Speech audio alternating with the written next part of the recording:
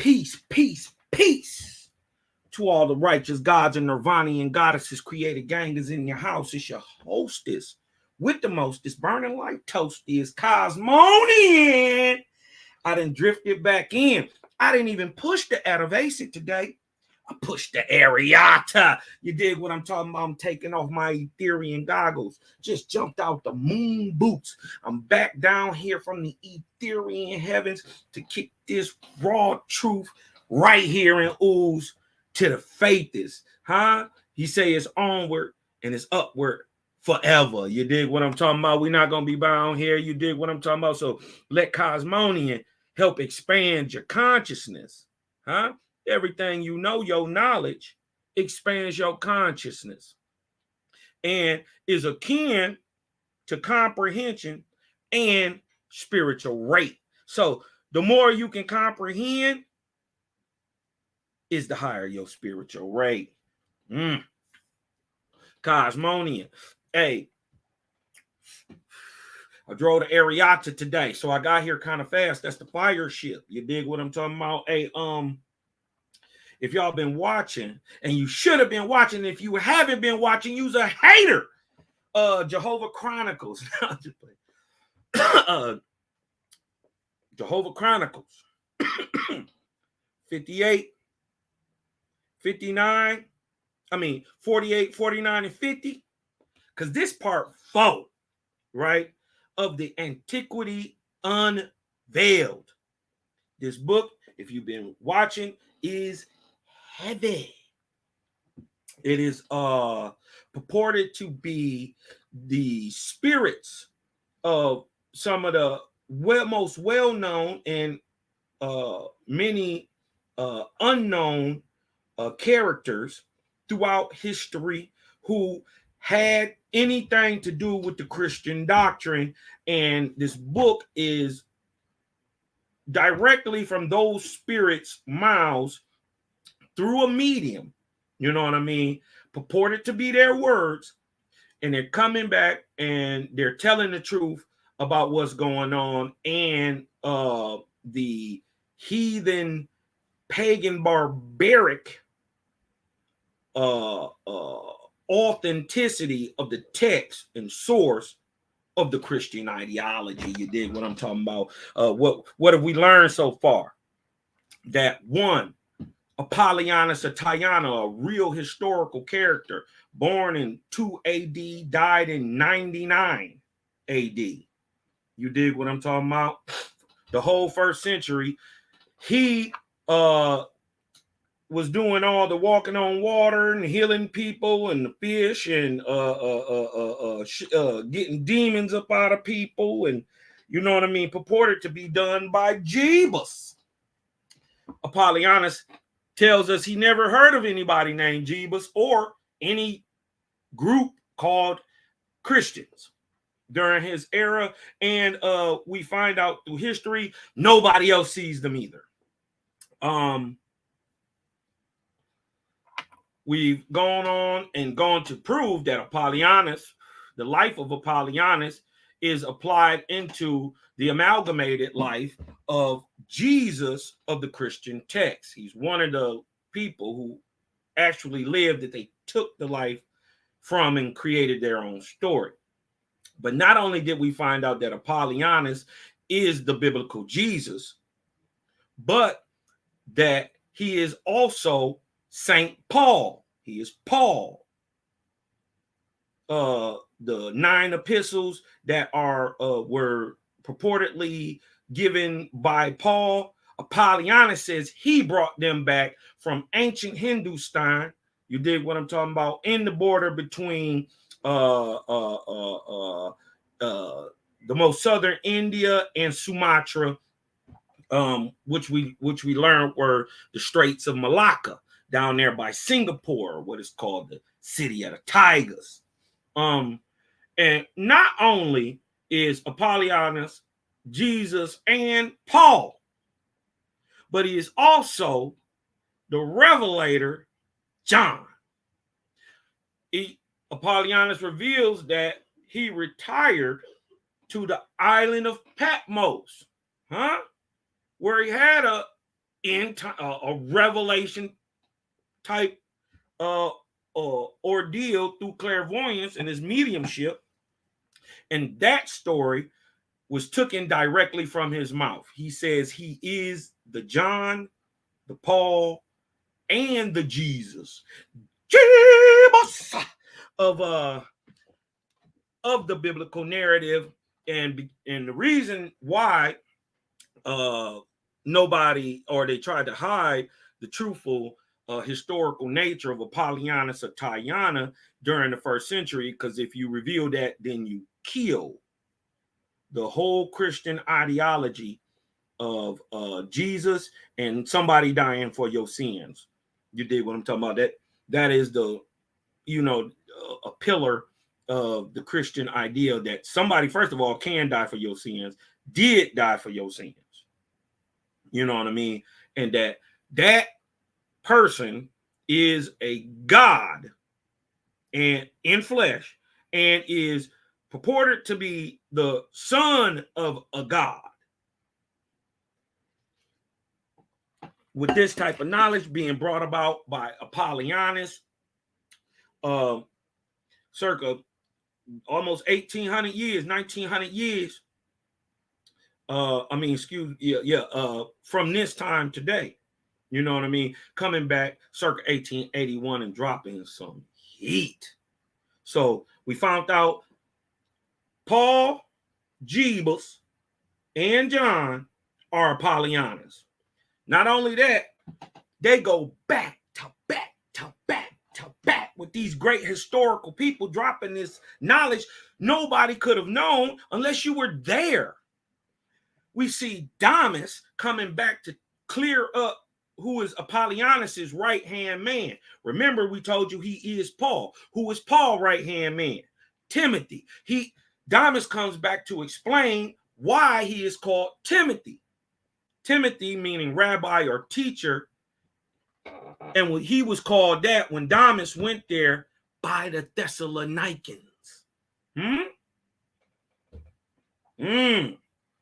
Then we go back. And then the third one, which I think might be the best one, is because they are two historical people proving a thing historically. And they're saying it not because they are necessarily in agreement with Apollonius. They're just coming back to tell the truth, and it line up with exactly what Apollonius is saying. And then these are two historical people. The emperor, the Roman emperor Vespasian of the Flavian dynasty. You know what I mean? He starts around 69 AD. You dig what I'm talking about? But then we got Herod Agrippa the second, the son of Herod the Great, who dominates the first century. And in the story of Paul, that Felix, that king, you dig what I'm talking about, that he went to in front of was actually Herod Agrippa. Herod said, I couldn't find, and mind you, this is the second time happened about 67 AD, 66, 67 AD. He says he couldn't find nothing against Apollonius because they couldn't prove he did nothing in the Roman court. And he knew more of the law, about the Jewish law, than the Jewish rabbis knew. You dig what I'm talking about? Also hinting towards the story of Jesus as a young child, schooling niggas in the whatchamacallit. But we find out through Apollonius that he was a Pythagorean. You know what I mean? And also a son of the sun, right? Which is a descendant from Hermes, Trismegistus, and Mithra and Prometheus doctrine, right? The son of the sun is called a Melchizedek. Ooh, this is how we don't have no beginning, no end, no descent from a man, because it's not a man. It's an order. It's a way of living, a life, and understanding. No different than Prometheanism is, or Catholicism, or Judaism. right? That understanding of being a son of the sun is an order which has its own right, ceremonies, and everything.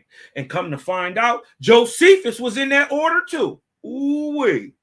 This is why he didn't write a Apollonius or Jebus. But what did Apollonius bring back from ancient India? He brought back the Christos doctrine. But guess who Josephus did talk about? He talked about a Christos. And then we find out that Herod tell us that because he was there at the oppression of the Jews circa 69-70 AD, that he was there and that he seen Apollonius, and that Josephus did write about him, except he wrote, when you hear about the tales of Eleazar, he said everything Eleazar is really that is applied to Eleazar, Apollonius actually did it. Then we get the life and times of Apollonius or Tyana through Philostratus. He break it down and he revealed that Apollonius, who ends up being a oracle to Vespasian and Titus, is recorded historically doing all these great things. Vespasian, out of his own mouth, said everything that they apply to this Jesus, Apollonius did it, and I seen it with my eyes. As a matter of fact, if it wasn't for Apollonius showing that neither Jesus or Yeshua, neither Yeshua or Apollonius was a Jew, proof of that is Vespasian tells us that it was on the mediumship of Apollonius that he was able to take over the Jerusalem circa 70 AD. But that clears up the idea of how Paul is a Roman. Because if Apollonius is the real Paul, well, then Apollonius was born in Tyana. Tyana is in Cappadocia. Cappadocia is in northeastern Turkey. So he would have already been born a Greek. So this is how, and then you got to understand when he go in front of Herod Agrippa, he applies the Greco-Roman law. How, if he's not a Greek already? This is how Paul is a Greek. And then they tell you Paul is an Idumean. Idumea is Turkey. But to clear it up and take a step further, the word Idumean is a translation of Edomite, showing how Paul got out of this mess. He applied the law of the Romans, the Greeks, which he was.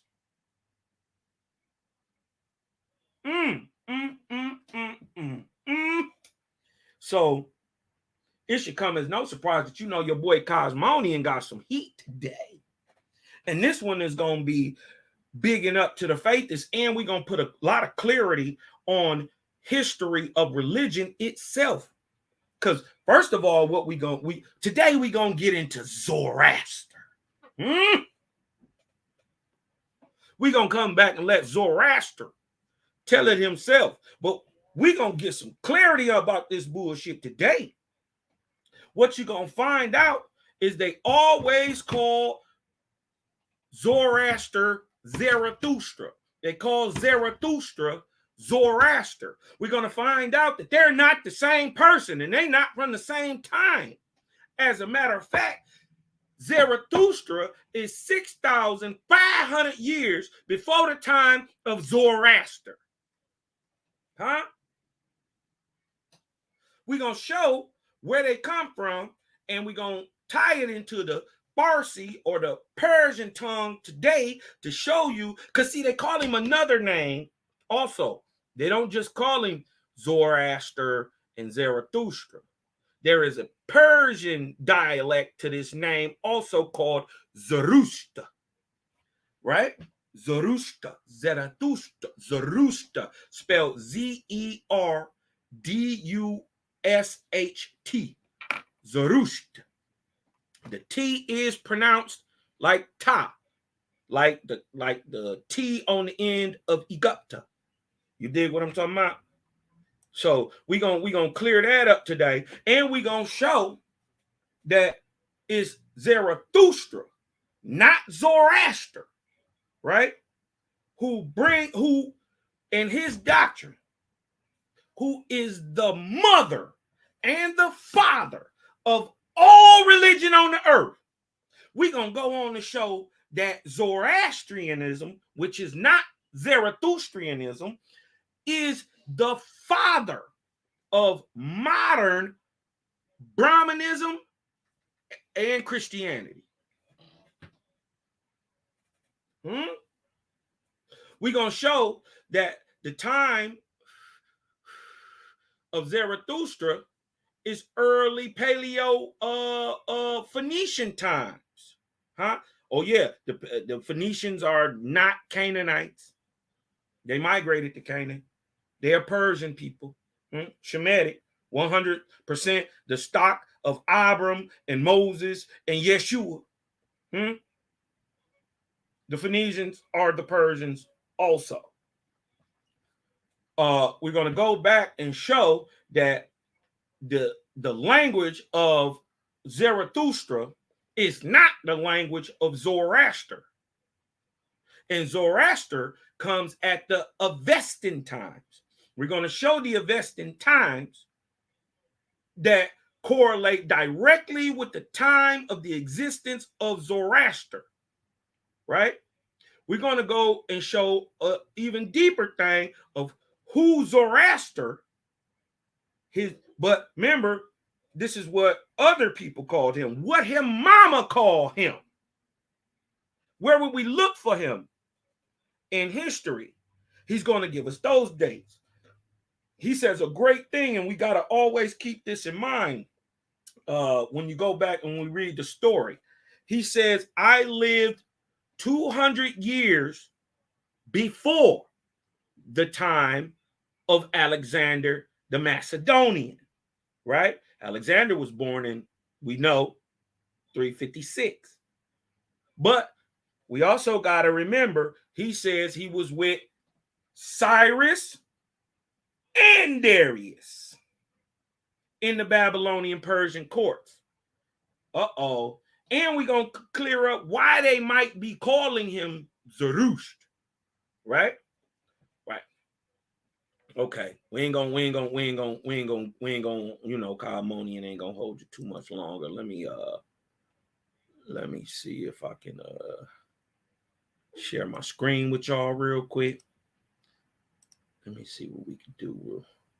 And we gonna jump. The great thing. Hold on.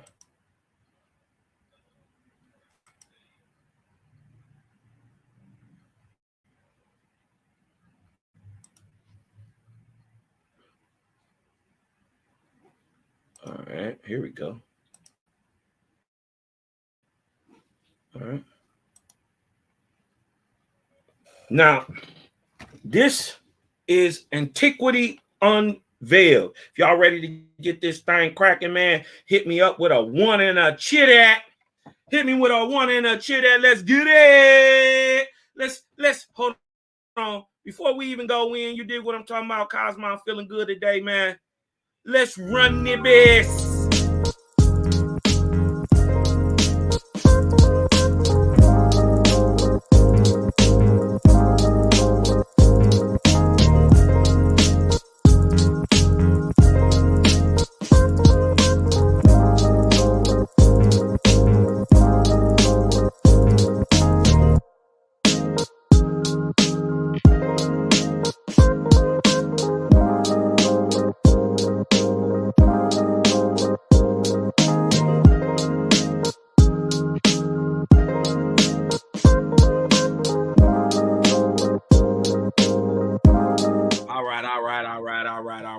no further ado, let's jump right into it. Let me see if I can blow this thing up a little bit bigger for y'all. Booyah.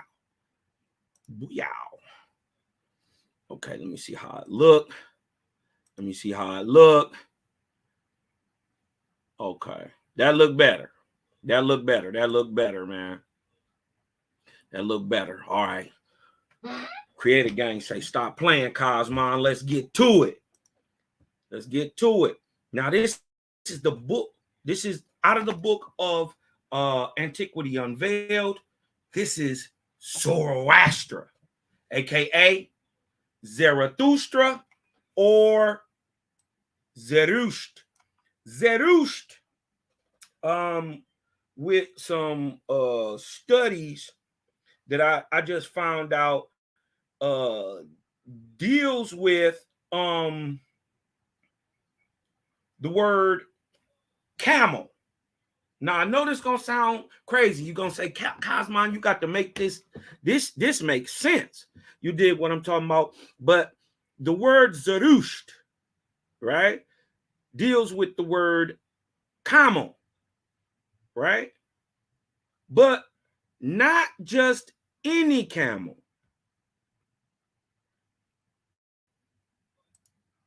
But the Bactrian camel. The Bactrian camel. Why is that? Why would they equate a camel, the two-hump kind, the Bactrian, with Zarathustra? Well, that's because where Bactria is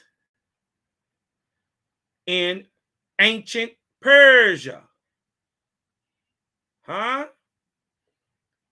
Let's look at modern day. This is the Hindu Kush Mountains, the Parim Mountains, the Paramir Mountains. Boom. We have this area which was dominated anciently by the Greeks, right? And this is Greek Bactria. You dig what I'm talking about? Which is was a part of ancient Greece, right? One of the places. Also, Alexander the Macedonian went to. We see that this is the between the three great lands. This is Asia right here, touching all up on top of this. This is India, right? All this India. And right on top of that is Russia and Asia on top of that. And then we have the Hamitic plate. So this is Ham, Africa. Look at all this. So even where, look, this is where Tayana is, right? Modern day Turkey. This is modern day Turkey right here, right? This is where Apollonius is from. This was all ran by the Greeks, right? Look, who right here? Touching all up on them. The Aegeans. Who the Aegeans? The Greeks.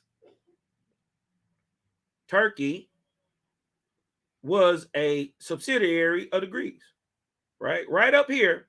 Guess what else is up that way too? Towards Cappadocia, ancient Troy, right? So we know we're talking about a certain people who come from this area of Turkey, right? But why Bactrian? Why does Zerush have a tie to Bactria? Because that is Persia, the same place as Zarathustra. Now you're going to say, but don't all camels got two humps? And how does that play a difference? Well, if you remember, this is African or Arabian, and this is Persian, right? It makes sense that he would tie you to the Bactrian, right? And not the Arabian camel, the dromedary. The dromedary only got one hump, right? This is the you got the Arabian one humped, and the Bactrian two hump type camels. I think that they're tying this because, first of all, a camel is would be equivalent in the ancient days to having a Rolls Royce. This is a pack animal that did massive amounts of work. He had it cost to keep him up. You dig what I'm talking about? And you had to be into husbandry to understand the minds of these animals and be able to rule over them like modern man today. Everybody is not a nomadic type people roaming with the camels, but there are people who are. They have a different total understanding than what we have today. You know what I mean? And you got to understand that. So this is why I believe that the word Zerdusht, which is Farsi, right? That is in modern day Farsi, it means it ties to a camel, right? The Bactrian camel, right? But what is the language of the ancient Persians? It is Parsi, not Farsi. Get it? Like they spell it with an F today. Anciently, it was with a P. No H, no PH. Just P. Parsi, because they are the people of Parsia. Gotta understand it. In the ancient Phoenician, right? Which every language from 10,000 BC on down comes from Phoenician. There is no way to get around it. It is no way to get around it. You can't speak a language without phonetics. But what we understand from the ancient Paleo-phonetic language is that the vowels are interchangeable. So Parsi, which is spelled P-A-R-S-I-E, today becomes Persia in modern English. Instead of P-A-R-S-I-E, it's P-E-R-S-I-A. So they switch the A and the E. But that's a common thing to do and a rightful thing to do in the ancient Phoenician language, because basically what Phoenician means or was is a mix of three languages: the ancient Panic from the Chinese, the ancient Hindu or Vedic tongue, right, and the modern Persian, which we would call cuneiform, right? Those people took them three confused languages, right, and they moved to the west and go into modern day Phoenicia. This is why the ancient Syrians and Phoenicians are the exact same stock and look like and dress like the Israelites.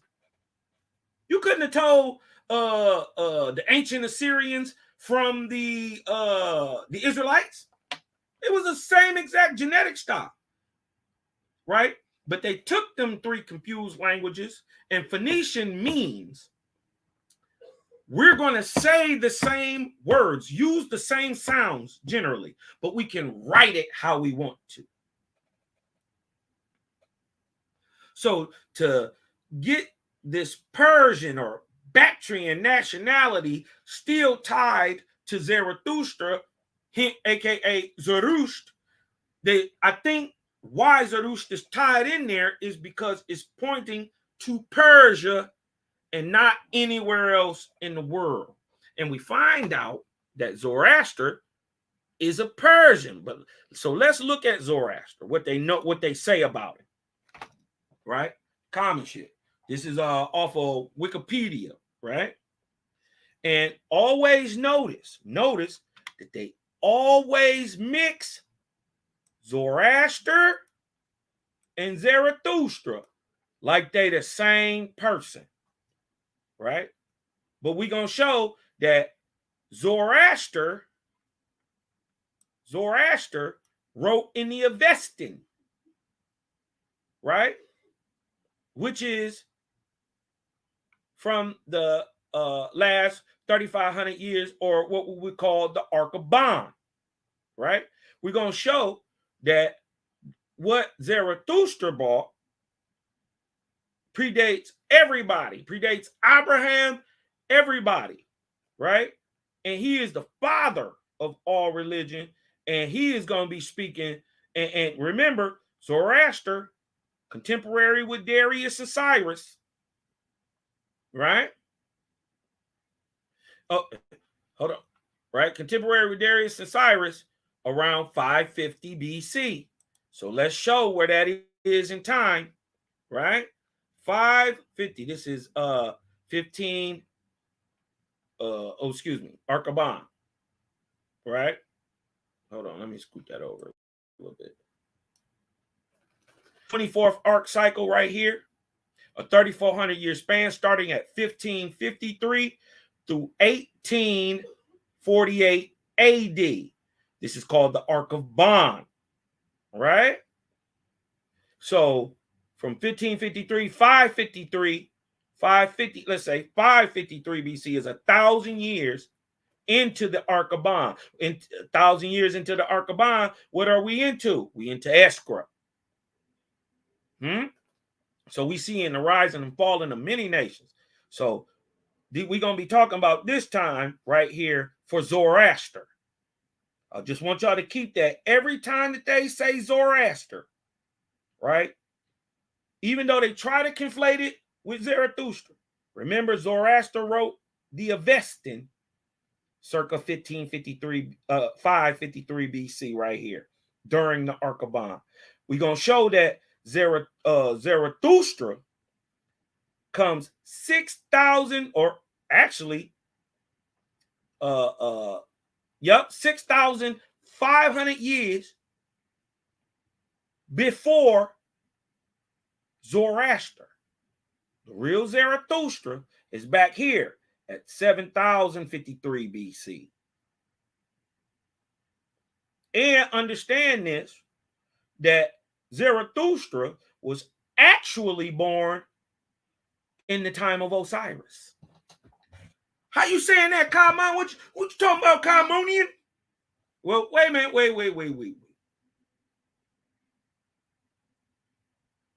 Right? Anytime before 7,053 BC, right? Going backwards to 10,000 is the Ark a Day. We know for a fact in 7,053 BC, right? That's when Phlegopody would have got here, right? With his Etherian angels, right? In 7,053 BC, Zarathustra was already 34 years old. Uh-oh. We'll go back and show that too. And how Phlegopody told the Lewises during the Ark of Lu, told God to prepare the way for this duel. And he was going to be out of the Persians. But look, they think the Persians is new. Look, we see the Persians in existence all the way back here. 7,000 BC. And this is where these great stories and mythos come from, and they get tied up and twisted up over time because, man, it's been so many destructions and wars and plagues and diseases and natural disasters. Just it happens. You dig what I'm talking about? Think about this.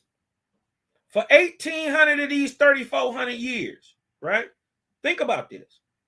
For 1,800 of 3,400 years, you had fallen escrow, goddamn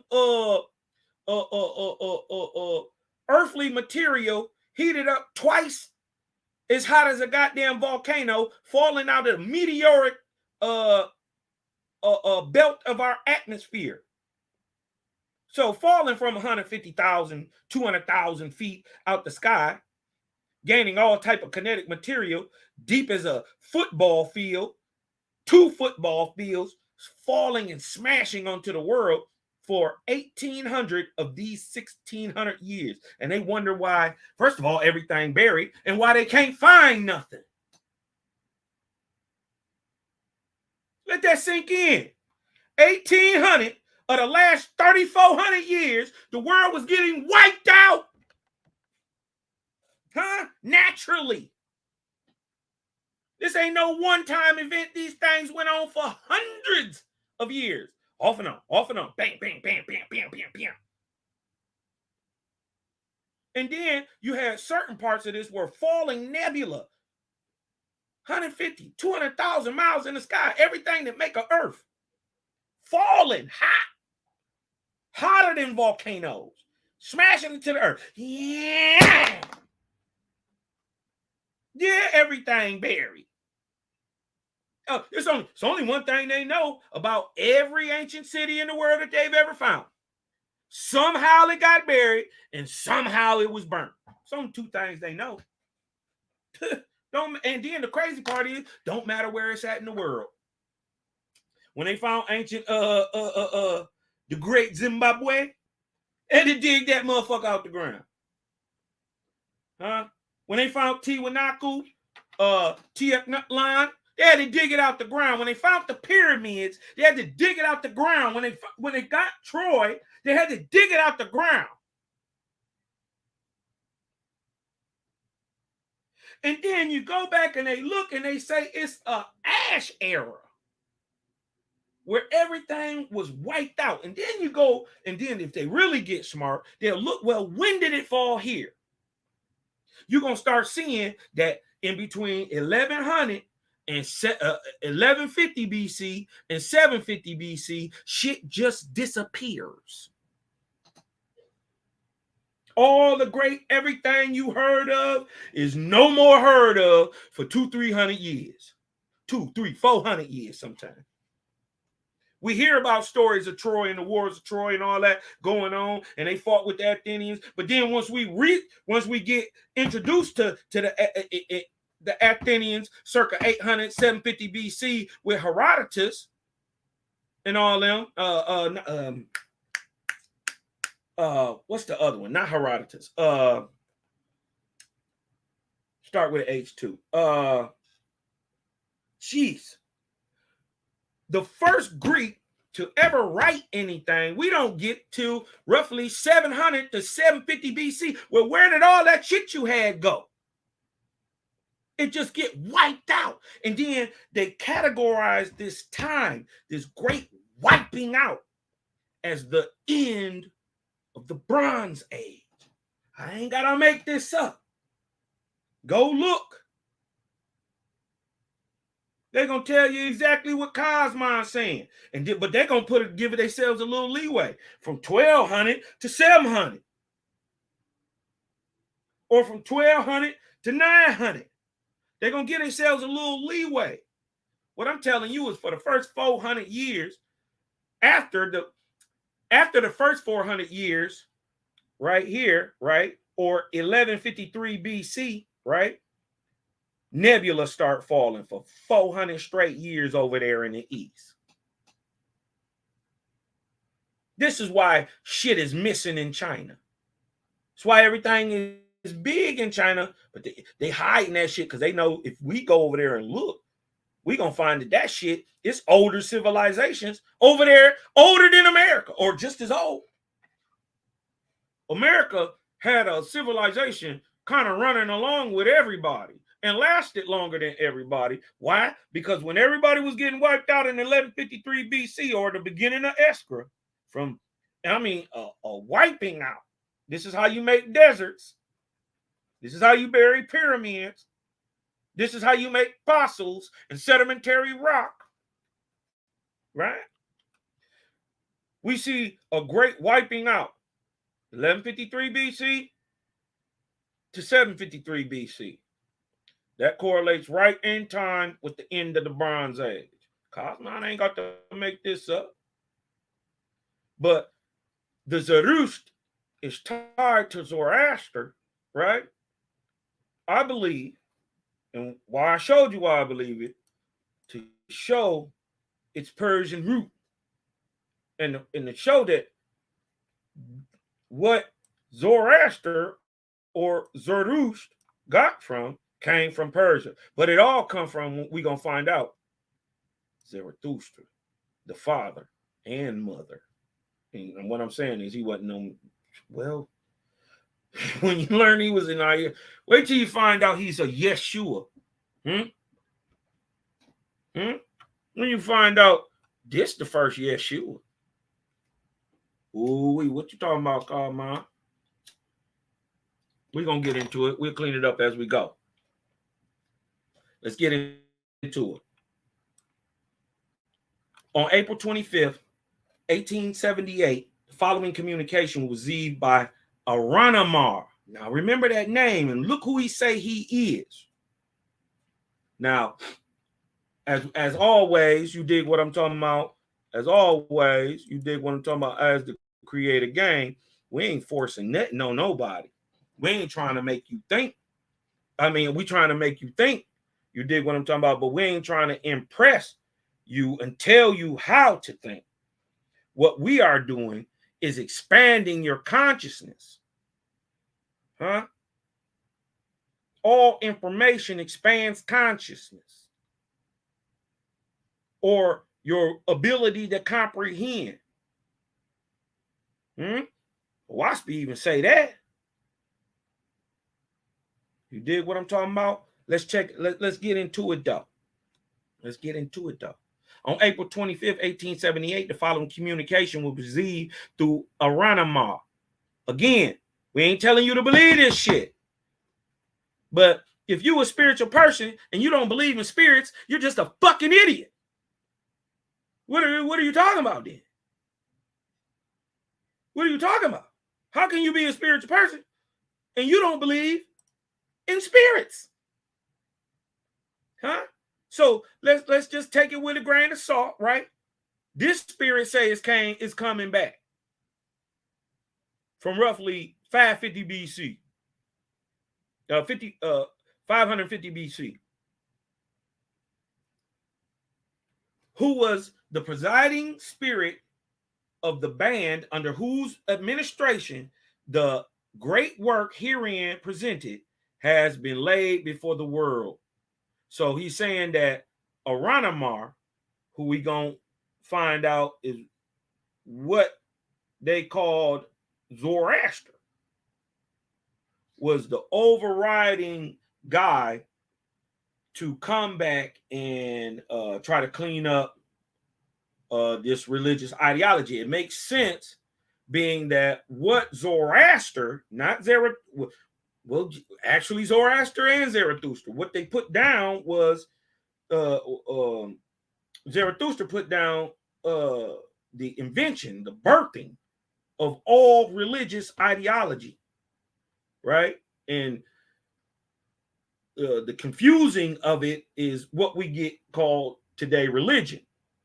All of it. Zarathustra brought all of it. He's the mother to all religion, right?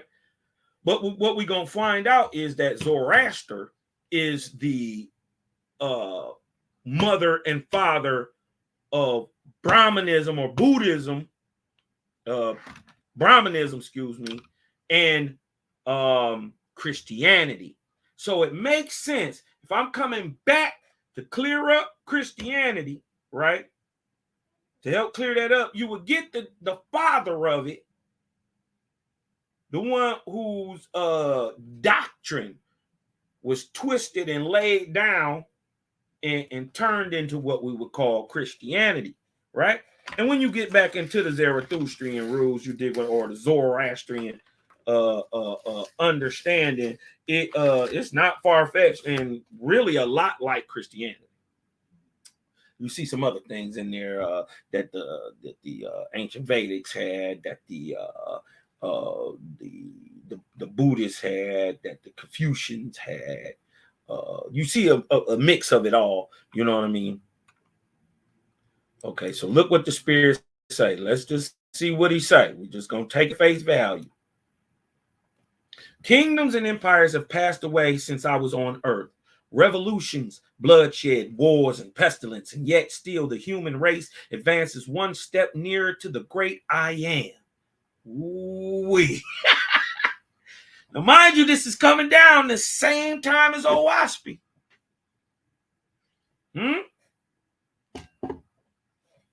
It is vain for mortals to struggle to keep back the light that spirits are bringing to this world. Oh, where I am, I wish all were. Dang. I look not upon the selfishness of humanity. I only contemplate that which is grand and ennobling. Men and women, when they reach the sphere that I have gained, are well purged of all vices. Dang. So what Zoroaster Aranamar is saying, really, for those who really deep in, he's saying he became a bride and a bridegroom already. He Ethereal. Huh? He done passed on. He said, nigga, where I'm at, where I live, huh? The stuff that I'm looking at, I wish all men was where I was at. Where he at? Where that dude at? Y'all ain't gotta believe me, but I got a small little smidgen glimpse of that light. Ooh, glory. It's something different. It's something different. I got a piece, a smidgel, right? And y'all gonna the story gonna get told, and I'm writing the movie script. You dig what I'm talking about? I don't want to give too much away on it, but I'm writing the movie script, and that feeling, I'm gonna try to express that feeling. You dig what I'm talking about? And that light. You dig what I'm talking about? That it's hard to explain. I just tell you like that. It's hard to explain, but in the movie script, we putting it down. You dig what I'm talking about? And we're gonna, expound on that a little bit, man. And hopefully, man, these faithless movies we gonna be shooting, man, start taking off. You know what I mean? Peace to the God, Sila Shalom, man. We gonna lock in, man, and get these movies done. So let's get back in. I look not upon the selfishness of humanity. I only contemplate that which is grand and ennobling. Men and women. Let me see. Men and women, when they have reached the sphere that I have gained. Now, notice he said sphere. He didn't say level. He didn't say dimension. Huh? Those who know about the circular vortexian nature, the spheroidal nature of our galaxy, right? And not only our galaxy, but all creation. This is why the circle is the sign of all creation with no end. Huh? Notice he said sphere. That I have gained. That means he worked for it. Right? Are well purged of all vices. That means anything of the earth. So we know those who, the Christian ideology tells you that they're gonna be bound here and stuck forever, waiting on a little building to fall up out the sky. You know what I mean? With some whoremongers and dogs around it that you're gonna have to, finagle your way around to try to get in there to see Jesus. But our Creator tells us, nigga, it's onwards and upwards forever, from the first resurrection to the second resurrection to the third resurrection, and then off into Etheria. He's been purged. So he has became a bride and a bridegroom to Jehovah. So now he has advanced, showing the truthfulness, being brought about the heavens in the way of the heavens, brought about through a waspy. Man, listen, man, I ain't had nothing touch it yet. I ain't seen nothing touch it yet. I've seen a lot of books, a lot of knowledge. I read a lot of stuff. I ain't seen nobody touch it yet. Real talk. You know what I mean? If y'all got a book with more light, first of all, I probably read it. If it's even close to Owaspy, I probably read it. You know what I mean? But if y'all got a book that you believe, you know what I mean,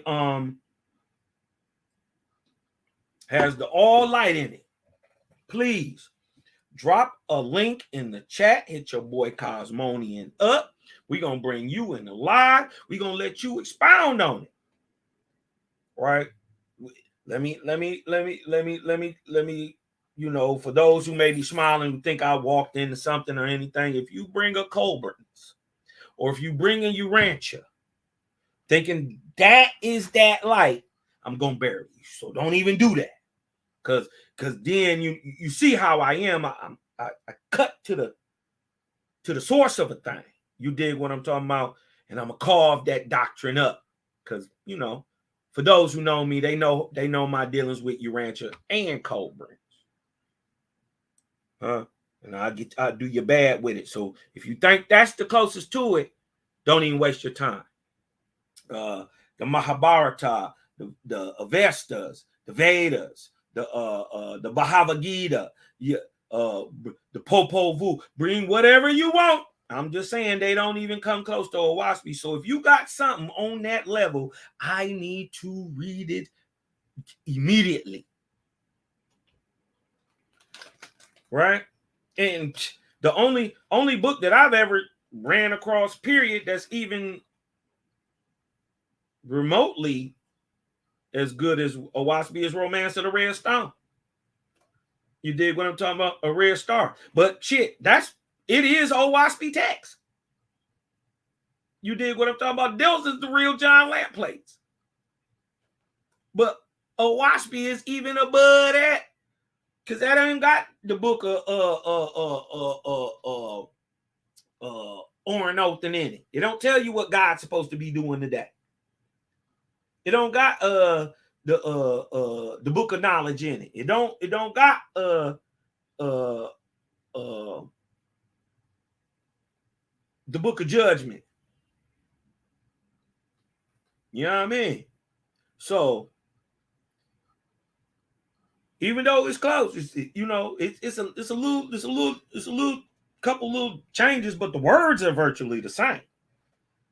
But Owaspy just on a different level. So let's get back into it though. But hit your boy up with that AOK. You know what I mean? I don't turn down no knowledge. I don't turn down nothing but my collar. So if y'all listening, you know what I mean? First of all, hit that like. It's free. You dig what I'm talking about? To help the algorithm. You know what I mean? And share this stuff, man. If y'all like what Cosmonian be saying, share this stuff on your IG page, on your TikTok, on your Facebook.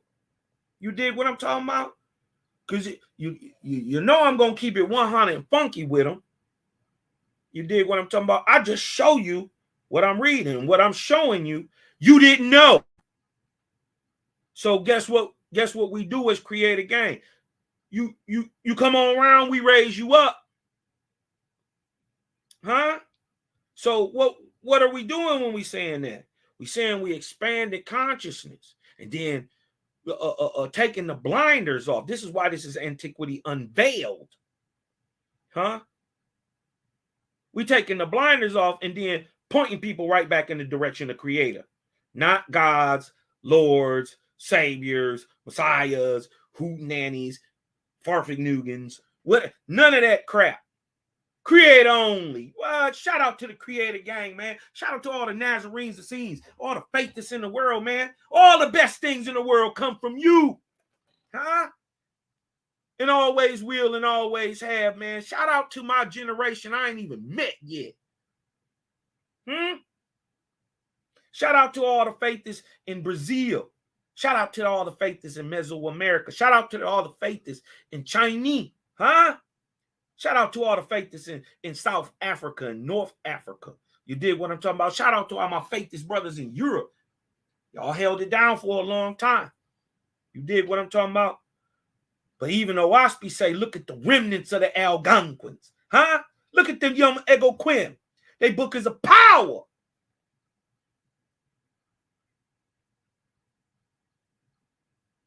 And let it be known we got books y'all didn't get.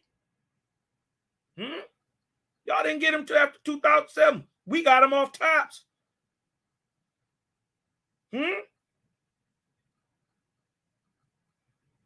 My European brothers didn't have that book of knowledge because it wasn't for them at the time.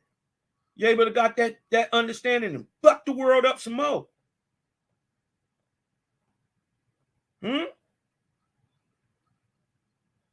So it wasn't supposed to come to them. It said, look at the remnant of them Negroes in America. Who else is bringing it up in America? Nobody has brought this Owaspie thing except the creative game. Huh? Young black brothers out here, man, so-called black. Actually, indigenous Americans, aboriginals. We didn't come from nowhere. Nobody brought us here. We never had to migrate. We moved up and down, north and south of our east and west of our where we wanted to be. We didn't come from nowhere. But let's get back to it, though. Let's get back to it. Right? To come back here is difficult, but nevertheless, it must be done. Spiritual food must be supplied, and who can supply it so well as those who have gained it by their own experience? Ooh, gang. Owaspie explained that. Huh? This is why we tell them this ain't a belief system. Huh? This is the process of revealing, and this is a system of knowing. How you know a thing? By experience.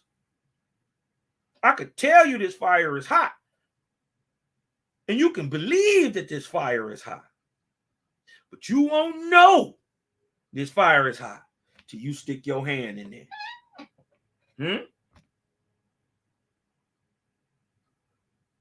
To enjoy happiness, it is necessary to know the opposite. He's talking that Owaspie. He's talking that Jaja. Huh? What this sound like? Don't this sound like it is only man must learn to overcome evil on his own? Huh? To enjoy happiness, it is necessary to know the opposite.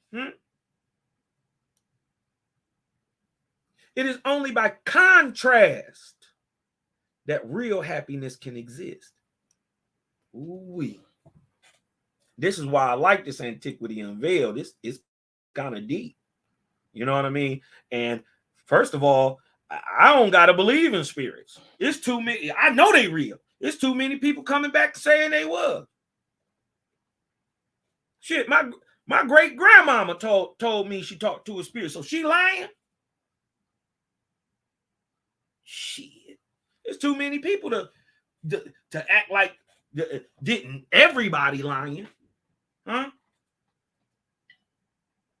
What I do know of the infinite mind, what I do know of that which is ever bound, ever beyond the reach. On some trees, he talking about the creator. He said, it is by contrast that real happiness can exist. What I do know of the infinite mind, what I do know of that which is ever beyond the reach. On some trees, the fairest fruit grows nearest the top. In spirit life, it is always nearest the top. And the more we partake of it, the more eager we become to enjoy it. New beauties unfold from day to day. Huh? And he or she who will drink at the fountain of eternal truth shall never thirst. Look at this. Look at your father up there clowning. Not to occupy more time than I will say, may the good spirits keep you and aid you in the right and sustain you in the work in which you are engaged. And when your task is done, may you cross the stream to those beautiful realms beyond. I lived about 200 years before the time of Alexander the Great. Huh? Hold on. The time of Alexander the Great is 356 BC to 323 BC. But because we don't want to just believe Cosmon. You dig what I'm talking about? We got to get off into this. This is the whole point of it. You dig what I'm talking about? This is the whole point of it. Huh? Born 356 BC, died 33 years later in 323 BC. Huh?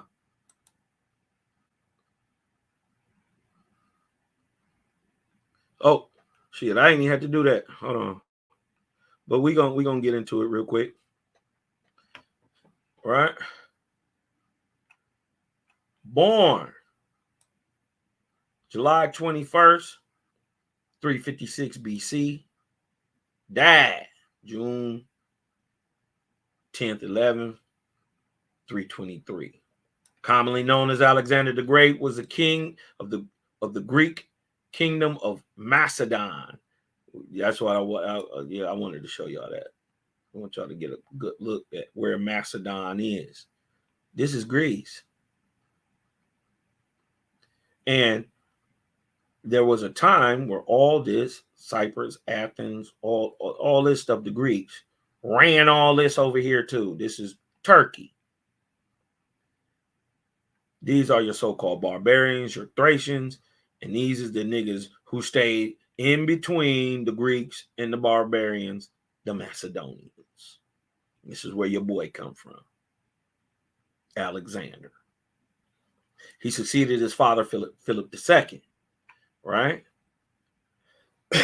So he just said, I lived about 200 years before Alexander the Great and until shortly after the death of Cyrus, well known in Persian history. We do know when Cyrus died, right? Let's take a look at Cyrus. Cyrus, 600 to 530 BC. He died on December 4th. Commonly known as Cyrus the Great, was the founder of the Achaemenid Empire, the first Persian empire. Under his rule, the empire embraced all of the previous civilized states of the ancient Near East, expanded vastly, and eventually conquered most of the Western Asia and most of Central Asia, spanning from the Mediterranean Sea to the Hellespont in the west to the Indus River. From the Mediterranean Sea and the Hellespont, which is off the Aegean, right? Down into the Indus River, right?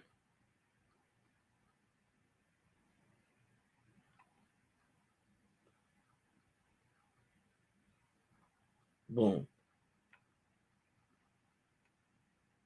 So he said till after 530, right? So we put in the Zoroaster, the Aranamar, in a time. So he was of the time of Cyrus the Great. So Cyrus was born in 600. So by the time we get Darius, who they also applied Zarathustra to, or Zoroaster to. You did what I'm talking about. We find out Darius is right about 522. Watch this. So he could have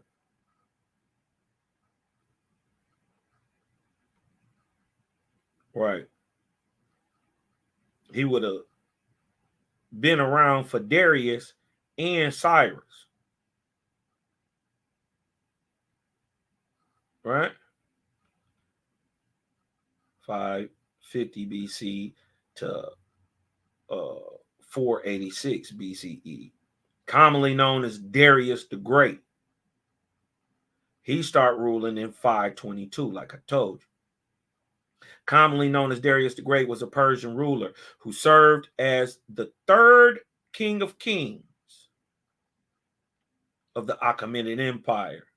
They ruled a lot of land, which includes what? If we can look down here, Bactria.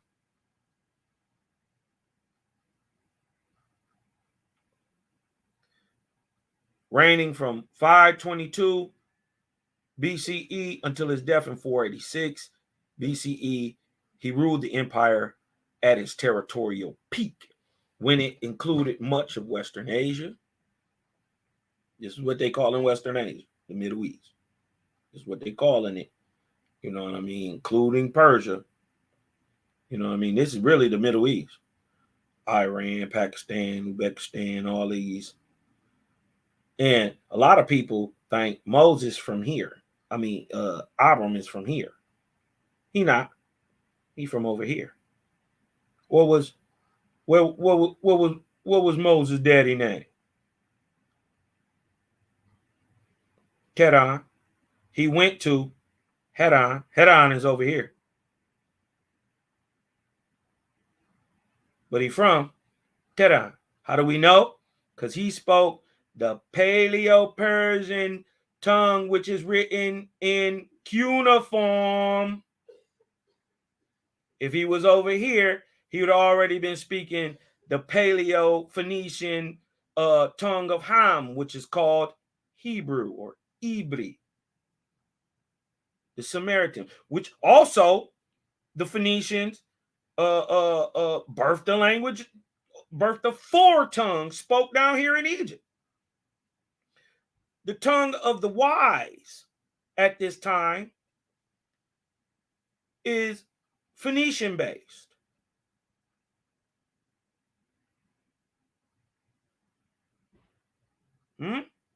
Remember, Abram spoke the cuneiform tongue. Cuneiform tongue come from in Persia. How do we know what's happening right here? How we know that this is a different continent? All up in here, look at where they touch. This is ancient Shem. All this. All down here too. All into the islands. Southeast Islands. All that Shem. See where everywhere it touched is the largest mountains in the world. And everywhere this landmass, right here, what's right here? The Zagros Mountains. We see a splitting of the continents everywhere the continents touch. What's right here?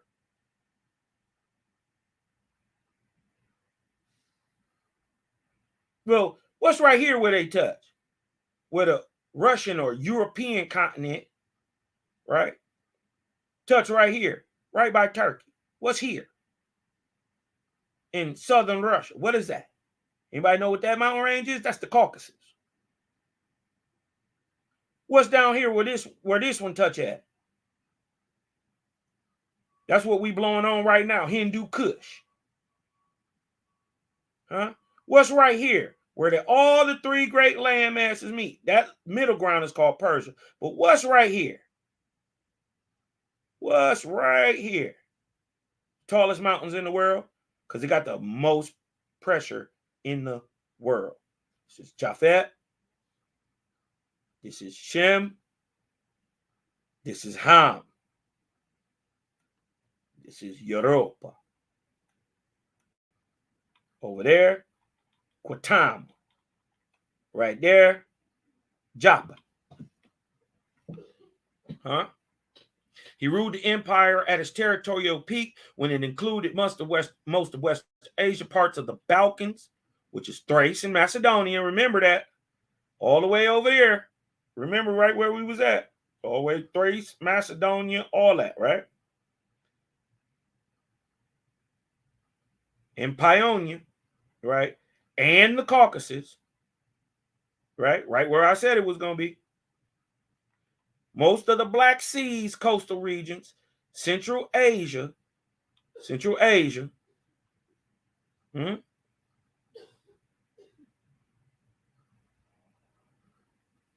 Indus Valley. Look, what happened when you start to touching continents? What's these? Huh? Okay. Most of the Black Seas coastal region, Central Asia, Indus Valley, North Africa.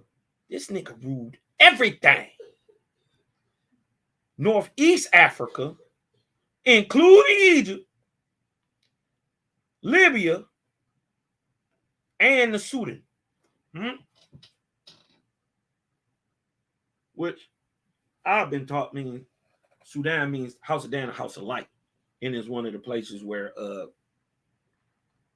the Leviticans, the Jews, the true Jews who come up out of there with Moshe, went west. You dig what I'm talking about? And I believe that them people in time become who we know as the Hyksos. And this is why they tie them with Israel, because once you understand that they the Lycians, and you understand that the tribes of Iz and Zerod are kin with the Lycians, well, then you understand it why Moses would be took in by a Hyksos king, even though his people was getting dominated by him. Right? Until shortly after the death of Cyrus, right?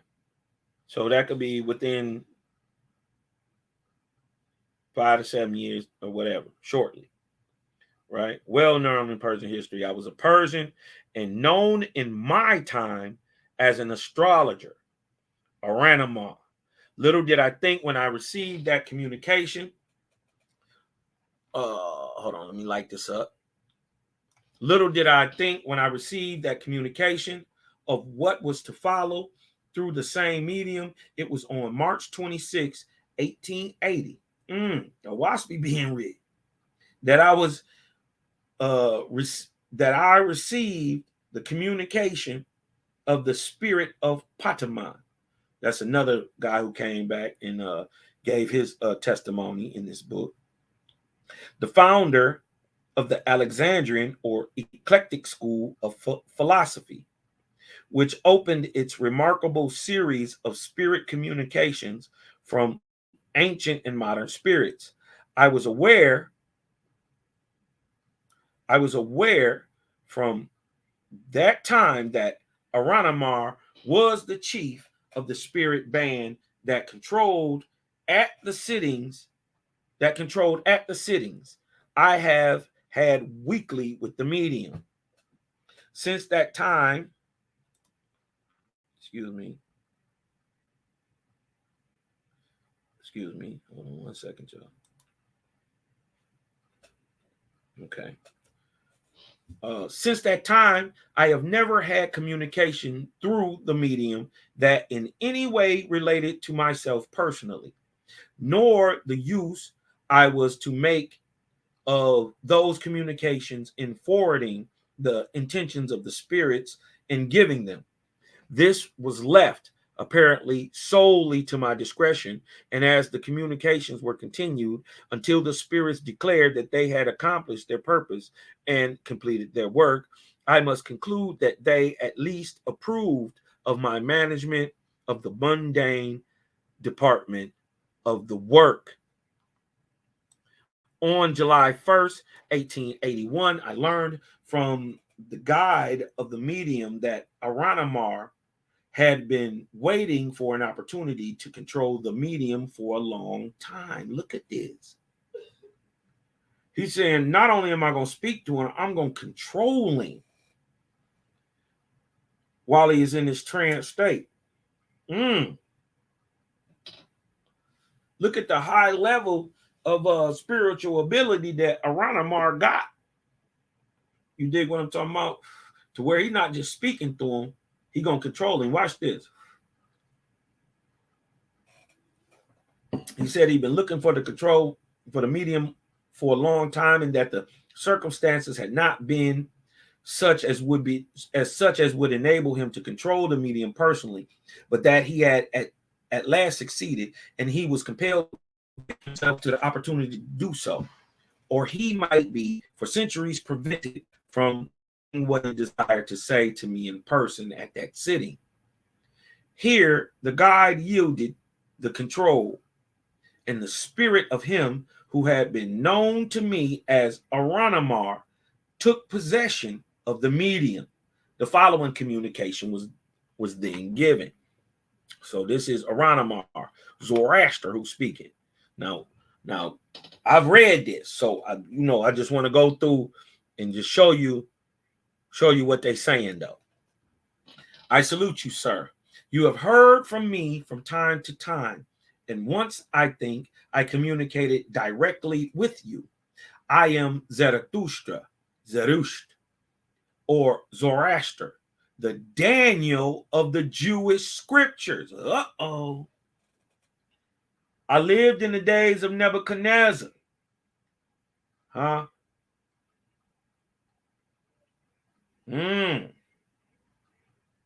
Belshazzar, Darius, Hydaspes. So that's at least 522. Right? And Cyrus. Right? He makes some wild claims that I had to keep reading through this because I know many of these claims that Zoroaster is claimed to have done were already done by Zarathustra. You know what I mean? So, but I had to sit back and really listen, right? He's saying they called him Zarathustra, Zoroaster, and the Daniel of the Jewish scriptures. I lived during the days of Nebuchadnezzar, Belshazzar, Darius Hydaspes, and Cyrus. It is very important that I communicate with you at this time, and I must ask this of you. In making up or closing your book, I ask that you give this communication as the last, as by arrangement of the spirits with whom I am acting. I am too close or complete these communications. The Jewish book of Daniel. Let's see what he said. The Jewish book of Daniel was stolen bodily from the books written by myself or through me concerning Ormazd and Mithra. And sir, I ask you, from all you have known of me, during the time these communications have been given to you, whether I have not proven my honesty and acted with the sole object of benefiting humanity. The guy says, I cordially and emphatically answered in the affirmative. Or he said, yeah, you've been straight up. You've been a real nigga. Oh, sir, how I've desired to come to you, but conditions were necessary that I could not control, and which could only be obtained by a power outside of and beyond myself. This nigga just told you he was a theory, and there are beings up here that are trying to stop him from getting this information through that even he can't control. This 3,000 years ago, he been out of the loop 3,000 years.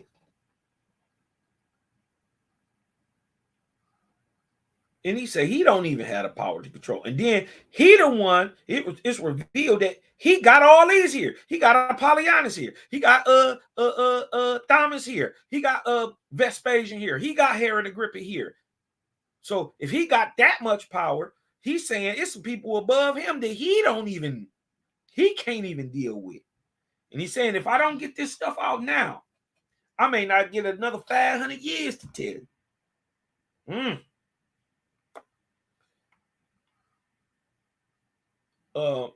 and which could only be obtained by a power outside of and beyond myself. That power has been exerted. Look at Jaja. Look at the high gods. Huh? That power has been exerted. Huh? We know power is physical.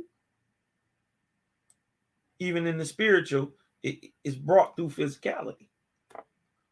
Huh? So we know through the mind of the Creator, his high rays, sons and daughters come down and do what he say do. So they opened up the way. He said, whatever it was, it's beyond him. But he said that power been exerted. We know that's OC. We know this is Fragapati.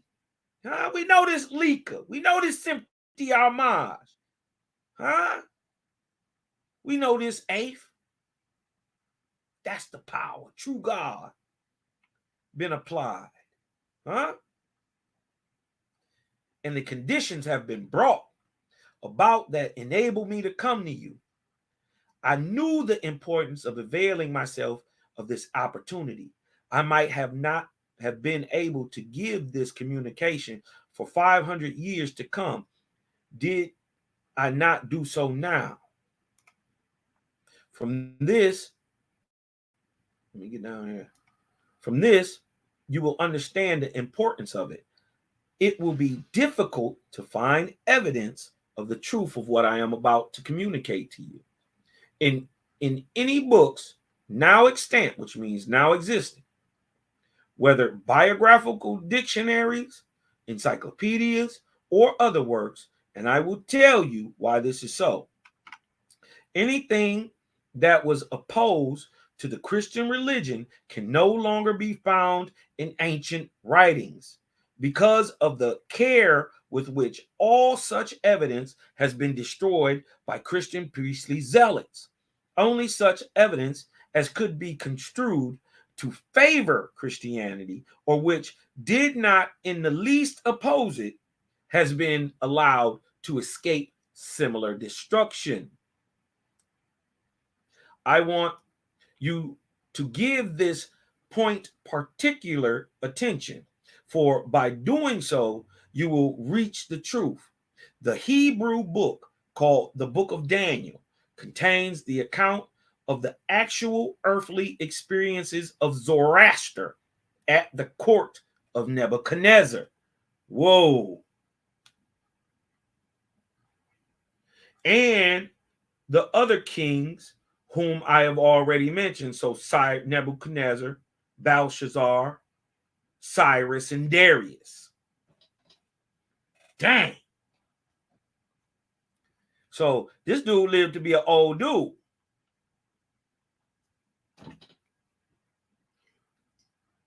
But remember, he's telling you I'm from 600, 550 BC. Keep that in mind. This is Zoroaster, Ahriman, right? And still take into account that if he died in 530, right, that would still be 80 years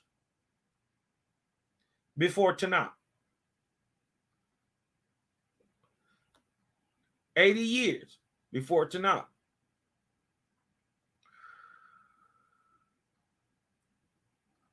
And at this time, Ezra wouldn't have either been born or he'd have been a very young man. You dig what I'm talking about? So let this be known. So he letting it out. The Hebrew book called the Book of Daniel contains the account of actual earthly experiences of Zoroaster, Ahriman, at the court of Nebuchadnezzar, and the other kings of whom I have already named. All that is mentioned as having transpired in the book of Daniel occurred through myself as a medium and has no relation whatever to do with the Jewish Daniel. Dagger. but solely relates to Zarathustra of the Persians. Notice what he said. Y'all got to be sharp with this. Zoroaster is telling you that he had the events wrote about in the book of Daniel happen to him, but it comes through what? The Jewish Daniel's life is but solely relates to Zarathustra, not himself. He makes a distinction right there. I want to remember, he says, I'm with Nebuchadnezzar. Remember, these stories are supposed to be thousands of years old, so it couldn't have been 100 years, 80 years old. So he let you know right there, you're talking about a different Persian. Zarathustra is not Zoroaster. I want to commence with that part of the book where mention is made of Nebuchadnezzar eating grass. Now, y'all know, y'all heard the story where Nebuchadnezzar supposedly lost his mind and all that stuff. And, he was running around like a beast of the field, eating grass and all that stuff. Listen to his explanation of that. This is deep, right? This is deep. He said, I want to commence with that part of the book where mention is made of Nebuchadnezzar eating grass and explain what was meant by it. It meant nothing more than that after years of a life of sensuality, that king was struck with a sense of the enormity of his personal conduct. And he was brought to a realization of this through me. So he got struck with what we would call conscience. Yeah, you a killer. You a killer till you actually kill somebody and that shit start eating at you. He said, not that I desire to exalt myself by mentioning this fact, for my sole object in doing so is the good of humanity. I was known as Aranamah at the court of Cyrus. I want you to understand that at the court of that king, I was in the position of a philosopher who, having reasoned upon the law of cause and effect, would stand at any court or in any other condition of life. In the reign of Darius Hydaspes, who was after Cyrus, I went through the ordeal of being cast into a lion's den. But I was a medium, and I was attended by a power that protected me from physical injury. Now, we know that these same things happened to Zarathustra. We're saying the same thing happened during that court with Cyrus.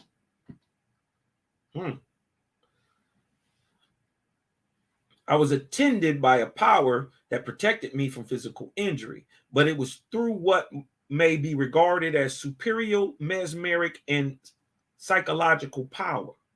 Saying it wasn't no spooky shit. It's through the spirit working through them. I received this from the spirits, and through what power I was enabled to calm the fury of lions. It was I, Zarathustra, who read the handwriting on the wall in the days of Belshazzar. And this is Zoroaster speaking, right? But they calling him that. It was I in the days of Belshazzar, right? And I, what will you say? It was I, Zarathustra, who read the handwriting on the wall in the days of Belshazzar. Remember, Belshazzar was in the Bible. They was having a party. You know what I mean? Angel hand just popped up out of nowhere and started writing stuff on the wall that couldn't nobody read.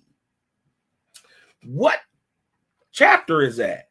Because he said, it was I, Zarathustra, who read the handwriting on the wall in the days of Belshazzar. And I did this through the power of spirits. Okay, now it did say, if I'm not mistaken, now I'm just recalling in my memory, that Belshazzar couldn't read the handwriting on the wall. And they called some priests or some seers. I don't remember if they named them. If anybody is in the chat, is that Daniel 5? Is this Daniel 5? Hold on, let me go look. Let me go jump into something real quick. I think it's Daniel 5, which is Belshazzar. King made a great feast. Let's look at this real quick. Belshazzar, the king, made a great feast to 1,000 Belshazzar while he tasted wine, commanded to bring the golden vessels to his father. Brought the golden vessels that were taken out of the temple of Jerusalem. They drank the wine and praised the gods of gold and of silver, brass, of iron, of wood, and stone. In the same hour, okay, here we go. 5 and 5. Daniel 5 and 5. Right? In the same hour came forth fingers of a man's hand and wrote over against the candlestick upon the plaister of the wall of the king's palace. And the king saw the part of the hand that wrote. So a man's hand, big old hand, just come out the middle of the air and start to write at his plaister. Let's go tap in the Strongs. Let's go tap in the Strongs. Look what a plaister is.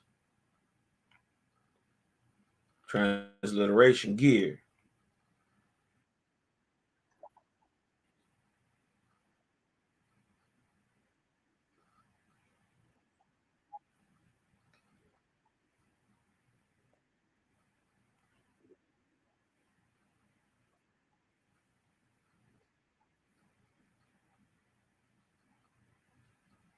Right. Right. The plaister. So this is like a wall, plaster wall, where things could be written on. You dig what I'm talking about? So on the wall, hold on. Let's get down into the etymology real quick. Still come out to chalk line words from lime, like being burned in a kiln. So we talking about a wall. You know what I mean? We're talking about a wall. Let's get up out of here. Okay. And he saw the hand that wrote it. So a hand just appeared up out of nowhere. Wrote some stuff up on the wall. Then the king's countenance was changed, and his thoughts troubled him, so that the joints of his loins were loosened, and his knees smote once against each other. So this nigga stomach start bubbling. He about to throw up. His knees get to crackling and bumping against each other. You dig what I'm talking about? Like marionette stage. He's so scared. You dig what I'm talking about?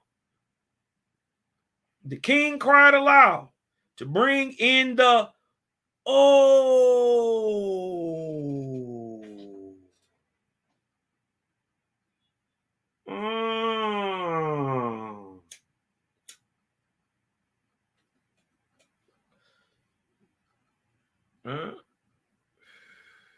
to bring in the astrologers. Ashaf, a conjurer, an enchanter, a necromancer. Ashaf.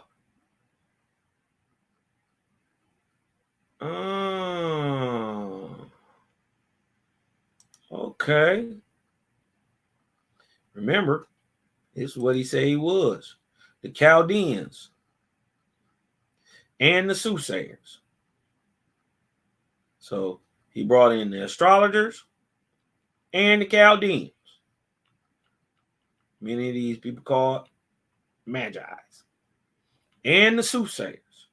And the king spake and said to the wise men of Babylon, whosoever shall read this writing and show me the interpretation thereof shall be clothed in scarlet and have a chain of gold about his neck, and shall be the third ruler in the kingdom. Then came in all the king's wise men, but they could not read and the writing. They could not read the writing, nor make known to the king the interpretation thereof. Then was King Belshazzar greatly troubled, and his countenance was changed in him, and his lords were astonished. Now the queen, by reason of the words of the king and his lords, came into the banquet house, and queen spake and said, O king, live forever. Let not thy troubles trouble thee, nor countenance be changed. Here is a man in thy kingdom in whom is the spirit, the holy gods, and in the days of thy father, light and understanding and wisdom. Oh shit! He just connected to what Aramoni said. So, right? Remember, he was around the time with Nebuchadnezzar. He was around from the time of Nebuchadnezzar, Belshazzar. Then comes Darius the Great, and then comes Cyrus the Great, or Cyrus the Great, and then comes Darius the Great. Right? He said he's around in Nebuchadnezzar. So Belshazzar's father, this is the crazy part. He said, I was there with Nebuchadnezzar. I was his dude, right? I gave him the stuff then. Who is Belshazzar's father? Nebuchadnezzar. He's saying it's a dude that's been here from the time of your father, and his sage advice. He said he gave him understanding and wisdom. He said, look what the girl, look what the queen said. There is a man in thy kingdom in whom is the spirit of the holy gods. And in the days of thy father, light and understanding and wisdom, like the wisdom of the gods, was found in him. Aranamar, aka Zoroaster, says that was him.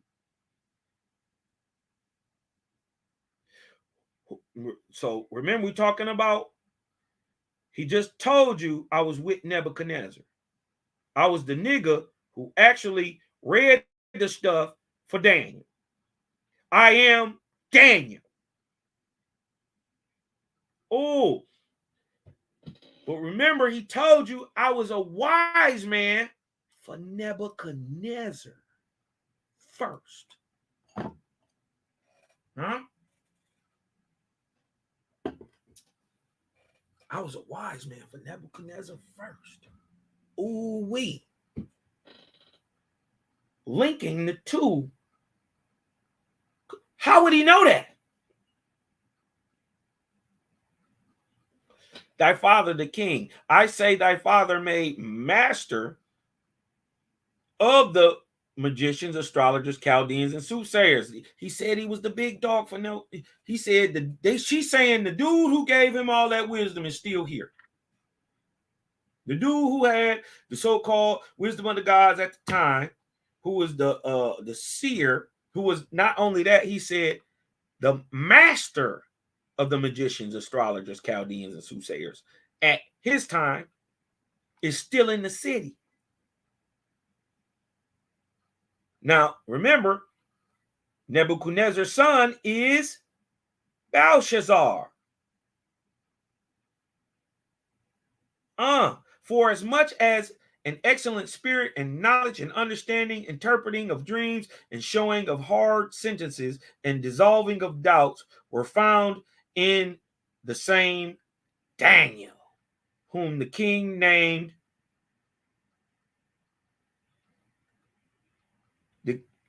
whom the king named Belshazzar, now let Daniel be called, and he will show the interpretation.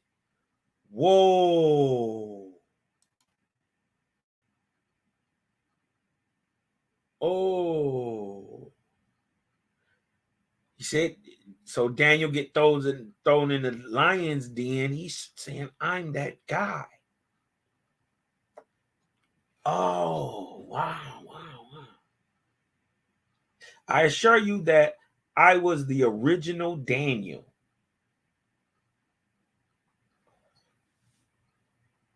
No, listen though. Let's go back right here. Let's go back right here. It was I, Zarathustra, who read the handwriting on the wall in the days of Belshazzar, and I did this through the power of spirits. I assure you that I was the original Daniel, and the Jews appropriated my works. Oh, I better watch out with that Bible.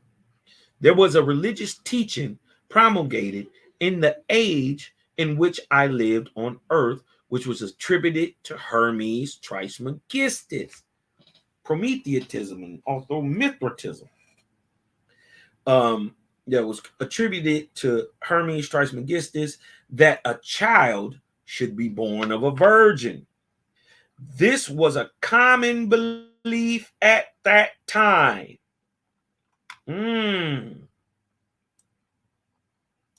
I was only a chip floating on the stream of time. Back of me and behind me lies what is known as the phallic religion. That religion taught that the forces of nature express themselves in an individual unit. Back of and behind that was the philosophical religion taught by Hermes Trismegistus, the son of the sun, the light of the light. This is the Melchizedek doctrine.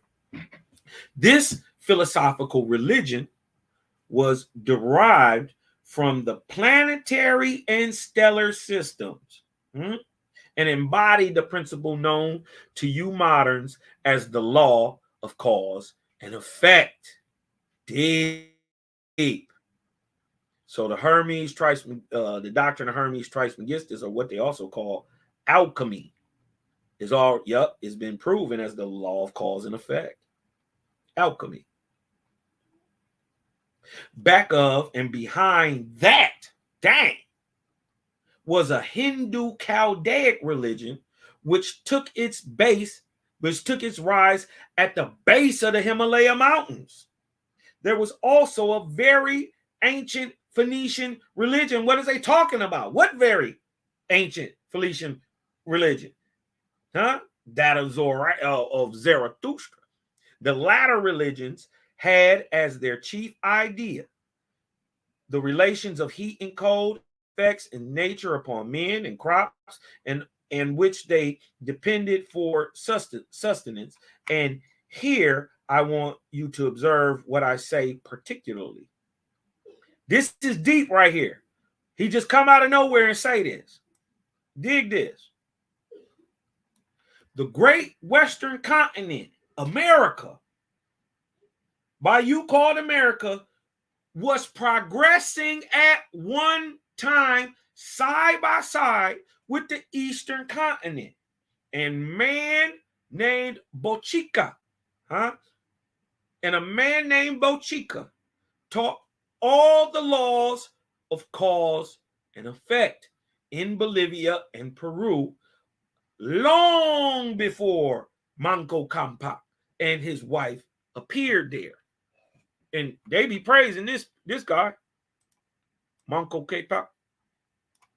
But he say long before they came there, we also get stories of Bochica.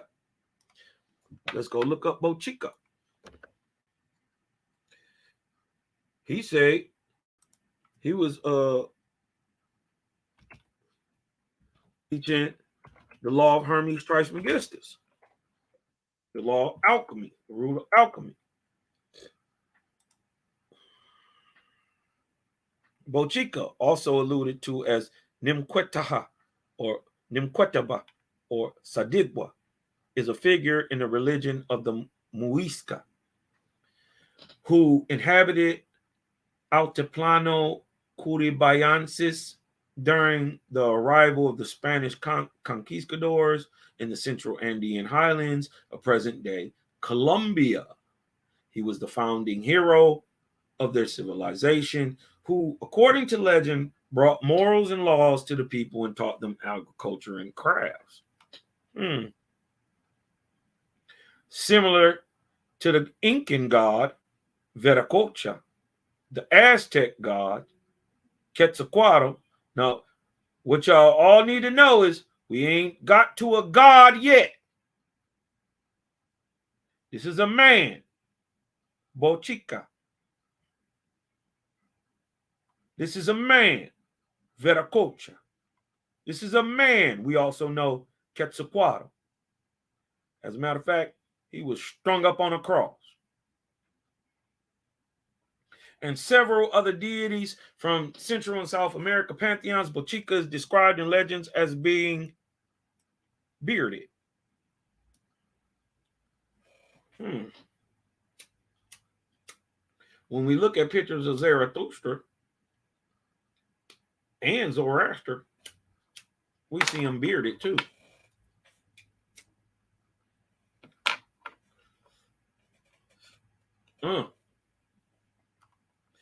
The beard, once mistaken as a mark of prehistoric European influence, had quickly fueled and embellished by spirits of the colonial era, had its single significance in the continentally insular culture of Mesoamerica, the Ananas de Cuba,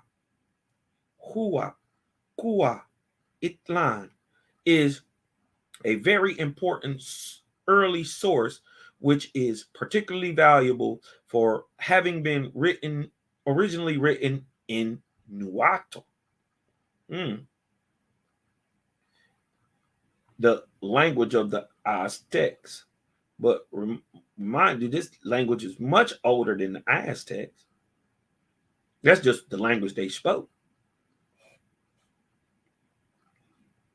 Immediately, he made him a green mask. He took red color with which he made the lips russet. He took yellow to make the facade. And he made the fangs, continuing. He made his beard of feathers. So this is Bochica. So he giving you a little. And didn't we tell you? Didn't Cosmine reveal this to you? That while Escra was going on in the world, it was going on everywhere but where? The Great Western Continent. This is why he said they were side by side. Everybody was advancing all at once till Escra. Then what? The Eastern continents, Ham Shem Yafet, Europa, got bombed out. So he's placing Bochica, taught the laws of cause and effect in Bolivia and Peru long before Manco Capac. And his wife appeared there.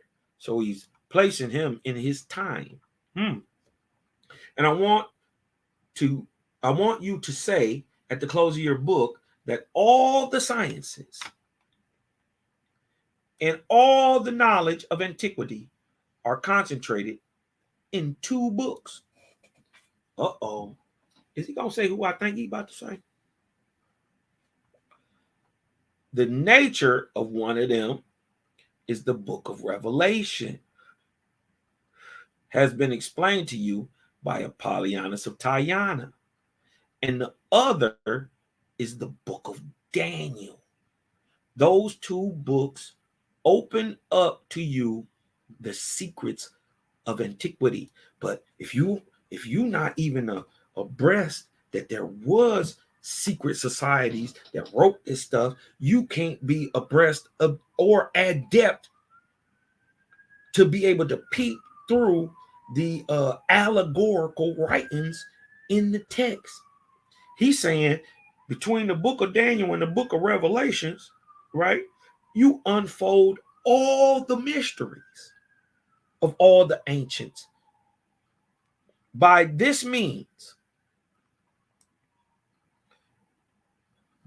I mean when properly understood and interpreted, right? So you got to be an adept. You got to know the inside. Y'all don't know the inside. Y'all don't know the secret mystery schools. You heard about them, but you don't know nothing about them. So this is why that stuff is going over our head, huh?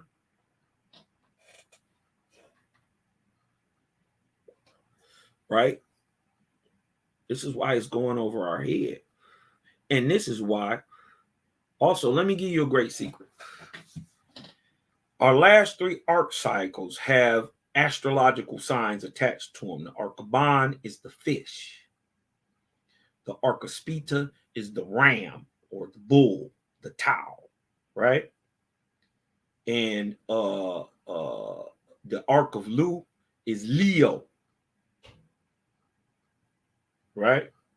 So when you hear certain names and you see certain motifs, you can tell what time they came in by what they look like. For instance, the fish is always tied to Yeshua, Zoroaster. You dig what I'm talking about? So that puts it in the Arcaban. Let's go back to Abraham and Brahma. When you see their pictures, or also Moses, when you see their pictures, they always have horns. It is Hathor and the great bull of India, the Tau. You dig what I'm talking about? As an instrument of power and being served as an ideal of overall rulership type. And this is where you get the Taugan God from, right?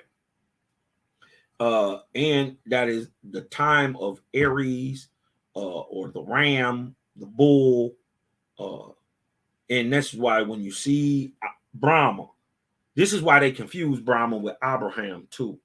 When you see Abram and Brahma, you dig what I'm talking about. They have similar stories, but you see them also with the bull horn and the horned iconography, which places them in the same cosmological time, so they always get it twisted up. But when you go back and you look at men like Zarathustra, or you look at historical characters like Hercules, they are always tied in with the lion, which shows the astrological sign actually dating the events. But until you get the science and the true knowledge behind the timetables of prophecy, you can't understand this. You ain't adept. You can't properly interpret. And look what he said, what happened when you literally read it. By this I mean when properly understood and interpreted, but not when literally read. So the idea that Zoroaster himself thrown in a lion's den actually comes from a time that precedes him. Not that he wasn't thrown in one, but the ideal comes from before him. Proven again, Owaspy, when it goes back and says Zarathustra was thrown in a lion's den.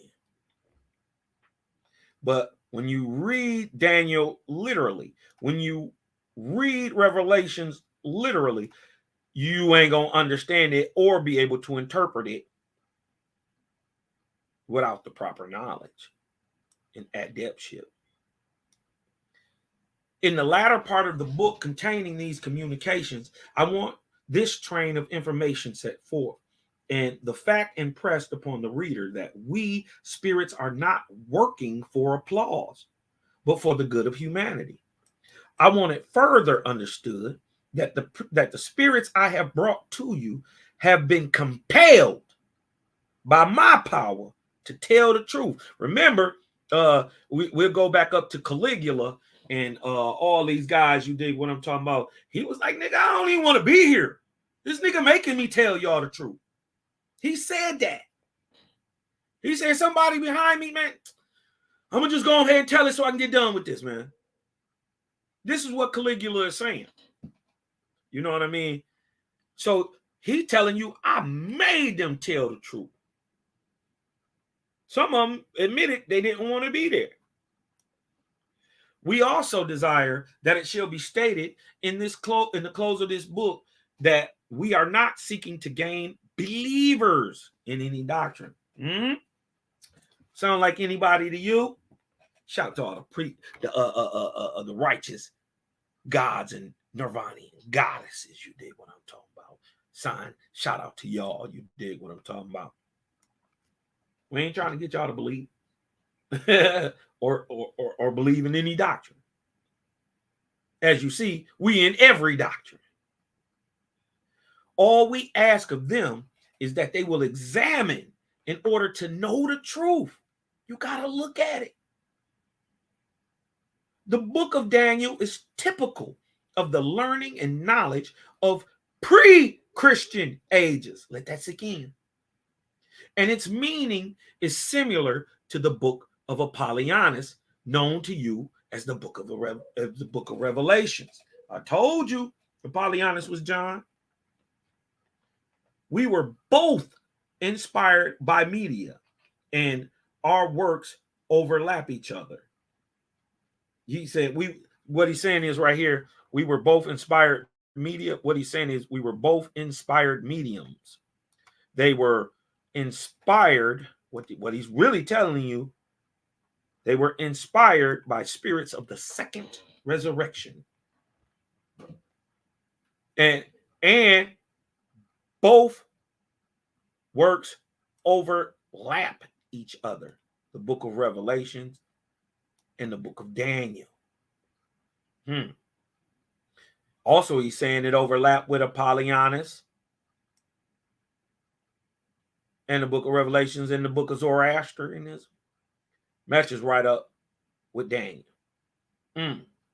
We got to go take a more as a matter of fact, if my brother is in here, if my brother Malachi Maccabee is up in here, you dig what I'm talking about. I want you to get into a build of that Daniel towards that Revelations, and let's get into this, bro. You dig what I'm talking about? Let's get into some of this, this stuff. You sharp with that Bible, so you know what I mean. I'm pretty sure you already seeing what Zoroaster is making out.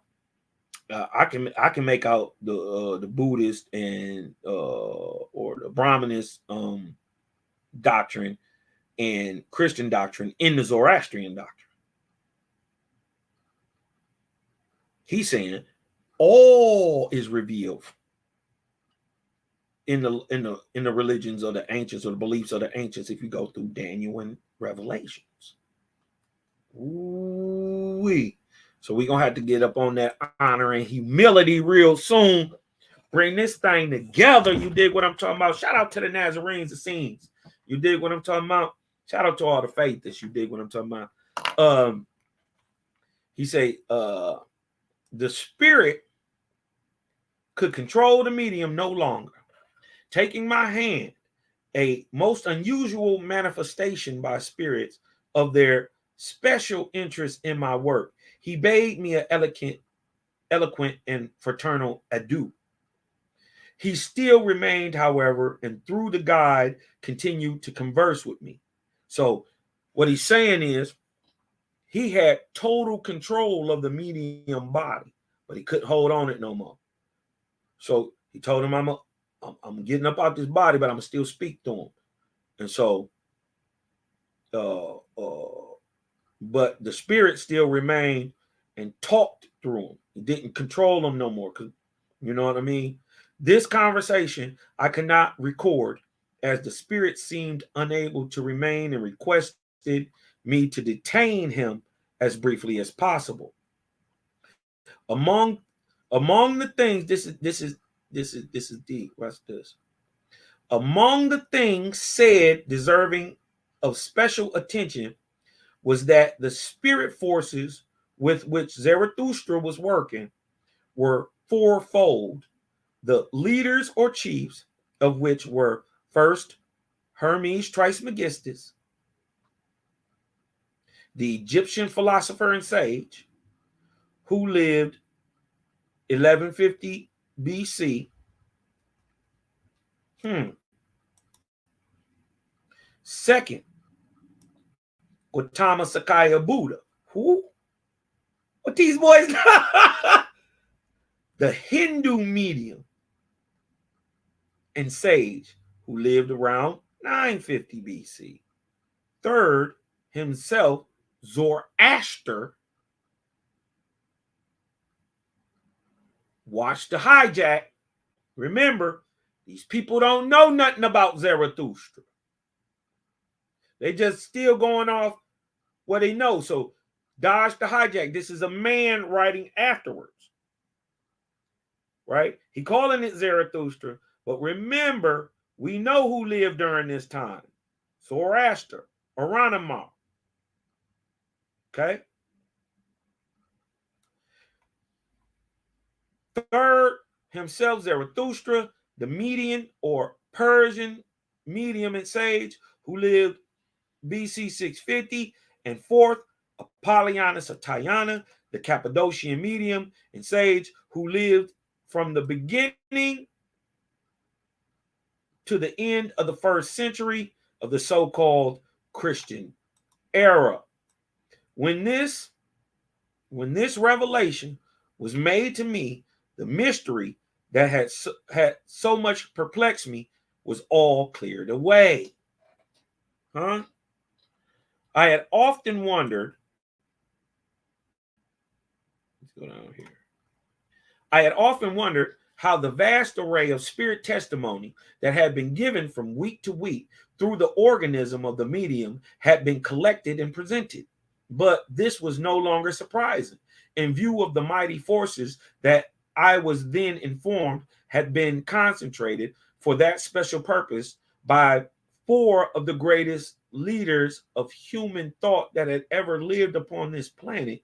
Behind Hermes Trismegistus were the thousands of millions of Egyptian spirits who worshipped him as an incarnated God and who were animated as one man by the spirit of their great leader.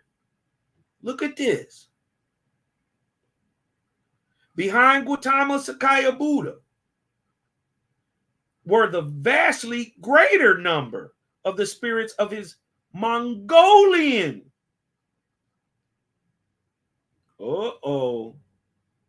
followers, all moved and swayed by him as one man. But we know Sakaya was from India. So are you saying that the Mongolians picked up the doctrine of Sakaya, aka Buddha? That's some info. That's some drop right there. We got to get into that.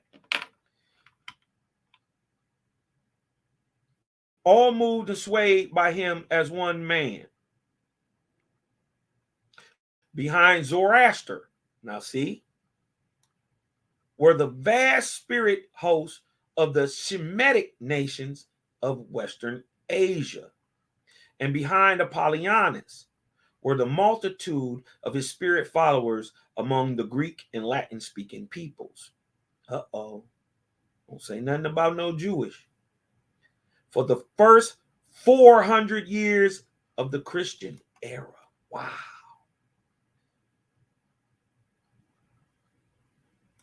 It was those combined spirit forces, animated and moved by the spirits of those four great leaders of human thought, with the common purpose of giving an unadulterated truth to the world, that made it possible for these series of communications to be given. Dang. So Hermes Trismegistus, Zoroaster, Apollonius, and Sakiah got together in massive groups to form the energy, the right spiritual force, to the right spiritual will is being applied to have these communications given. Look at this. This lines up exactly with what Owaspi saying, that they move in groups and troops like armies. Don't know one or two spirits go nowhere. They got, he said they got a multitude.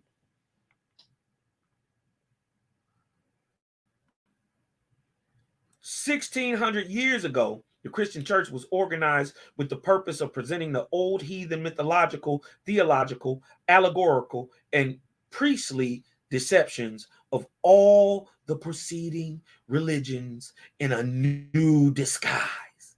Dang.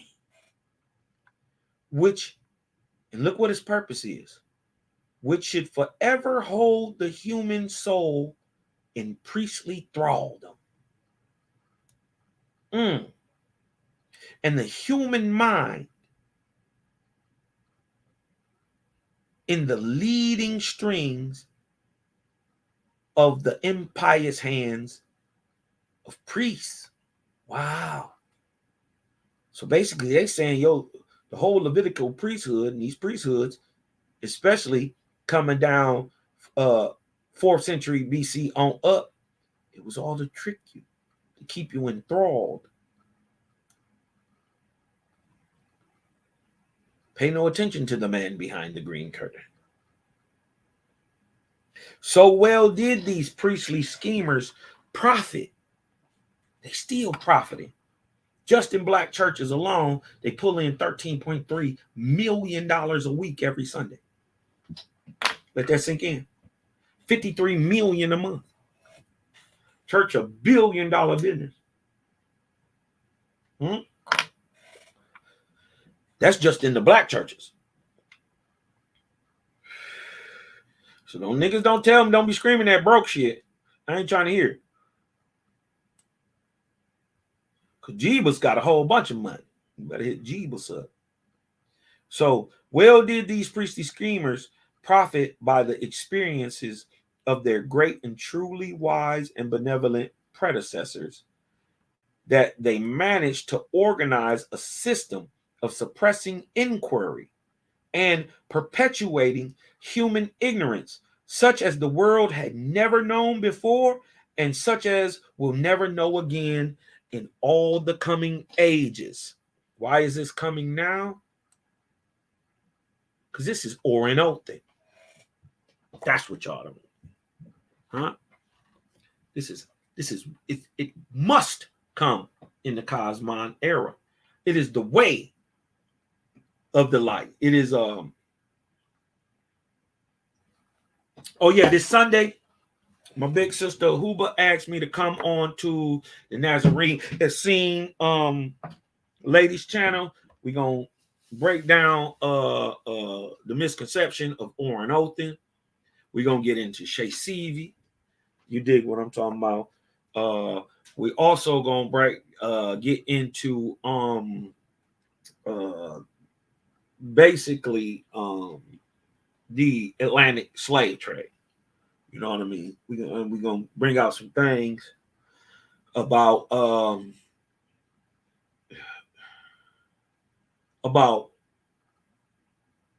basically the impossibility of the numbers that they claim they brought here. First of all, we're gonna have to prove some things. Where is the transportation? You dig what I'm talking about? We're gonna answer the question: can you, with a boat, with the boat, no engine, sailboat, get from the Americas to Africa and Africa to the Americas? Can you do that? You dig what I'm talking about? Let's get a second, man. You know what I mean? Let's go in. You dig what I'm talking about? If y'all getting a little something up out of this, you dig what I'm talking about? Hit your boy Cosmine with a 4 in the chat. You dig what I'm talking about? We gonna run the rhythm, run the biz, and I'll be right back.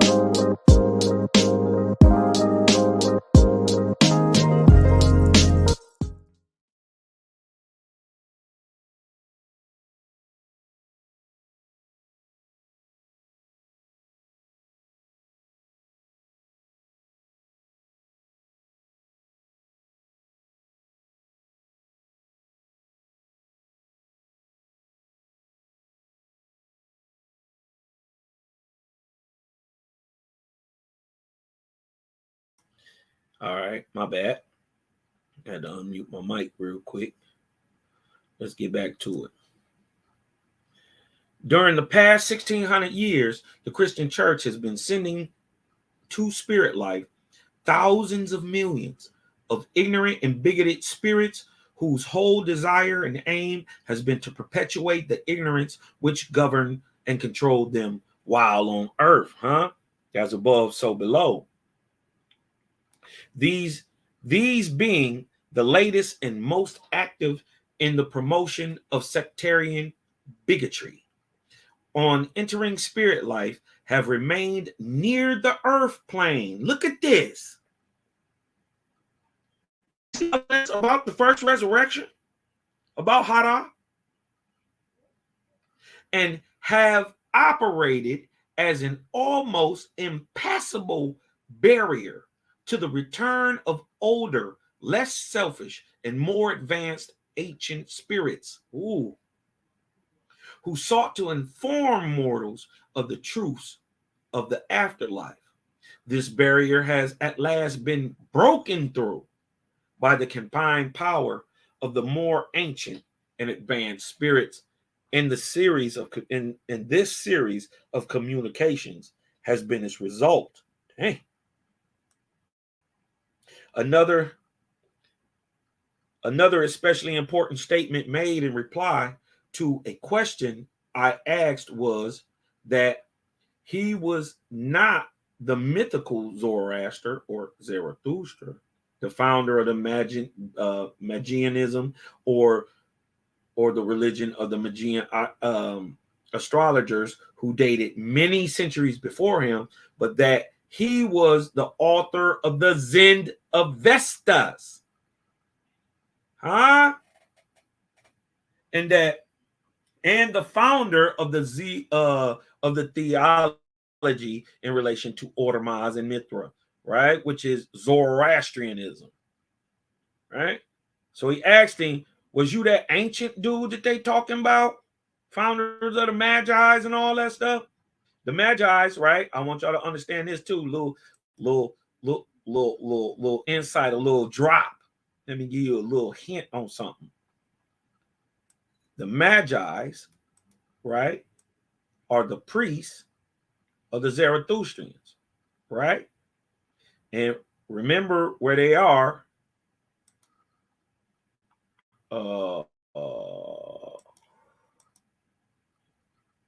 Remember where they are. They ain't here. Specifically, right there. That's Bactria. Right? Let me go back to where I was. All right, let me give you a little insight. Because I'm going to drop this on you.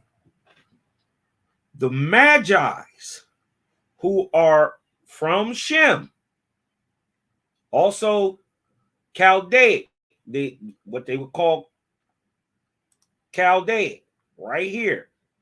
The Harappian societies and all that. Northern Indus societies, right? All this.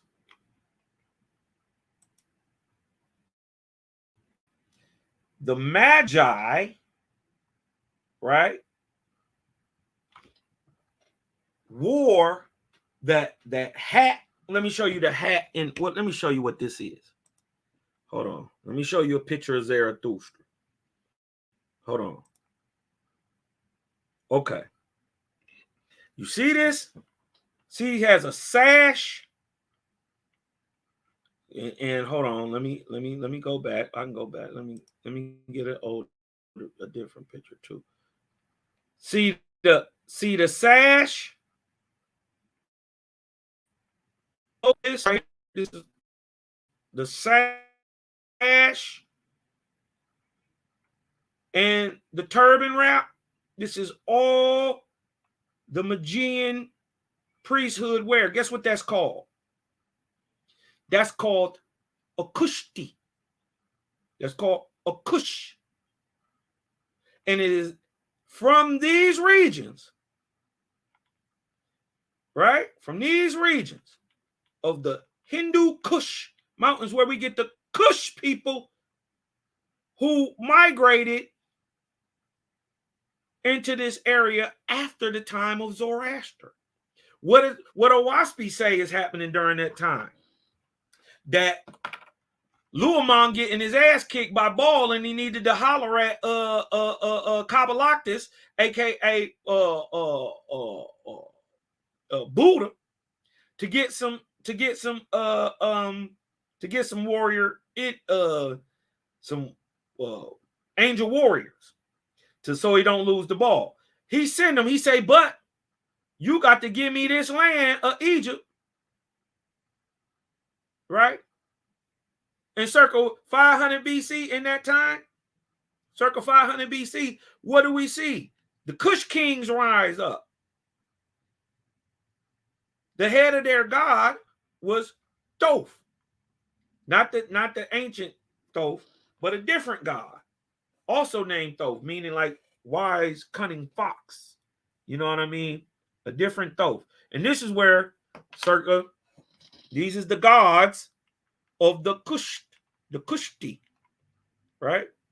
These people dominated this area till from roughly 500 some BC to 332 BC when Alexander came in here and pushed them down here. Right where they at today. So the Magians, right, were the Kush. Why did they call these people the Kush? Because they were the Magians who migrated in there who wore the Kushti. They were practicing Zarathustrians. This is why when Egypt speaks about the Cush, they said that they praise gods that they didn't know. And many times, and we know that the Cush, they tell you they migrate from northern Indus Valley region. Just wanted to tie that in there with a little drop about the Magi and the Kushti all being worshipers of the Zarathustrian law, the Zoroastrian law. Huh? And that Zoroaster wrote the Zendavestas. Watch this.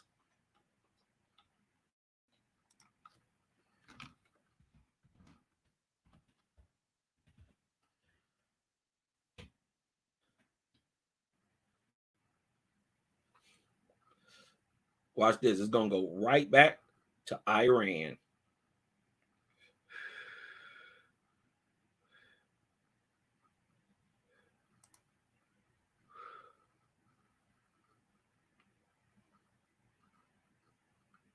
Look.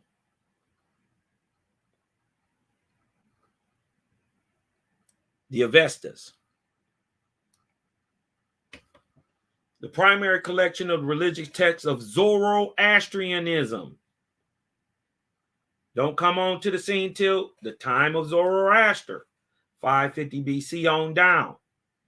The Avesta text falls into several different categories arranged by either a dialect or by the usage.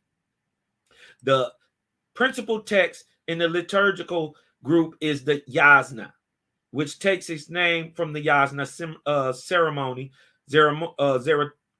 Zoroastrianism's primary act of worship, and at which the Yasna text is recited. The most important portion of the Yasna text are the 5 gathas, consisting of 17 hymns attributed to Zoroaster himself. Right? Now remember, Zoroastrianism and Zoroaster are different than the law of Ahura Mazda and Zarathustra. But it is from, he just told you, from a sage thousands of years before his time that this stuff was being brought forth. He just didn't know that was Zarathustra.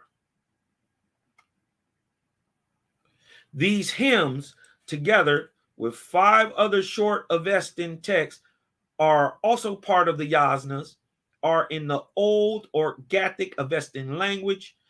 The remainder of the Yasnas text, which is not only from a later stage of the language, but also from a different geographic region.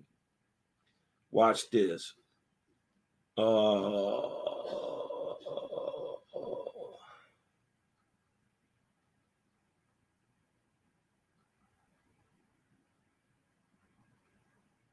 The surviving texts of the Avestas, as they exist today, derive from a single master copy produced by collation and recension in the Sassanid Empire.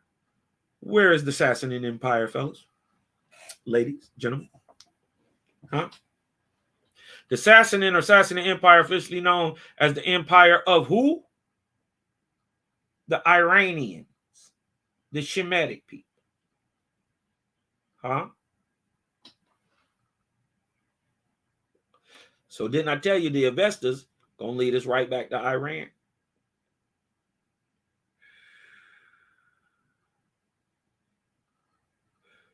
That master copy, now lost, is the Sassanid archetype,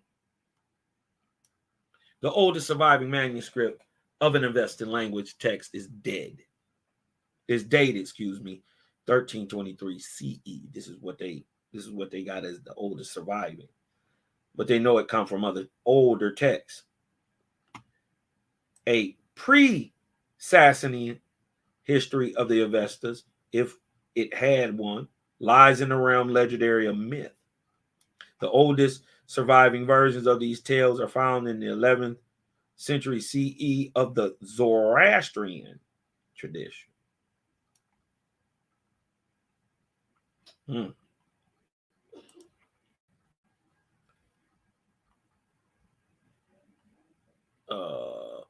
and okay.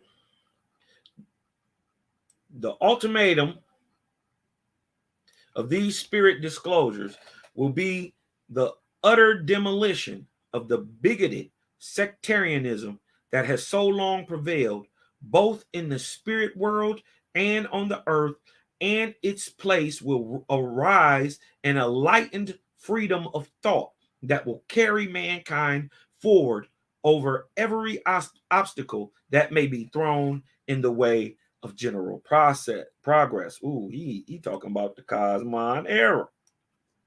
We give the facts or supposed facts in relation to the great Persian prophet and lawgiver Zarathustra, right?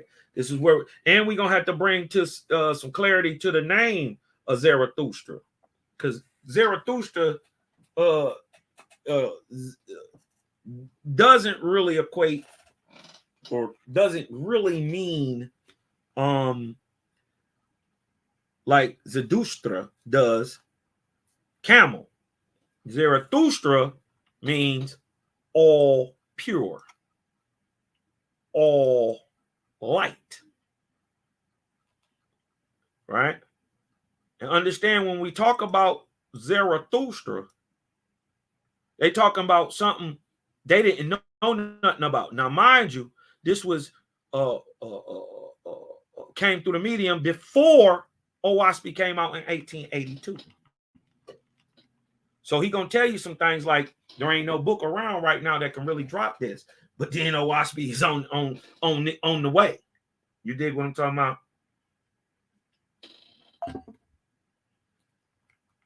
Watch this.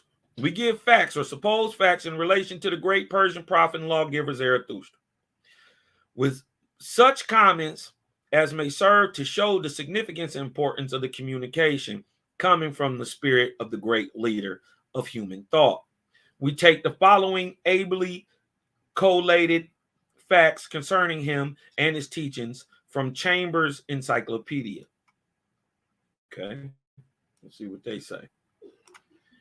Zoroaster, or rather Zarathustra, which in Greek and Latin was corrupted into Zoroastes and Zoroasters, while the Persians and Parsis, who so that right there says something, because the Persians speak Parsi or Parsi today, but they're showing you that these people who speak Parsis, who are the Arabs, and the Persians, the ancient Persians, are different people. And that it was through these people and their language altered it into Zoroaster. Is the name of the founder of what is now known as the Parsi religion, Zoroastrianism.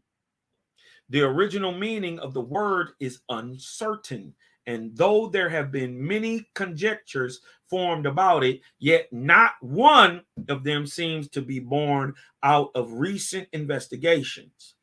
More probably, it only indicates the notion of chief, senior, high priest, and was a common designation of a spiritual guide and head of a district or province. Now, Zarathustra was a head guide of but Zarathustra don't mean that, right?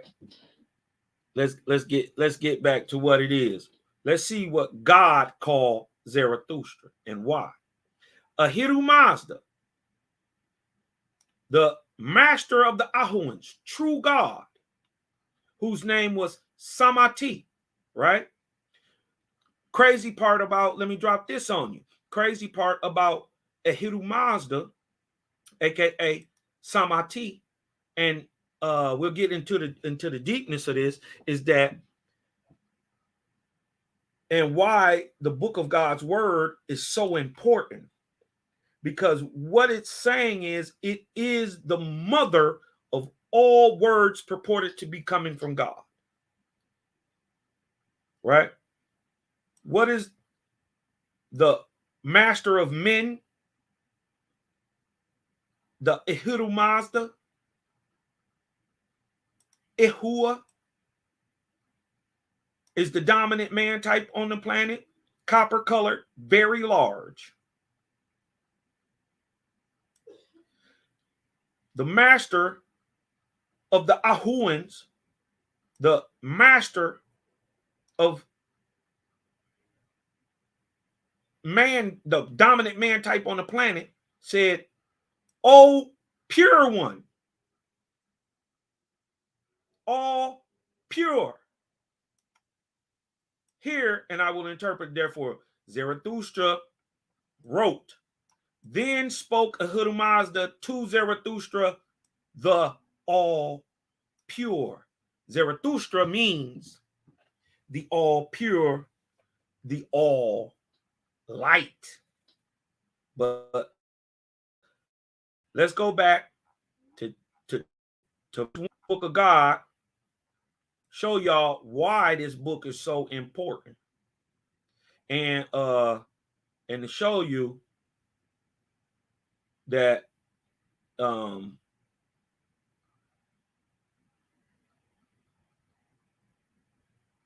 this is the mother and father of all religion. Look at this. The book of God's word. Why is this book so important?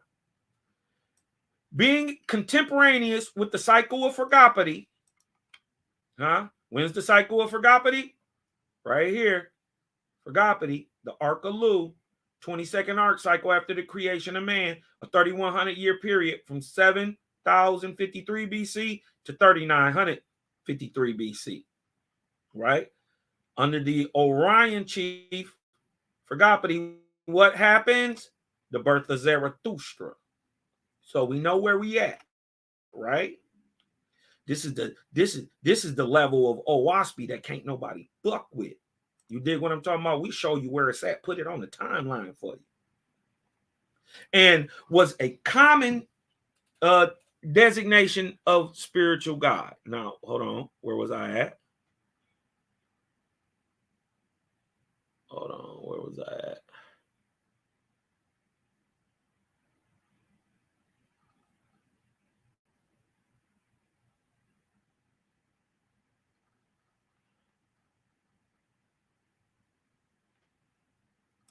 Oh, here we go. All right. Being contemporaneous with the cycle of Fergapati, son of Jehovih, right? As the upper book, the book of Fergapati, is of the heavenly things, so is the lower book of earthly administration of God for the same period of time, right? So from 7,053 BC to 3,953 BC. And it is called, listen, and it is called the book of God's word because it is about the very first descent of God to the earth to establish his word with man. Not that he became a man and he came down to earth and shared this stuff with man, but we can see through the Christian ideology how this has been twisted up. We can see through the Osarian doctrine how this bullshit been twisted up. We see it in Prometheus. We see it in Mithra. That they twisting it up. This, the actual first time a God came to earth, literally, to establish his word with man. Not through inspiration. I mean directly. Through who? Zarathustra, the man of Parsi. Now, notice how it's spelled. Parsia. E with the ancient Persian, the E and the A can be flipped. So we have Persian. God came for that purpose 8,900 years before the Cosmon era, or exactly 9,174 years from today.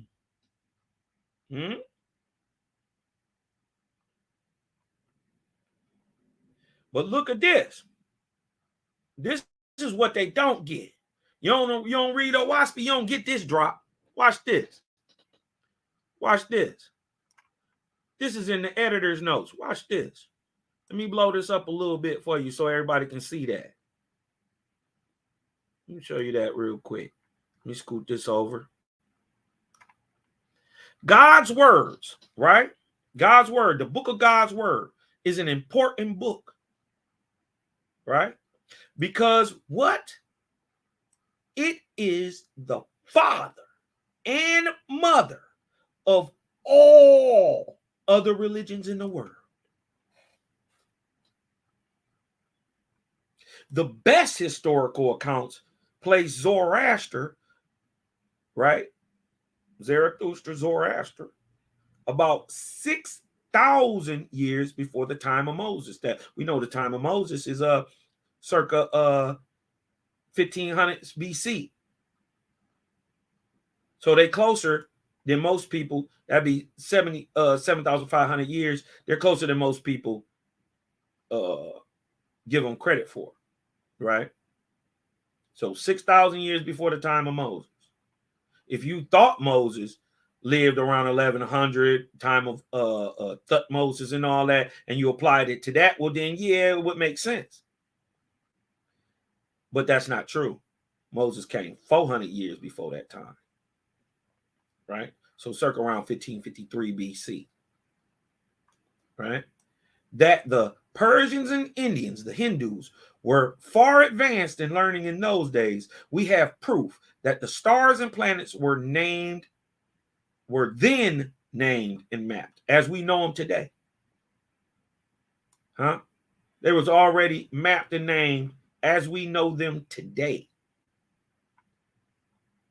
As much of the astronomy of that period is blended with our astronomy of today, so is the Zoroastrian, Zarathustrian religion. The framework, listen, the framework and foundation of modern Buddhism and Christianity. Ooh, my peoples.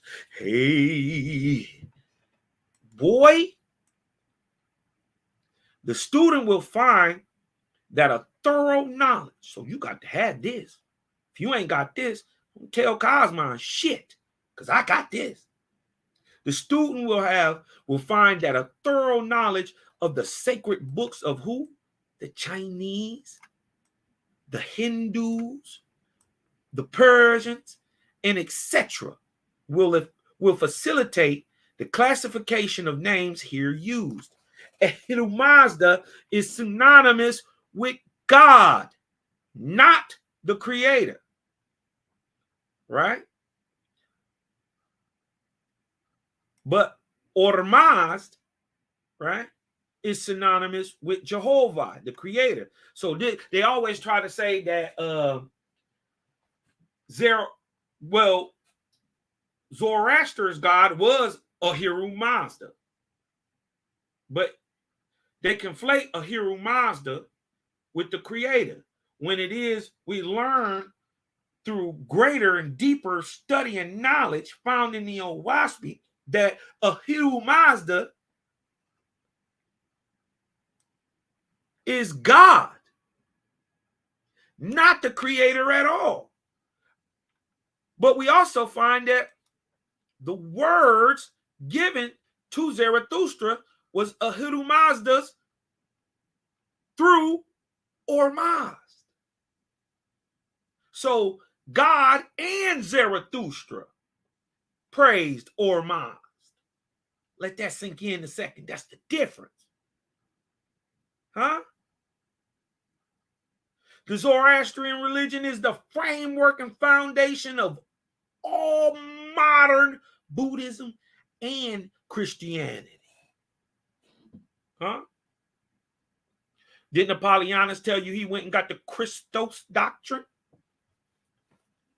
Huh?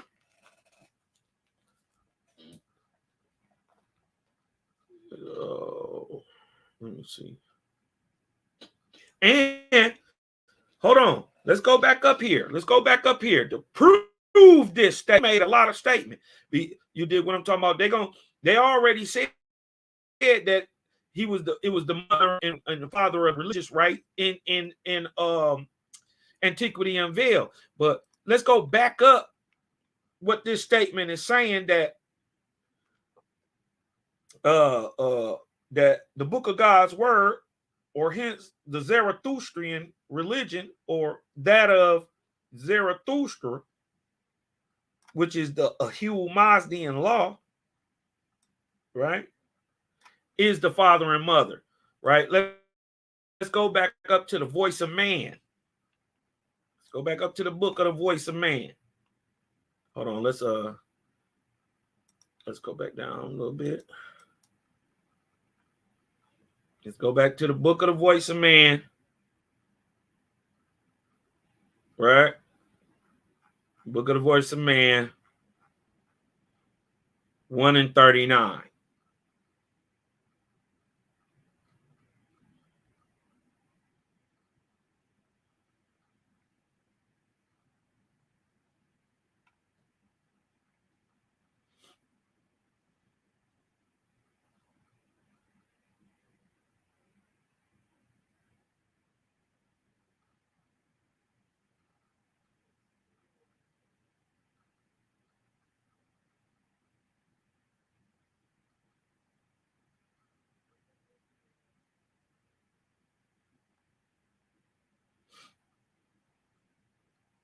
All right, it's 3. Voice of man, 1:39. Watch this.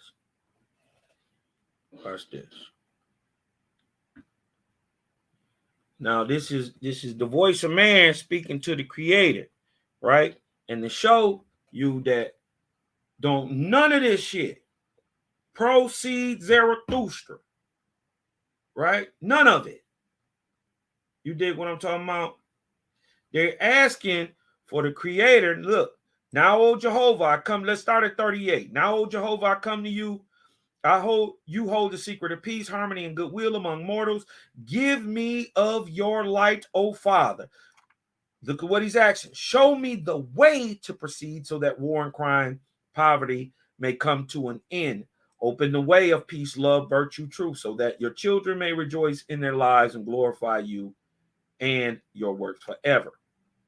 Look what it said. Voice of man 39. Such is the voice of man, O Jehovah. In all nations of the earth, this voice rises up to you. As you spoke to Zarathustra,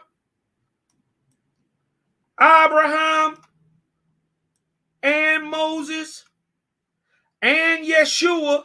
Why? Because what was Yeshua doing? He was reinstituting the Mosaic law. Right? What was Abram bringing? The Zarathustrian law. Abram wasn't a Hebrew. He wasn't a Christian. He didn't have none of this doctrine. What was that doctrine that wasn't written in the book that Moses spoke mouth to ear? The doctrine of Abraham, which was the doctrine of Zarathustra.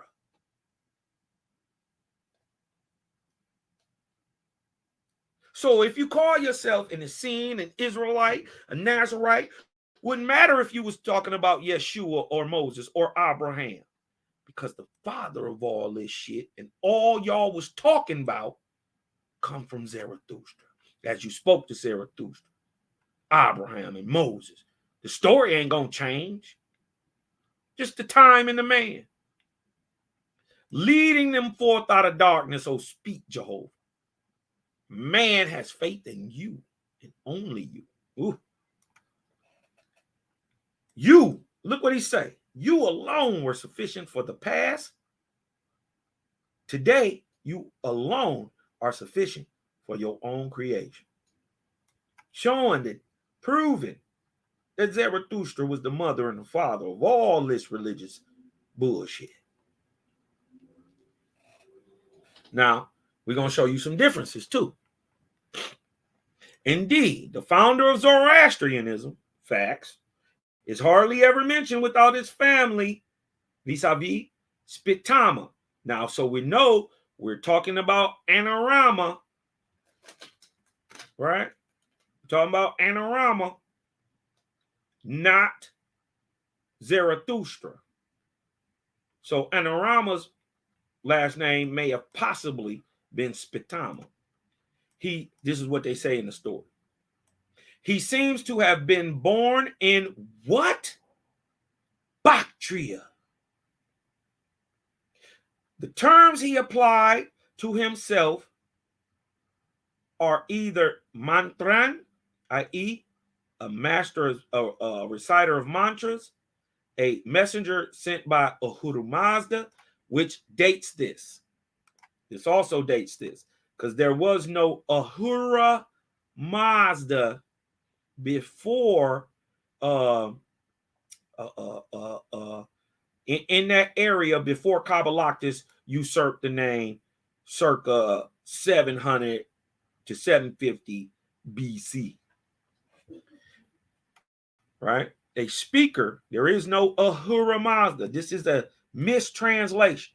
Ahura is the false god Setusk, who usurped this name during the time of Abraham. It's not till it gets into that area that the god Kabbalactus, who we know as Buddha, takes over that ancient name Ahura Mazda, right?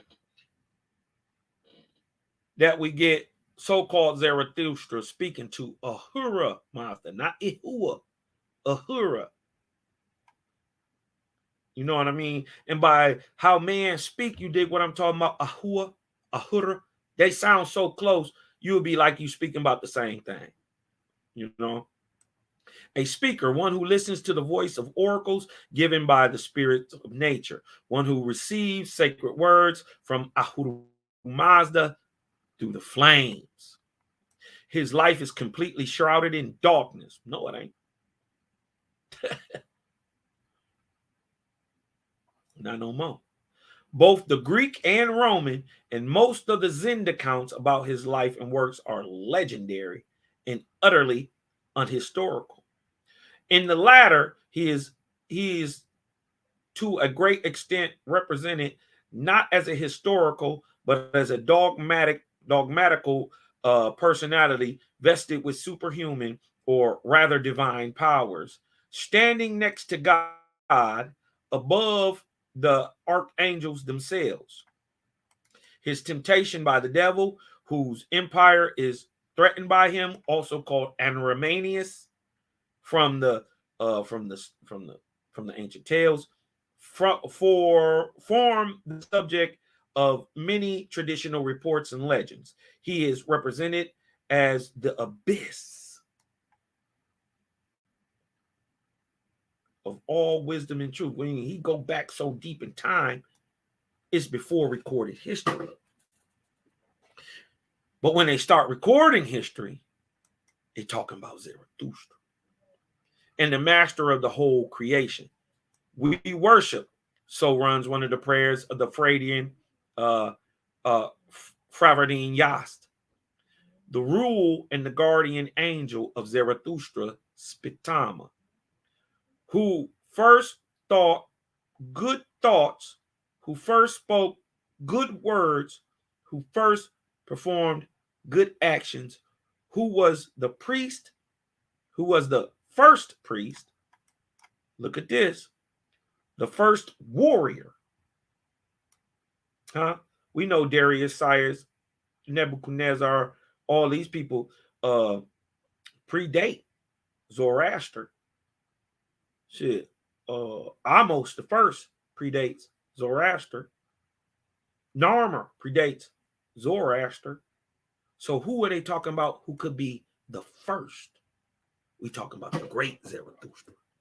The first cultivator of the soil, the first prophet, the first who was inspired, the first who was given to mankind nature and reality and word and hearing of the word and wealth and all good things created by Mazda, which embellish reality, who first caused the wheel to turn among gods and men. Watch this. What is the wheel, Cosmon? Watch this.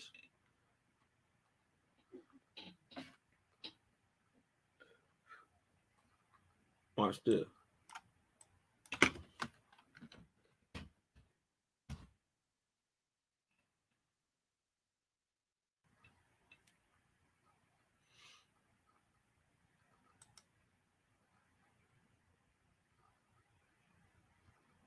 Yeah. Watch this.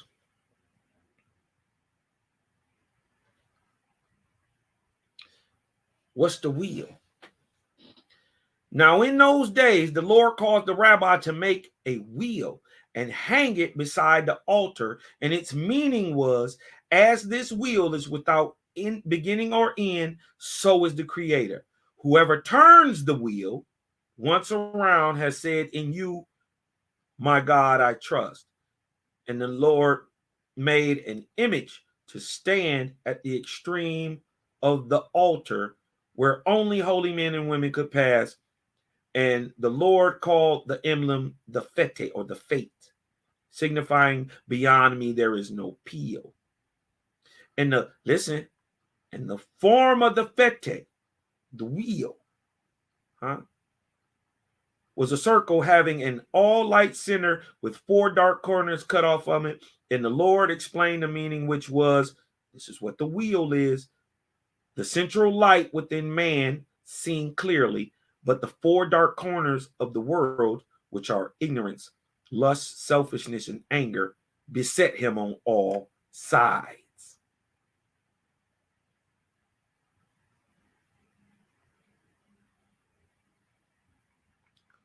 Right? Watch this.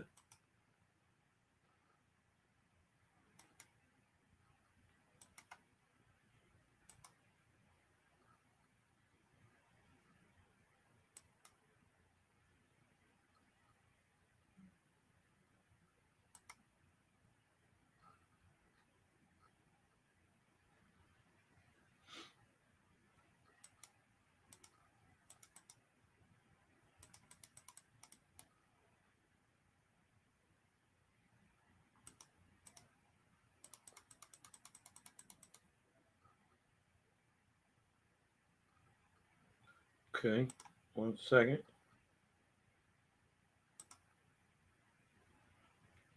Watch this.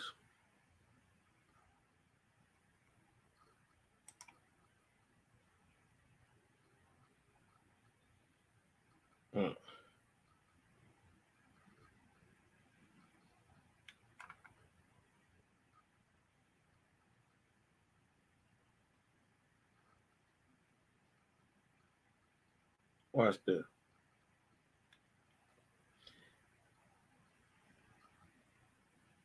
Nevertheless, Ahilul Mazda spoke to Zarathustra, saying, of all these, only 1 in 10 will remain long in faith, and to establish the 10th firmly is more valuable than to have 10 times as many who do not understand what they profess. Zarathustra asks, how can that 10th be made firm?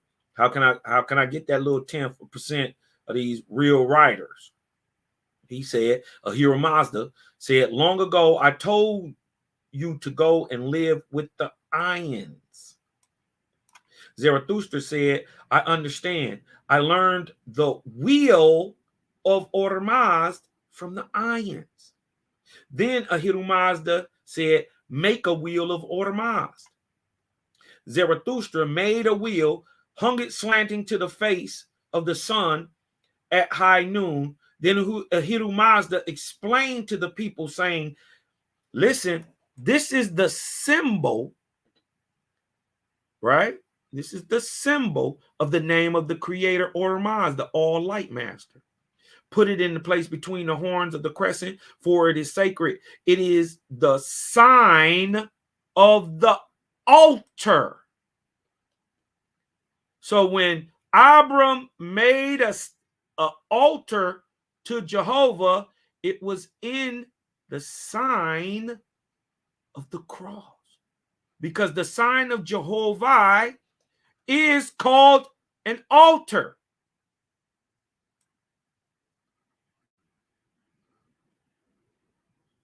Huh?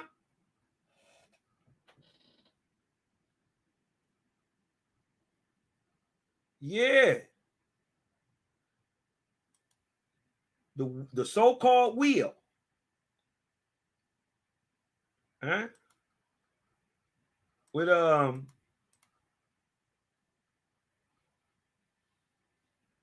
the sign of Jehovah, right? What we know is the sign of Jehovah is the name of the sign itself is called altar. So when they were making these altars of praise, they were in the sign and form of the name of Jehovah. Huh? Showing the difference that old tabernacle, what they trying to tell you it looked like, and all them altars that they tell you that they built, what they was really looking like. If you was on the side of the creator. Huh?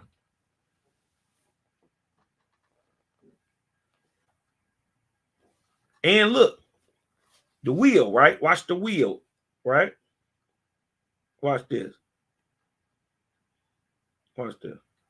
Ahidumasa then administered the oath to many, and in which they covenant to turn from evil and to strive to do good. Each and every one turn. This is the book of God's word, right? 22:6.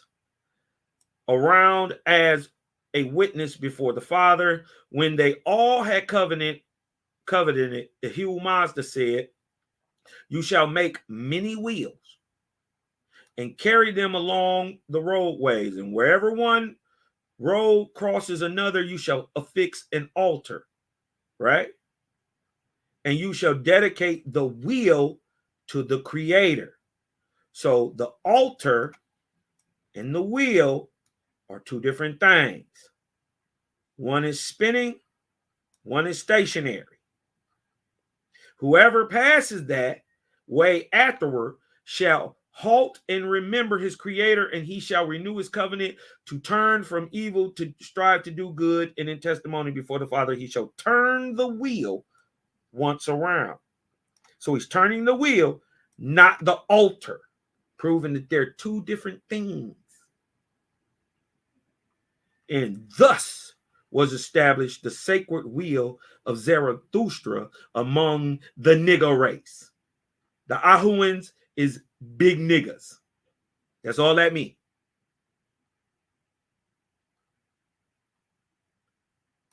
All right. Let's get back to it. He said, who was the first caused the wheel to turn among gods and men, thus established the sacred wheel of Zarathustra among the Ahuan race men.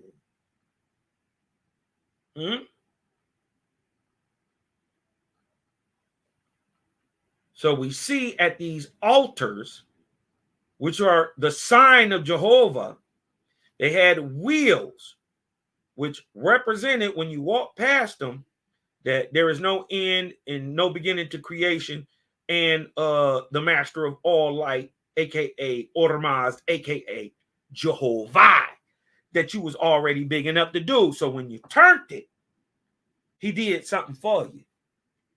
That's what's going on. All right, let's get back to it. Who first caused the wheel to turn among gods and men? Huh? Who first praised the purity of living creation and destroyed ideology? Who confessed the Zarathustrian belief in Ahura Mazda, right? Zarathustrian law. The religion of the living God against the devils, through whom the whole true and revealed word was heard, which is the life and guidance of the world. Through his knowledge and speech, the waters and trees become desirous of growing. Through his knowledge and speech, all things created by the Holy Spirit are uttering words of happiness.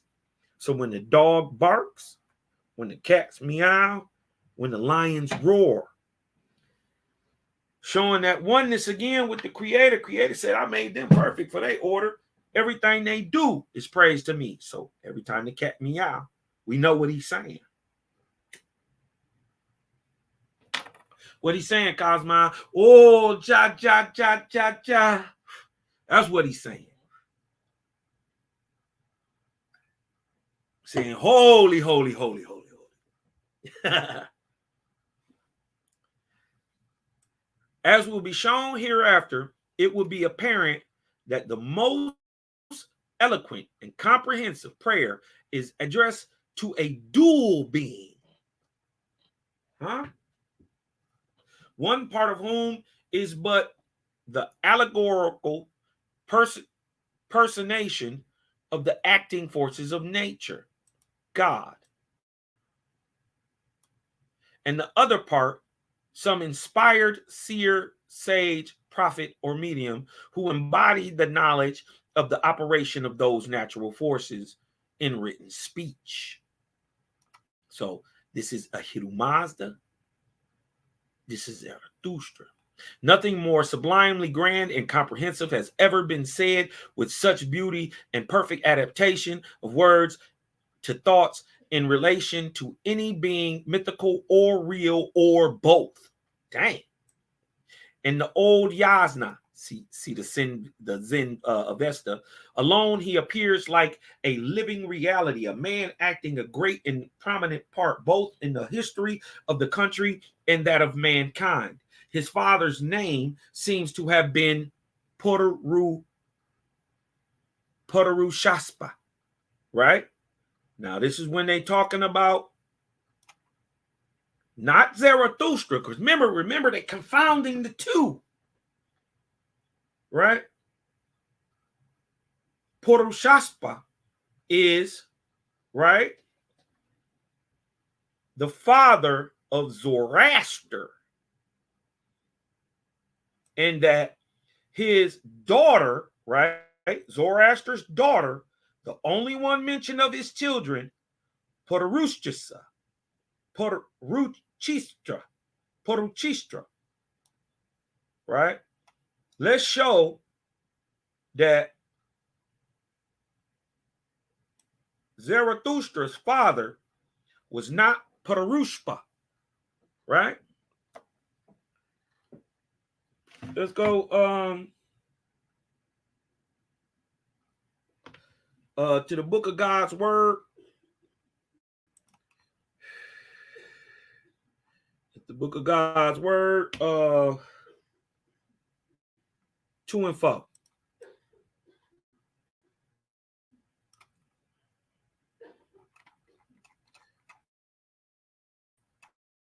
Book of God.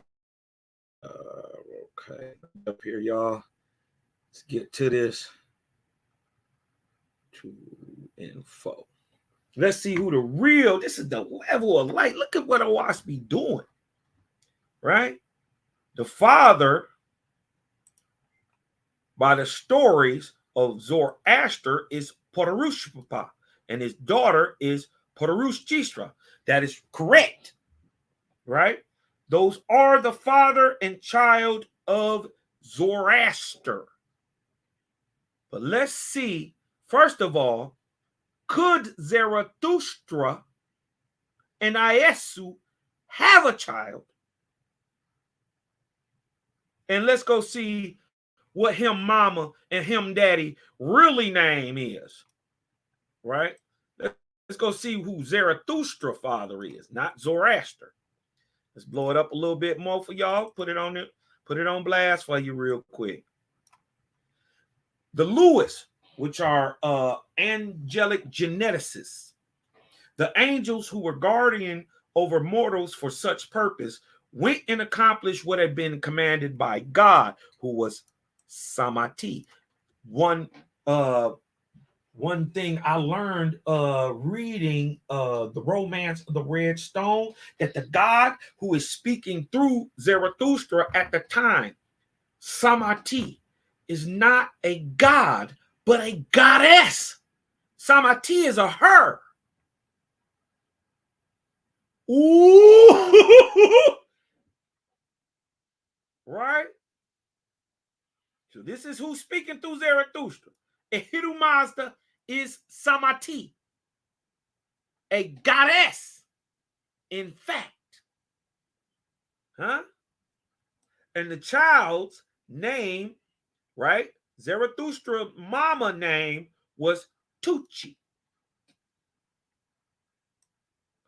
And the father's name was Loab, not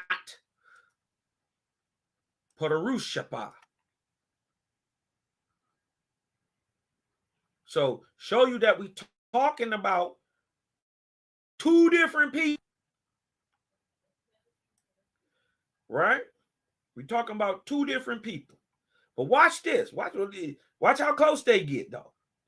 You know, they're going off what they commonly know at the time, which is why you can also show that what Owaspi bringing out, no man could have fucking known. JBN couldn't have known this shit. Wasn't no account for it.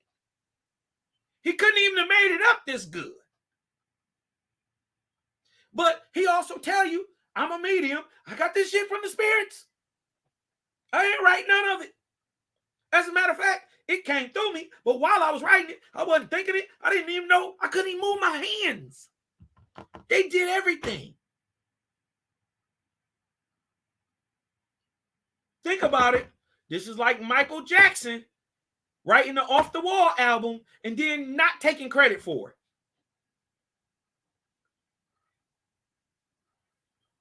Huh? That don't even make sense. But until you understand mediumship, until you understand suis and saugus, or clairvoyance and clairaudience, you're going to be lost. And once you understand for real, that this is real time travel, right? Because you don't go through time. The time comes to you. Huh? Brother Tony in the chat said a few days ago, and everybody who know me say I preach this. Man is always looking outside of himself for the answers. He's always and he's especially looking down into the ground. He never takes the time to look up, except to try to blame it on the sun. But he really never takes the time to look in. Very obscure, however, remains, even by this account, the time when he lived, right? So this is before Owaspi. They don't have this information. How JBN come with it? These dudes is purposely searching for it, can't find it.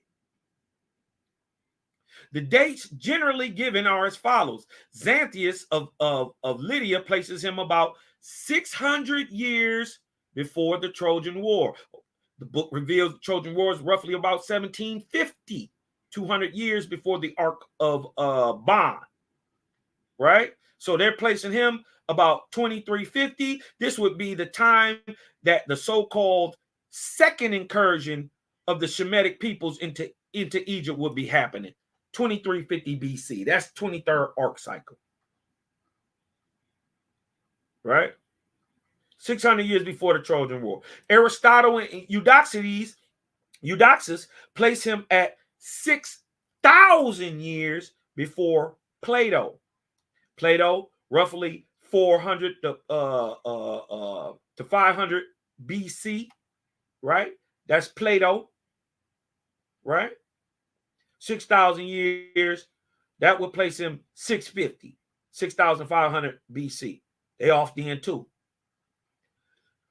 Others, again, 5,000 years from the Trojan War, which would place it roughly 6750. You're still short, but you're close. You dig what I'm talking about?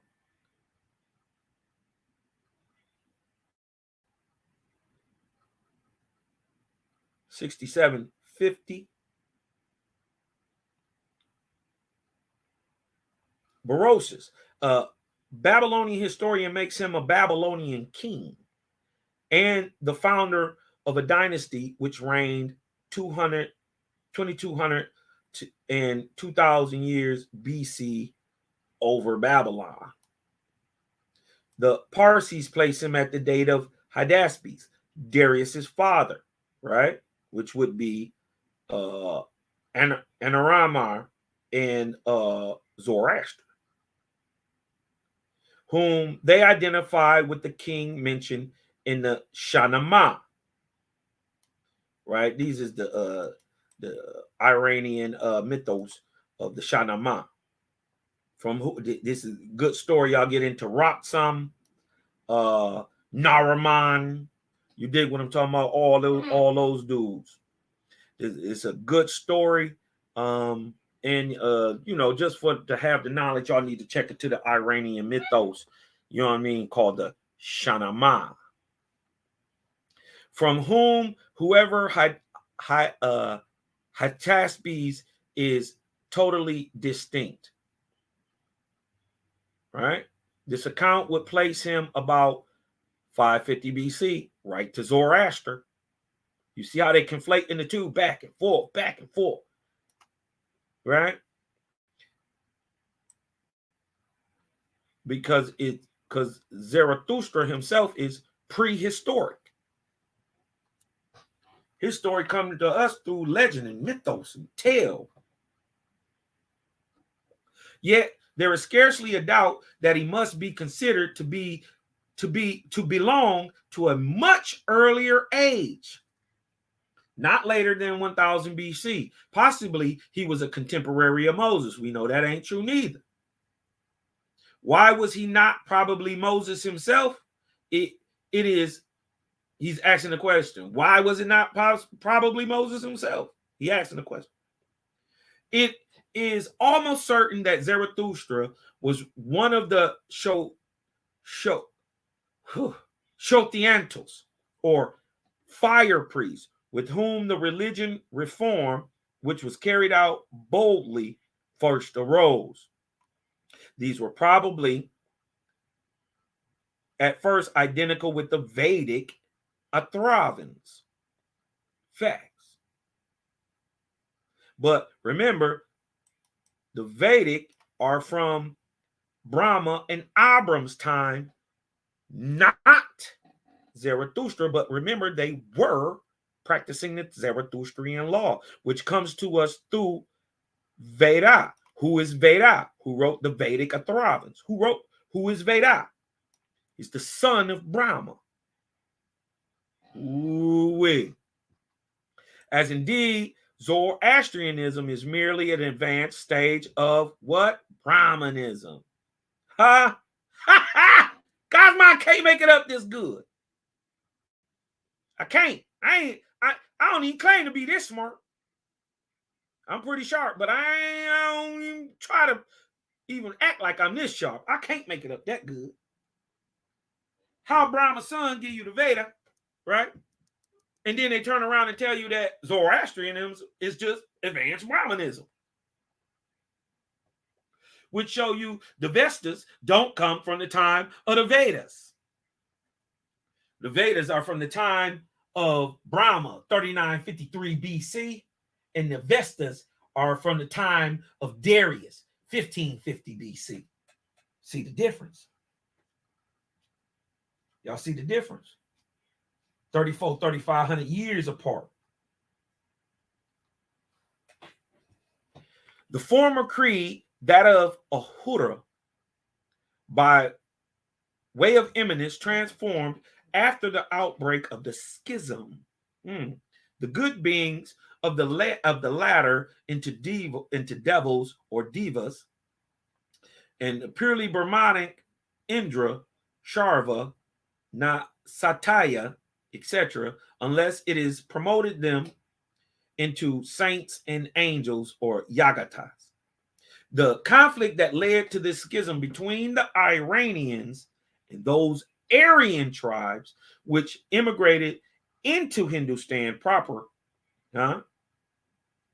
and whose leaders became afterwards founders of Brahmanism much later during Zoroastrian time.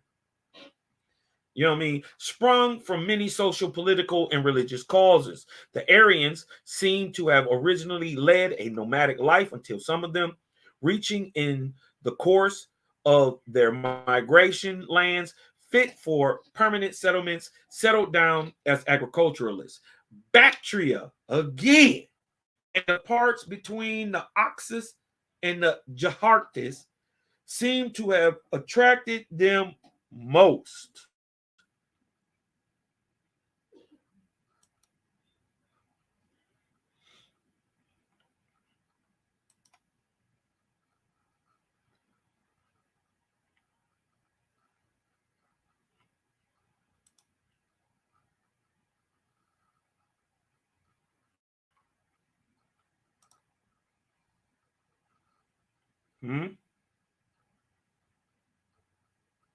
The Oxus, Damuaria, Amudaria, between the Oxus and Jahartis. Oop, my bad.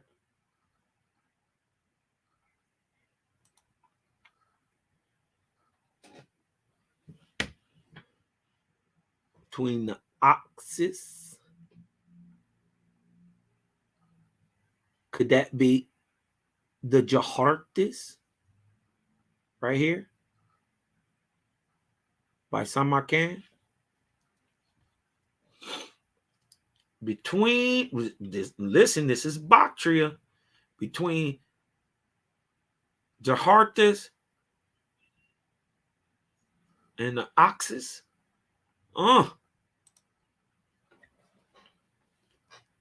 Seemed to have attracted them most. The Iranians became gradually estranged from their brother tribes who adhered to their ancient nomad life, and by degrees, the Willam affection having turned into hatred, considered those peaceful settlements as fit prey for their depredations and inroads.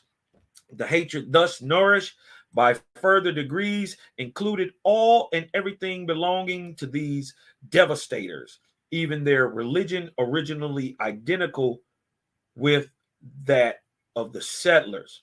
The devil religion became in their eyes the source of all evil. This is where we get Aryan, Hindu Aryan dominance coming in over the people of the area. Molded into a new form, styled the Ahura religion. The old elements were much more changed than was the case when Judaism became Christianity. Oh, look at this. Judaism became Christianity. So if you call yourself a Jew, you practice Israelitism, Hebrewism, the Jewish religion, right, became Christianity. And you use, regardless, you can't say, well, the Jews are different people than us. No, why? Because you used a book. So that means you praise to their God. Ain't no difference. You just as bad as the Catholics. Huh? Oh yeah, we know what the Catholic priests doing. We know that they was doing child sacrifice. Was you, Judah? Was you doing child sacrifice, Judah? Let's be real. Let's be real about this. You not practicing that? Huh? You didn't sacrifice your kids? Yes, you did. Generation after generation further added and took away until Zarathustra, with the energy and the clear eye that belonged to exalted leaders and founders of religions, gave to that which had been originally a mere reaction in spite against the primitive Brahmanic faith, the Vedic. Huh? And how we know them people? Because why did they call it? Not only, you dig what I'm talking about, because Brahma was the son of Brahma was named Vedi, right? He the writer, true. You dig what I'm talking about? But why was it called the Vedas? Because the people anciently, the faithists of India, were called the Vrish Vedi. Huh?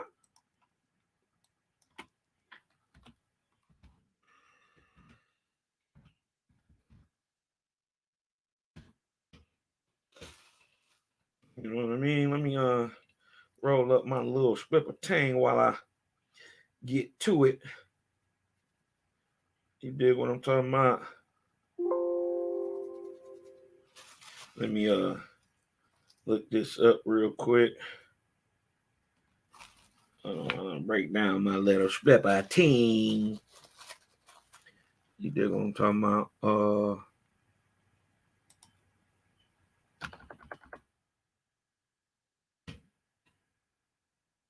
Watch this.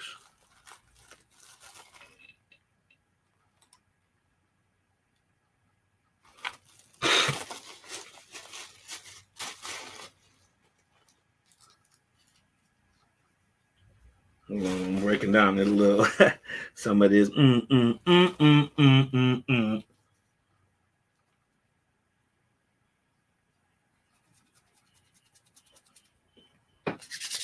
Ah. All right. Hold on.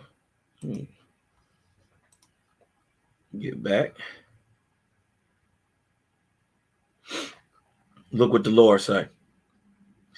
And those who learned the best, the Lord named Rishvij, with Vij, because he made them teacher over others. And the Lord said, because you have confounded the language of the ancients, I will give you a new language, and it shall be called Vede, or perfect, against all my enemies.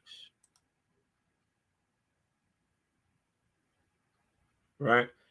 And the new language given was called Vedi, although it later became, with other languages, part of the Sanskrit. This latter word still means perfect. Right?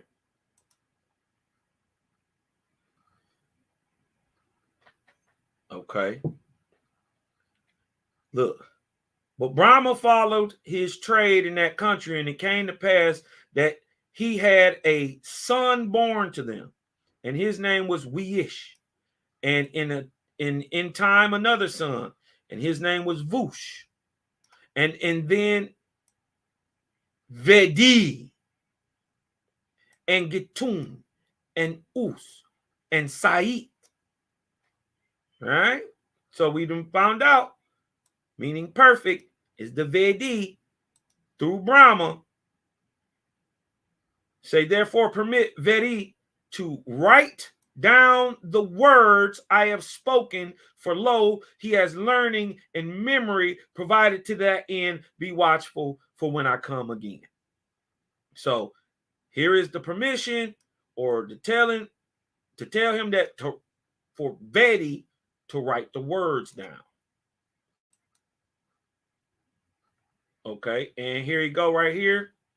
Jehovah Armaz ceased, and Brahma spoke as from a trance, though he had heard all that was said. So Vedi remembered every spoken word, and he wrote them down on cloth prepared for that purpose. And this was the beginning of the new name of a people on earth. For though they were in fact faithists, and nothing but faithists, yet their neighbors sometimes called them Vedans. Huh? Sometime Brahmins.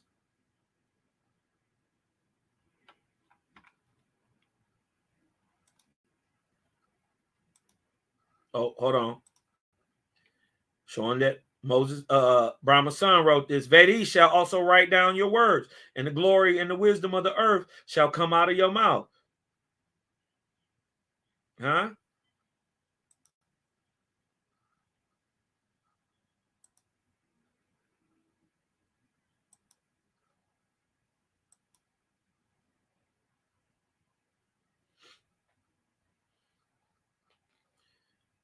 On the next morning, at sunrise, Ormazd broke again through Brahma, spoke again through Brahma, and Vedi wrote down the words, and on the succeeding morning the same, and so continued for 40 days. And in 40 days, behold, the Veda was completed. So let's not get confused about who wrote what.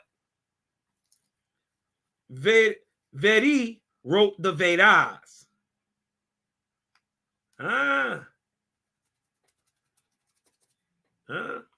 It's crazy. That's crazy. Let me see something real quick.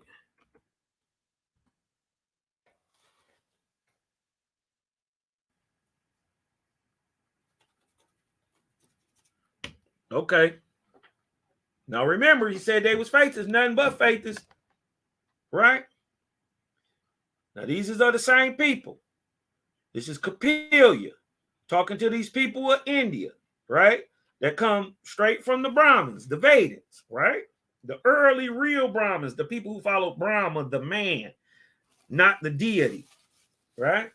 This is Kapilia, contemporary to Moses, right?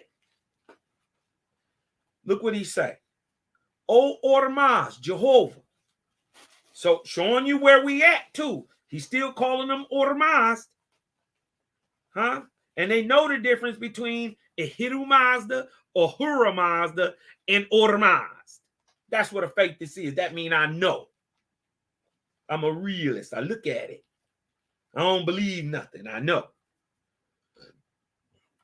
Kapilia said, O Ormazd, Jehovah, why have you put this upon me, your servant? Why did you not place this matter into the hands of the Vrish? Cosmine don't never tell you nothing I can't prove.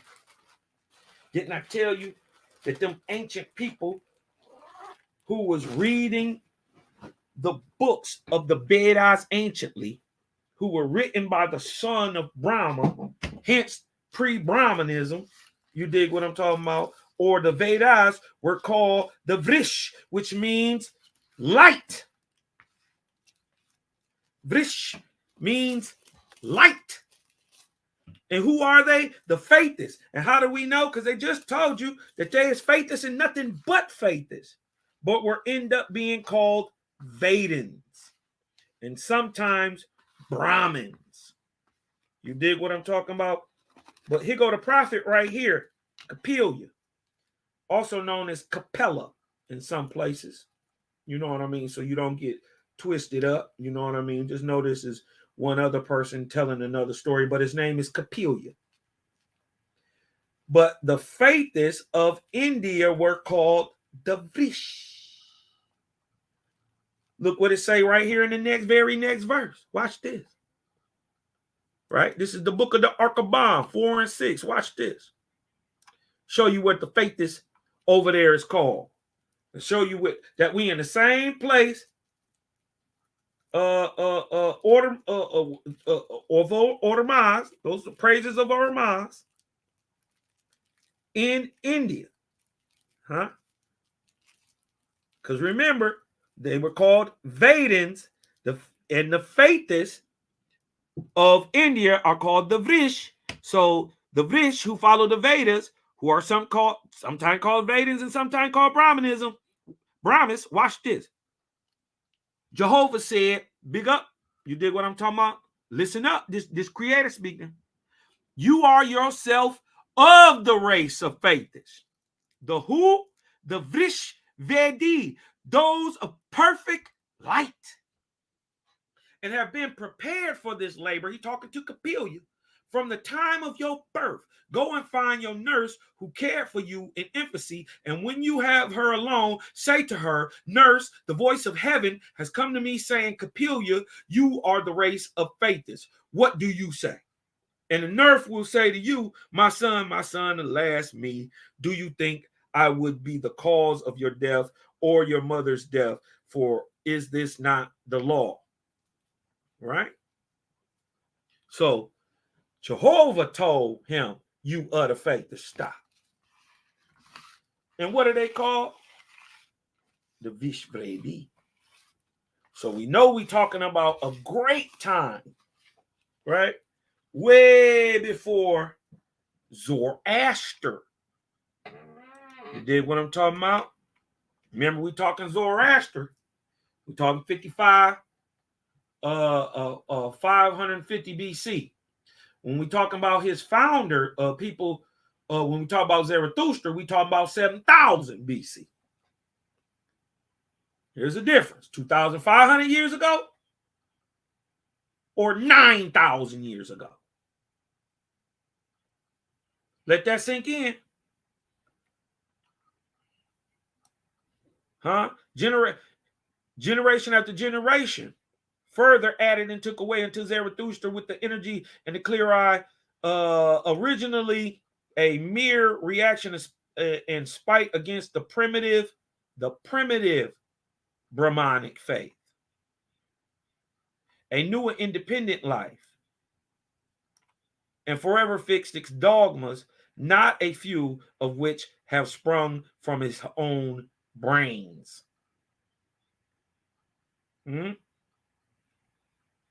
So the early Brahmanic faith come from the ideas of Zarathustra. Didn't I just tell you that Brahma and Abram and Poe and Iwata were teaching the same thing? They didn't even know each other. Showing the oneness of the Creator. You dig what I'm talking about? That harmony, that symmetry. He ain't say I came to certain peoples at certain times, but now I come to all people. And you see that he was teaching the same thing everywhere in the world. And don't none of them predate big dog Zarathustra. Huh? He the mother and father of all this shit. You can't get past it. Ain't no mountain high enough. All of which would be very good reasoning if the spirit of Zarathustra was not now living and had not returned to state that his religion in relation to Order Mazda Mithra was the impartation of spirits through him as an inspired medium. He's telling you I got it from Ahura Mazda.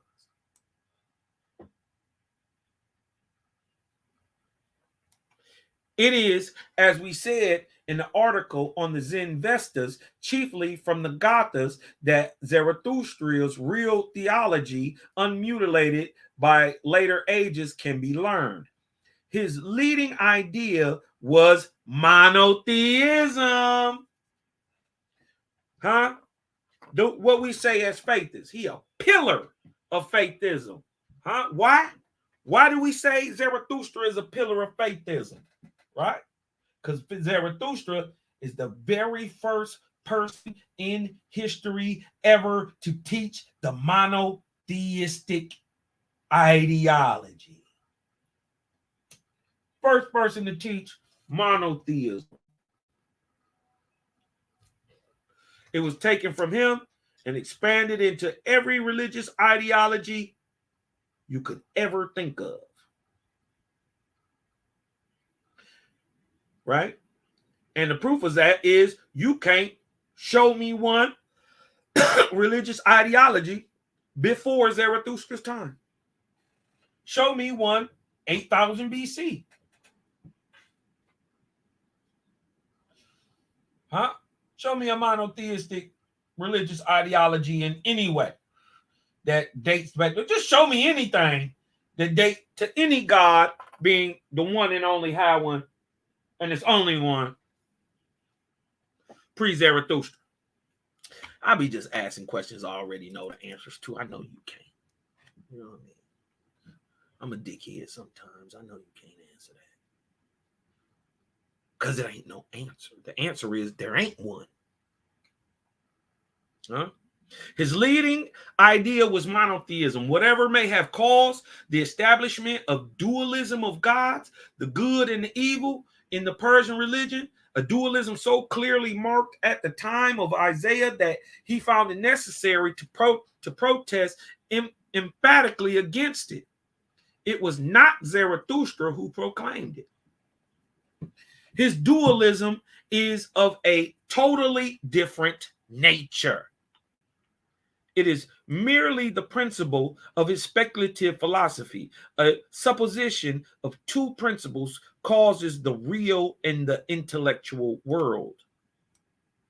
His moral philosophy, on the other hand, moved in a triad: thought, word, and deed. Facts. There is no complete system of Zoroastrian philosophy to be found in the Zen Vedas any more than there is a developed Platonic system laid down explicitly in the Platonic writings. But from what is gathered in the documents referred to, it cannot be doubted that Zarathustra was a deep and great thinker, far above his contemporaries and even many of the most enlightened men of subsequent ages.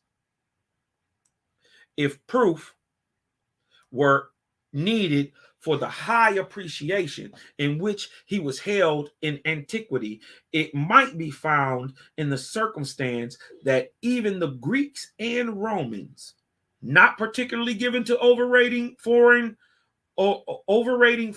learning and wisdom, held him in the very highest estimation, as may be seen by their reiterated praises of the wisdom of him whose name they scarcely knew how to pronounce. Hey. With regard then to the first point, his monotheism, it suffices to mention that while the fire priests before him, the Sociantos, worshipped a plurality of good spirits called Ahuras, as opposed to the Indian Devas, we reduce this plurality to a unity. This one supreme being called Ahura Mazda, which dates him in the time of Zoroaster, Darius, also Sakaya Buddha. You dig what I'm talking about? And the false Brahma. The false Buddha, who also usurped the title Ahura Mazda, who is a false god, aka Cetus. Look how deep that goes. That Ahura is Mazda, or the creator of the universe. Ahura Mazda of the cuneiform. Look, we keep telling you that Iranian Persian tongue, that album is cuneiform. Not the Paleo-Hebraic, the Samaritan, the Bantu, or the Canaanite, which is basically Paleo Phoenician. This is the cuneiform. And he from the same place, the Persian. Remember, okay, you got to remember, even the Bible tell y'all that all the great prophets come out the same line.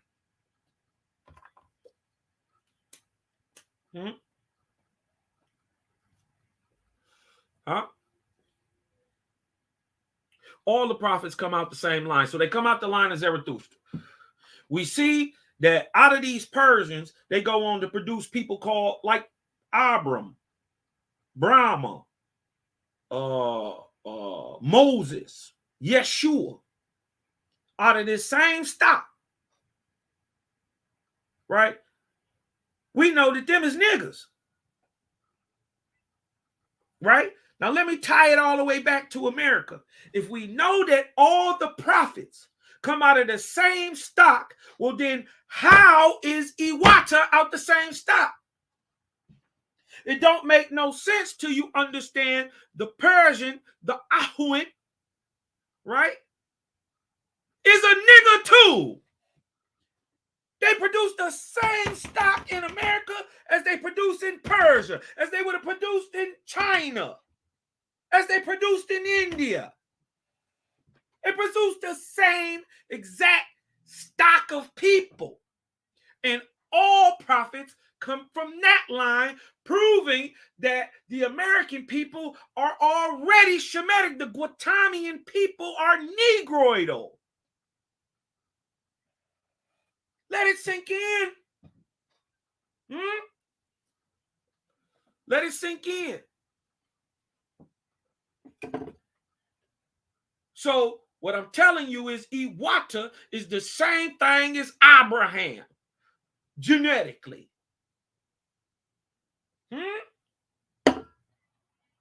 They said they come from the same line. That's genetics. We know the Persians are niggas, but they not niggas like the Hamitic Africans. These your so-called copper-colored, red people. Guess what the people of ancient America are? Copper-colored and red with black hair, long, black, and coarse. Not stringy Mongolian dog hair type. But we produce that too, because guess what? The niggas produce everything without need of nobody.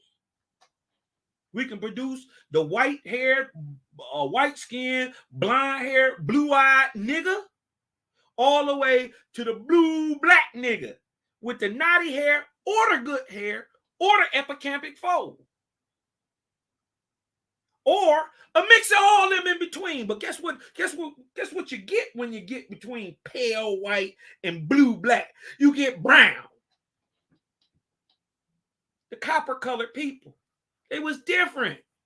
Even the people who founded Egypt was Phoenicians. The Phoenicians are who? The Persians. They just migrated to Canaan and then went into Egypt. Rapsum and all them is what? Persian.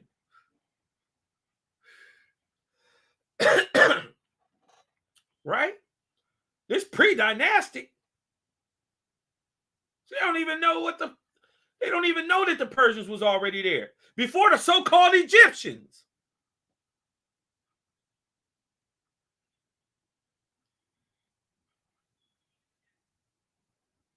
It wasn't even called Egypt till they got there. Let that sink in. Don't mention no Egypt in 3300 BC. Egypt not mentioned nowhere. It's not till after Narmer that we even hear the word Egupta. And it's not Egypt, it's Egupta. E-G-U-P-T. And we find out that that's nothing but an underling to the false god Osiris. Osiris II of Egypt. Egupt was the false god who led the seer to that land during a great drought. But where was the seer coming from? From the Phoenicians, the Persians.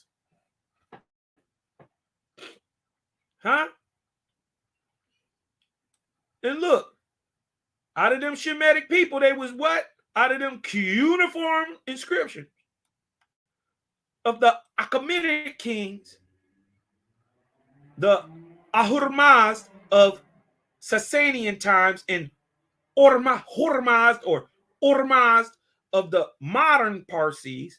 This superior god is by Zarathustra conceived to be the creator of the earthly and spiritual life, the Lord of the whole universe, at whose hand are all creatures. So see, he's not talking about Ahura Mazda, because there is Ahura Mazda and there's also Order Mazda. For the faithists, we know and have known the difference. We always know that God worked for the creator. God is the brother, not the father. Orderaz is father, God is brother. Or if you want to bring that on back to America, we always knew that Geechee Manito worked for Geechee. We always knew that Geechee made Geechee Manito. We always knew that Geechee was father and Geechee Manito was brother. We always knew because we listened to our Iron ancestors, our Ahuan ancestors. Huh? Because they get it. Some of us knew. This superior God is by Zarathustra, conceived to be the creator of the spiritual life and the Lord of the whole universe, at whose hand all are all the creatures. The following extract from the Gatha will leave no doubt on that much contested point. Blessed is he, blessed are all men to whom the living wise God of his own command should grant those two everlasting vis-a-vis immortality and wholesomeness.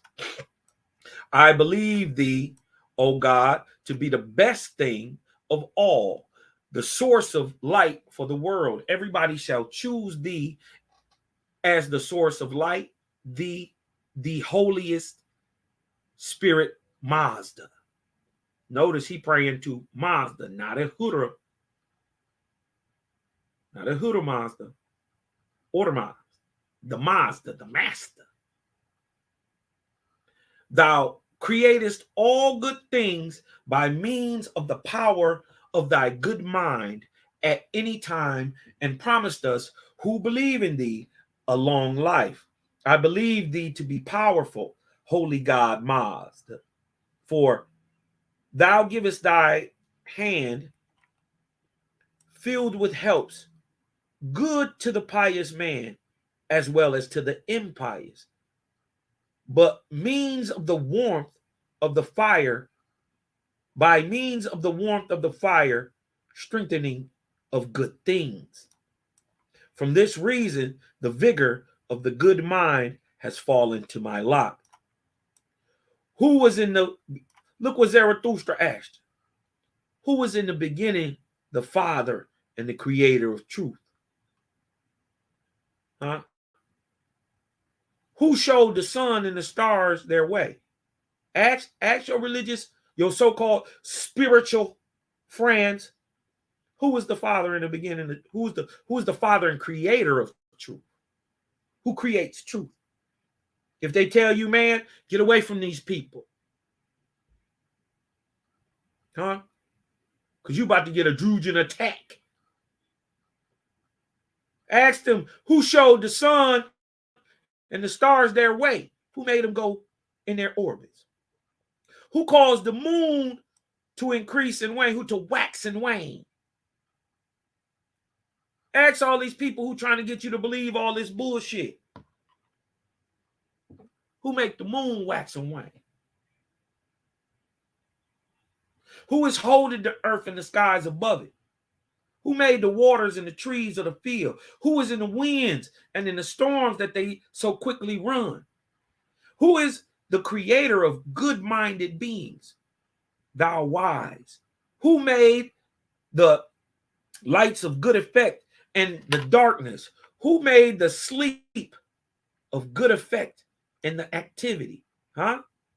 So who he's saying, what he's saying is right here, who made the sleep of good effect and the activity? What he's saying is, who made working out good for your body? Who made sleep good for your body? Who made the morning, the noon, the night? Ahura Mazda is thus to Zarathustra the light and the source of light. In other words, they put this in there on their own. In other words, the sun.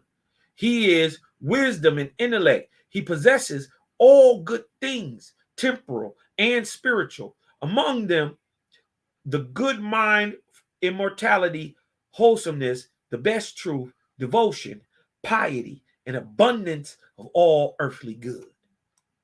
All these gifts he grants to the pious man who is pure in thought, word, and deed. He rewards the good and punishes the wicked. And all that is created, good or evil, fortune or misfortune, is his work alone. We spoke of Zarathustra's philosophical dualism and of its having been confounded with theological dualism, which is certainly very far from being. Nothing was further from Zarathustra's mind than to assume anything but one supreme being, one and indivisible. But that everlasting problem of all thinking minds, vis-a-vis the origin of evil and its incompatibility with God's goodness, holiness, and justice, he attempted to solve by assuming two primeval causes, which, though different, were united and produced the world of material things as well as that of the spirit. The one who produced the reality, Gaia, or the Om, is called Vohumano. We see this in America too. The good mind, the other of whom the non-reality or Ajaiti. What? The Aja? The other whom the non-reality originated is the Akimano, or the not mind, or positive, negative,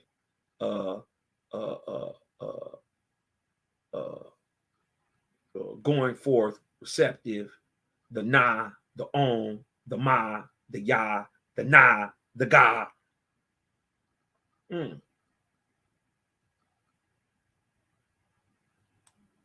So white ain't good and black ain't bad. They necessities.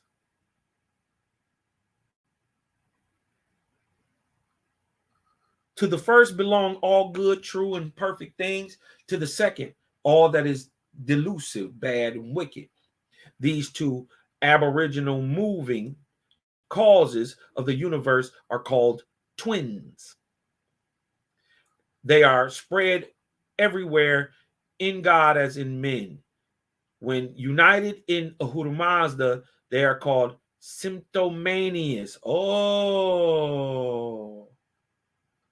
we get the story. We get the story of symptomanias and anremanias, the light and the dark, or the good and the bad, the white or holy, symptomanias, or the dark spirits, the dark, the bad. It here is spelled angromanias. It's also spelled anro with no G. And also a E. Anremanias. Or E or I. It is only in later writings that these two are supposed to be opposed to each other. Not within Ahura Mazda, but without, to stand in fact in the relation of God and devil to each other.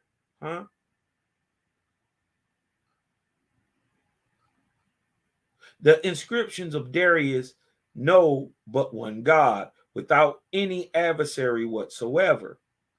But while the one side within him produced all that was bright and shining, all that is good and useful in nature, the other side produced all that is dark and apparently noxious.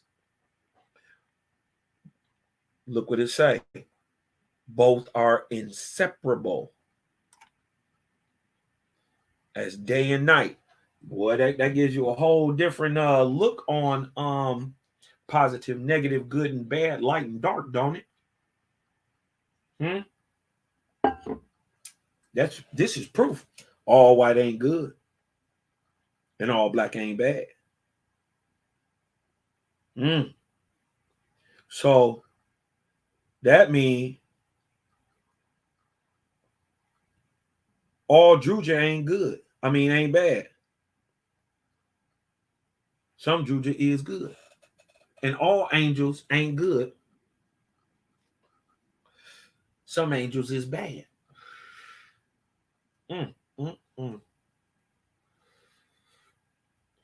It's a balance through it all. It's a balance through it all.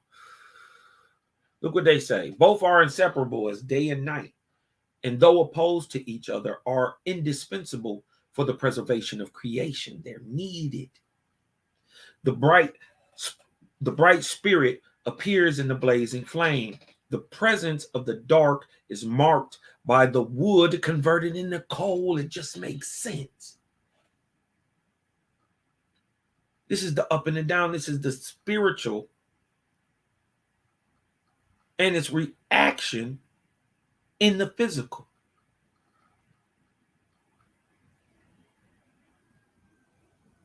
The spirit appears in the blazing flame, but the presence of darkness is marked by the wood being converted into charcoal. But also look again, to make charcoal, you need to burn wood. And it becomes a whole nother source, an energy source on a whole nother level, because we heated our homes with this shit for years. All our machines, our food, of coal, charcoal.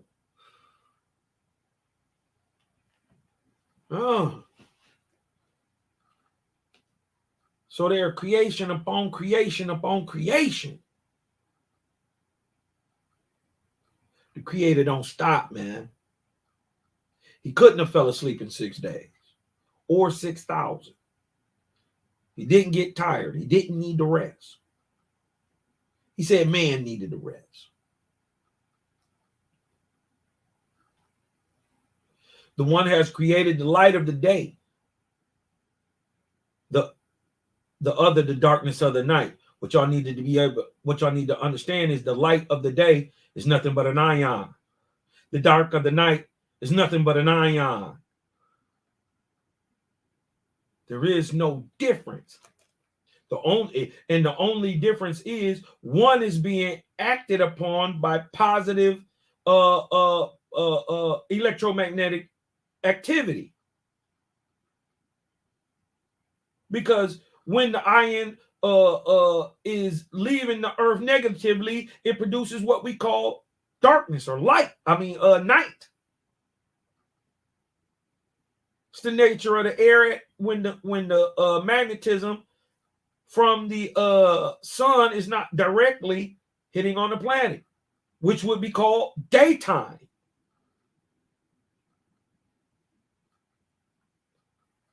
But you see how they're the exact same thing? You see the quantumness of it, the ionic stage of it, its fractal nature, its vortexian spin. Whoo! Man. The one has created the light of the day and the other the darkness of the night. Ion. Create light.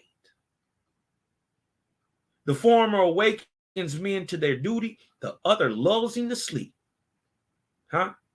Life is produced by the one and extinguished by the other, who also, by releasing the soul from the fetters of the body, enables her to go up to immortality and everlasting life. How you know? Only a nigga who can die and then come back and would tell you exactly what a wasp be saying, that this shit go on forever.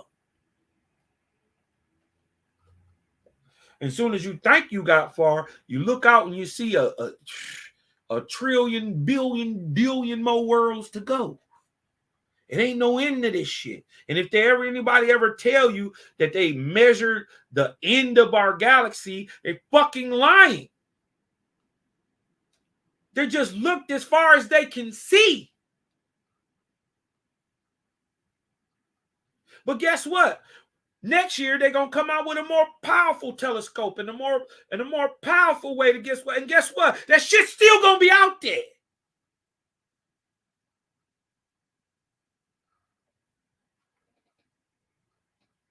Creator is beyond that. Ain't no mountain high enough. Ain't no that. Ain't no getting on side of Jah. Ain't no let us make man.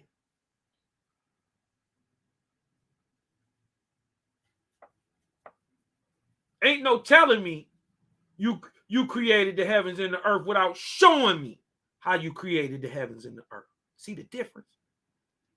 That's the cosmon era. That's that light. What motherfuckers misunderstand is God is really the manner in which God is moving in these days. Guess what that's called? Orin Othen. Huh? They got it twisted. Well, like the song say, don't get it twisted. We have said already that the original monotheism of Zarathustra did not last long. False interpretations, misunderstandings, sea tusk, aka Ahura the False, changes and corruptions crept in, and dualism was established in theology. The two principles then for the first time became two powers, hostile to each other, each ruling over a realm of its own and constantly endeavoring to overthrow the other. This doctrine, hold on, let me move it up. This doctrine, which appears first fully developed in the Vinedad, once accepted by some of the most influential leaders, it soon followed that the light terrestrial rulers, each of the two powers must have a council and court of his own. Just like the higher and lower heavens, just like the biblical God say he sit in a council of gods. Oahspe go on to reveal us that man is made government as he made it after the likeness of the heavens, after what's going on in heaven. It's some heavy revelation. The hell with prophecy. We didn't got enough prophecy for the last 2,000 years. Start revealing this shit. That's the importance of Oahspe. Don't talk me to death. Show me something. You see what I'm saying? It soon followed that. Let me see. The number of counselors was 6. Each having to rule over some special province of creation. But Ahura Mazda, who at first merely presided over the council, so Ahura Mazda is just presiding over it. He the nigga with the last say. So he in there with the council, showing you that whatever Ahura Mazda is, it ain't the creator. My creator would be telling Ahura Mazda, who is over the council, what to fucking do. I serve that guy. You know what I mean? Who at first merely presided over this council, came gradually to be included in their number, and we then read of 7, like the 7 great sages, instead of the usual 6. The Ashmapintas, or immortal saints. Yeah.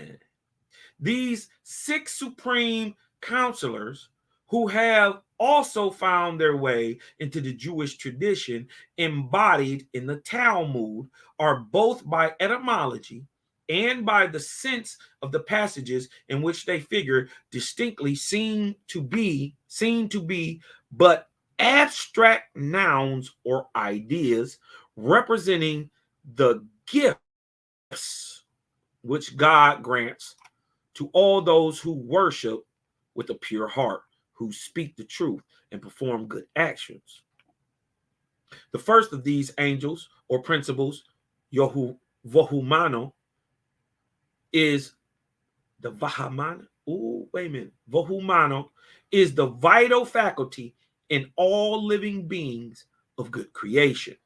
He is the son of Ahura Mazda and penetrates the whole living good creation. What penetrates the whole good creation?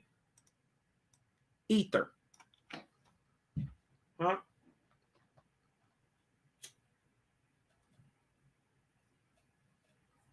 The creation, even though we see it as a great dualism, we understand is a triarchy.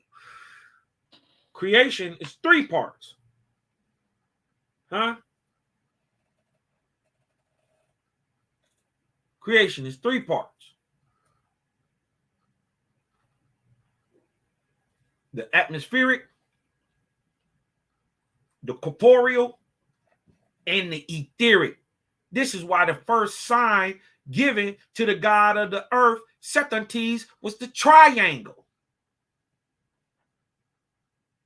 It represented the 3 parts that make up all creation. So what is the thing, this vohumano, right, in real time, right, that is the vital faculty in all living beings, right? And he's the son of Ahura Mazda, who penetrates the whole living creation. But good or bad, we're gonna leave that out of there. What does that in all nature? Nothing but ether. What they so-called space. But what we understand is as above, so below. And just like ether on earth sublimates corporeal substances, guess what the ether above the earth does? That's right.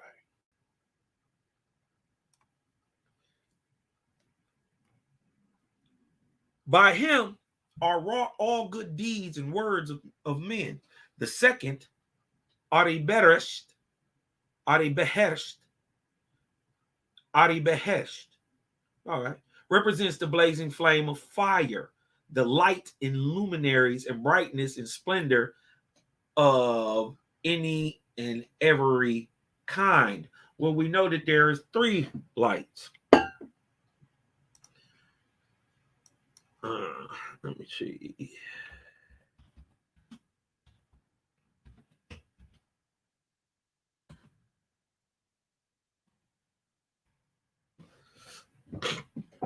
Huh? Come on, Cosmonia. Elohim said, 3 lights I have created. Right? By him are wrought all good deeds and words of men. The second represents the blazing flame of fire, the light in the skies, and the brightness and splendor of any and every kind. Right? So the flame and the sun, right? And then any splendor of any kind is what they say. Let's see what these 3 are. The 3 lights I have created: the sun to rule the day, right? The sun to rule the day, the moon to rule the night, and the burning fire for the use of men, right? Those are the 3 corporeal lights given to man, right? The sun, the moon, and fire, right? But let's look at the other 3 lights, the 3 spiritual lights I have created. Ruach, which issues out of my soul.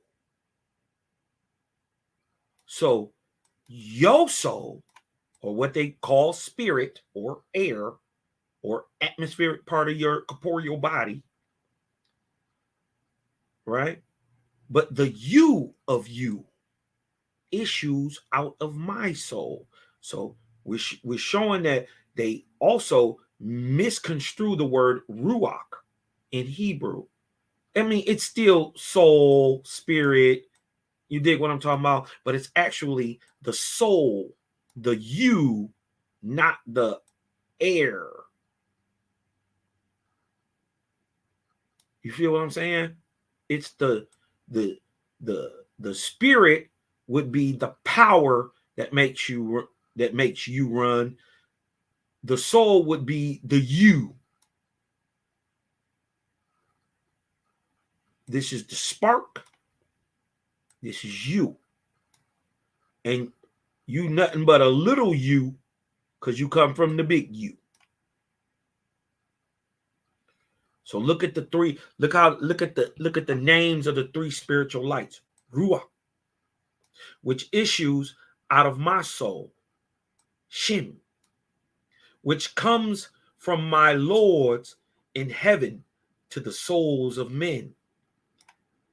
And Vas, which comes from the spirits of the intermediate or atmospheric worlds. Look what Elohim say. Look at the creator. I am in three states. Ghost, which is ever present and unchangeable. Corpor, which is in places like the earth, stars, sun, and moon, in motion.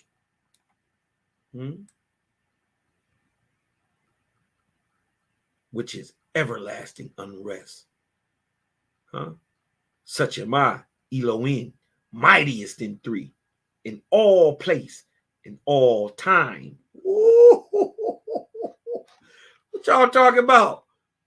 Your God ain't talking about none of this. Y'all better get with this Jaja. Y'all better get with this Elohim. Huh?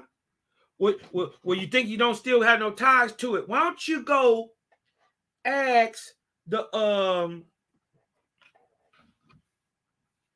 Haitians who overthrew the French? Why don't you look up the name of the gods they said they prayed to overthrow the captivity of the French? Let me just highlight it for you. I'm gonna just highlight it. Here we go. Eolim.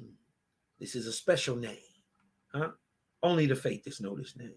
And if you call yourself an Israelite and you don't know this name, you ain't talking about nothing. Stop it.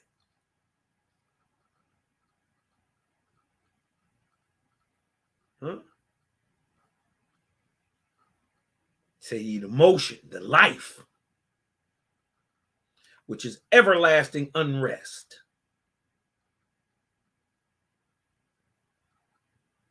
Ghost, or atmospheric, or broken to its chemical basis. I am that primordial soup, which is everywhere, which is unchangeable, which is ether. I am corpor, and I am motion.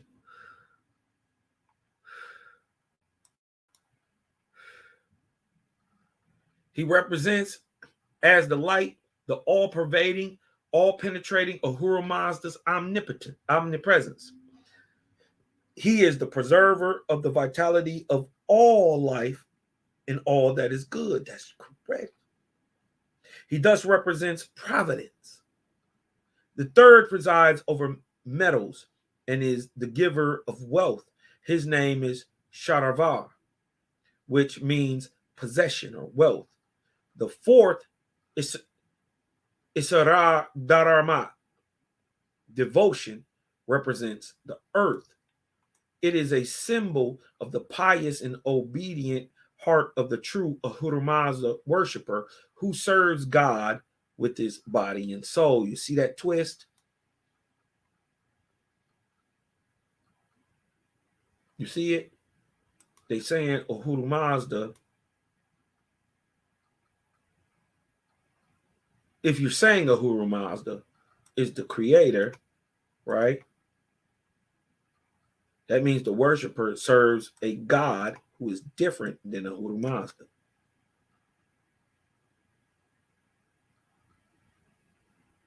just like a faithist. But if you have the understanding, which is religious understanding, right, that the symbol of the pious, obedient heart of the true Ahura Mazdain, or what they would say, God worshiper, who serves God with his body and soul, you would think that's the same being. Not that both the man and the God praise the creator. See what religion does to you? Gets you to praise the creation and not the creator. The two last, Korad and Amerdat, preside over vegetation and produce all kinds of fruit.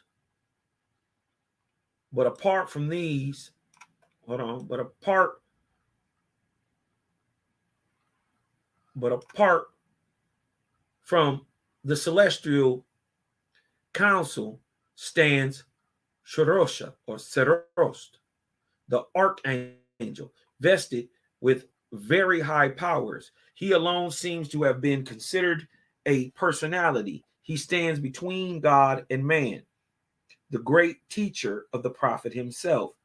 Here, dear reader, you have the great spirit control who was at the head of the band of spirits who used and inspired the great and immortal Persian medium, as he, Zarathustra, has led and controlled the spirit forces that have used the organism or the man of the contemned and persecuted medium. He shows the way to heaven and pronounces judgment upon human actions after death. He is, in the Yasna style, the sincere, the beautiful, the victorious, who protects our territories, the true, the master of truth, for his splendor, in beauty, for his power and victory. He is to be worshipped and invoked. He first sang the 5 gathas of Zarathustra's Pitama. That is, he is bearer and representative of the sacred tradition. That means if it's a tradition, that means it's already been going on. So that's how you know Zarathustra's Pitama is Zoroaster, not Zarathustra. You're starting to see it? Starting to see how you can tell the difference? He is the protector of all creation, for he slays the demon of destruction who prevents the growth of nature and murders its life. He never slumbers, but is always awake. He guards with his drawn sword the whole world against the attacks of the demons, endowed with bodies after sunset. Ooh, wait a minute. That remind me of the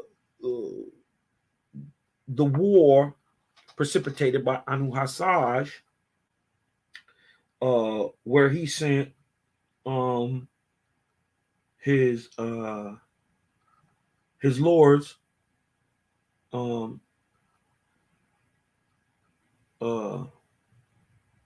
like Osiris, you know what I mean, and them down to the earth to start the 1,000-year war, or the roughly 1,000-year war. You know what I mean?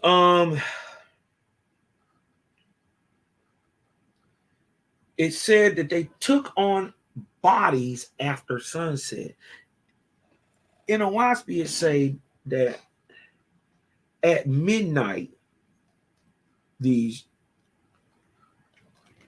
dark angels, these warrior angels, would come, and through the night they would attack. But at the day, at the breaking of dawn, which Owaspy explains, the light is a big help to the Asharic spirit watching over the man. You know what I mean?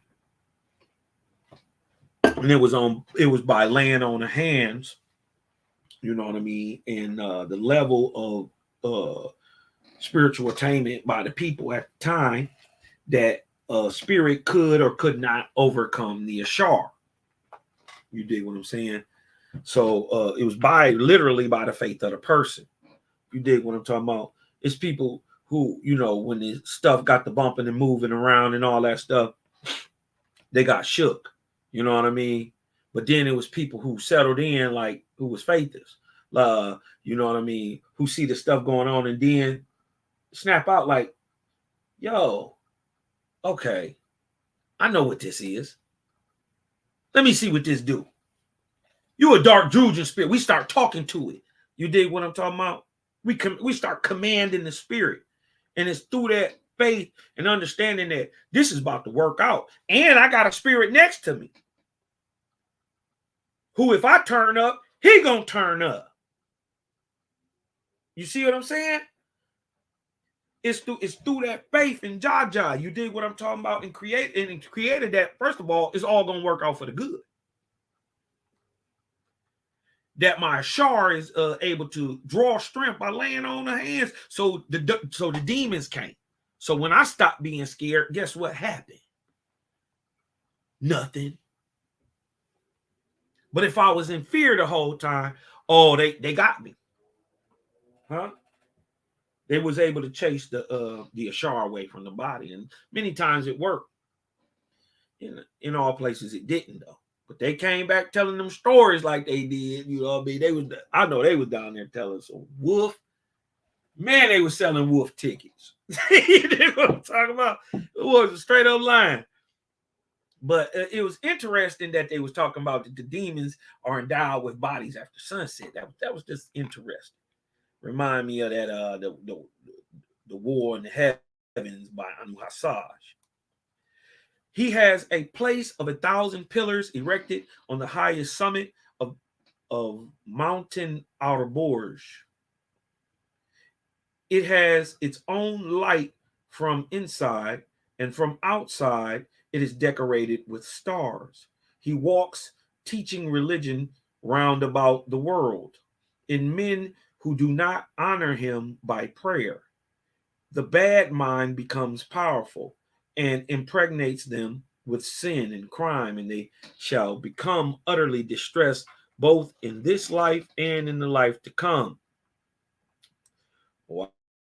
He explains that in the same manner as Ahura Mazda, his counterpart, Agramanius, was in later times endowed with a council imitated from the one just mentioned. Same thing. You dig what I'm talking about? Same thing. Anu Hassaj did. Made a council. Same thing Osiris did. You know what I mean? In the same manner as Ahura Mazda, his counterpart Agramanius, was in later times endowed with a council imitated from the one just mentioned, and consisting of 6 devas or devils, headed by Agramanius himself, who is then styled Devanam, or devil, arch devil.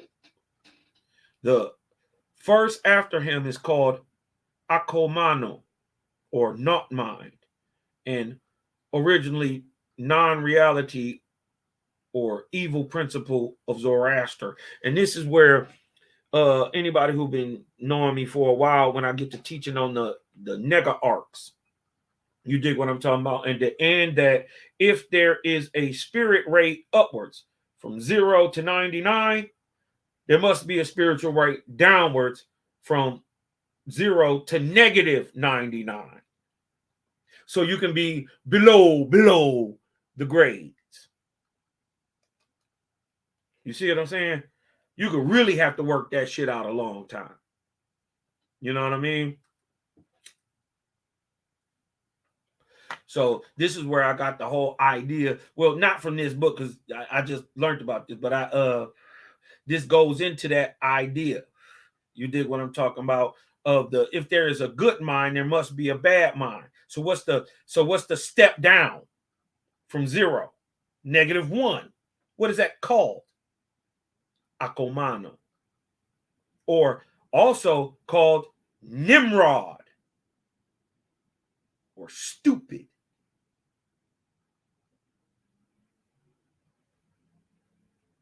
This is where I got the idea for nega arcs.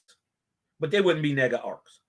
You know what I mean? Honestly, they would just be in the arc cycle, but I call them nega arcs because they depict time before man's creation in this garden, this 576,000 year period, which is only one of 23 144 period, 144,000 periods.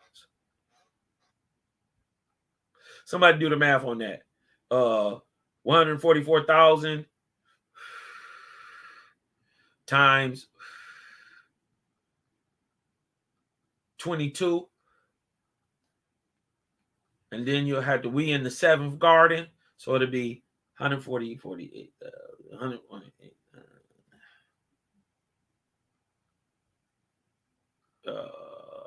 We in the 23rd garden or some.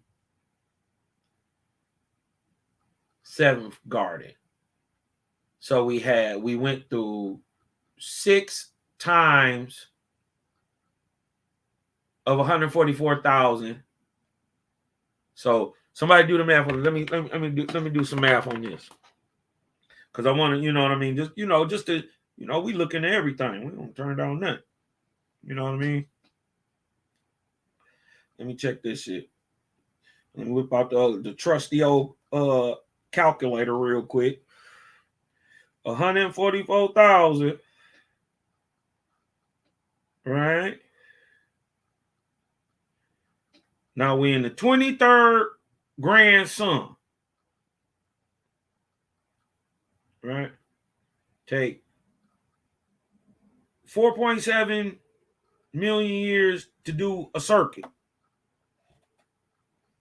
Right? There are 8 576,000 year periods in one of these 4.7 million. We are in the 7th one of the 23rd. So we got 144,000 times 22 because we're in the 23rd one. Right? That's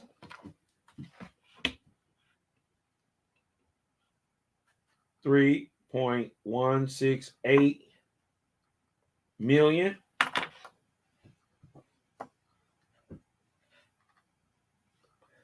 And we got 144,000, right? Oh, wait a minute. I just, did I erase a zero? Yep, 144,000 in the 6th revolution. So we're in the 7th right now.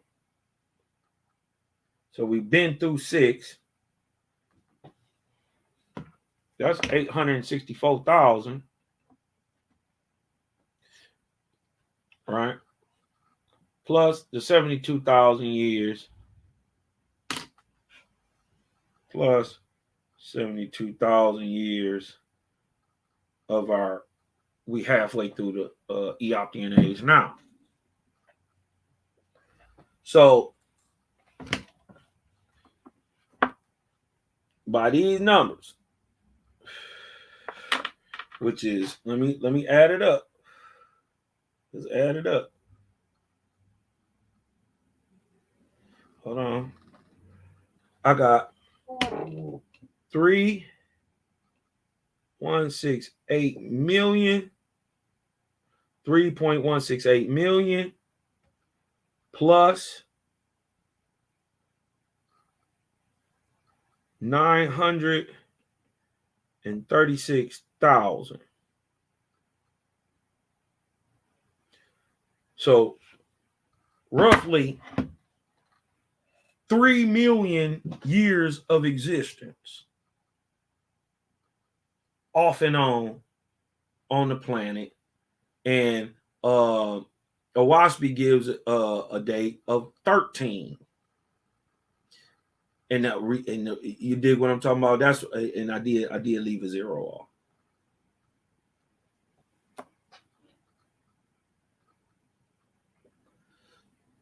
Man had been on the planet roughly 13 million years, off and on. It's crazy. It's crazy, man. You know what I mean?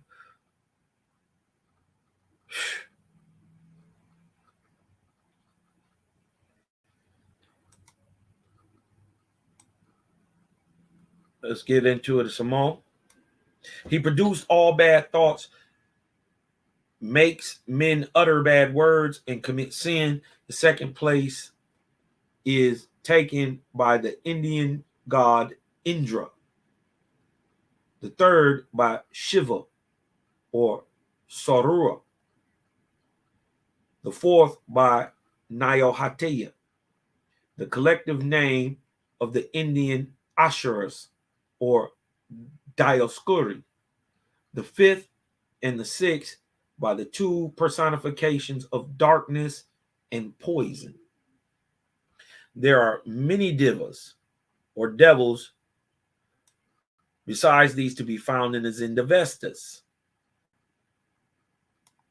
Most allegorical or symbolical names of evils of all kinds. While the heavenly council is always taking measures for the promoting of life, the infernal council is always endeavoring to destroy it.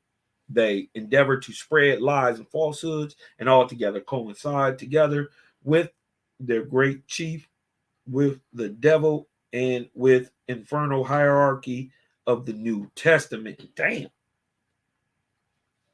Well, they made for there was where the Christian plagiarists found the original from which they took their theology of Satan and his legions. Well, they made for there was where the Christian plagiarists found the original from which they took their theology of Satan. Oh, this is why they think he a man.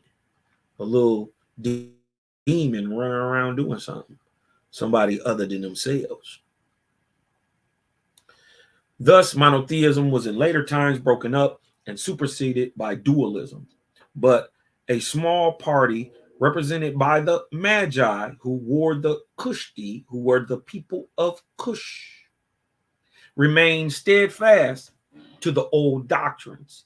Is this why we get them same sky? That's the same layout of the stars that we find in ancient Persia, we find in ancient Egypt, and also we find it in America. Is this why? Because it's really from the order of the priests and shit.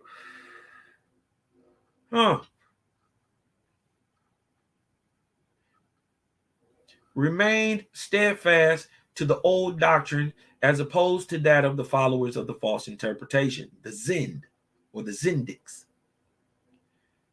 In order to prove their own interpretation of Zoroaster's doctrines, they had recourse to a false and ungrammatical explanation of the term Zervana Akarana, which, meaning merely time without bounds, was by them pressed into an identity with the Supreme Being.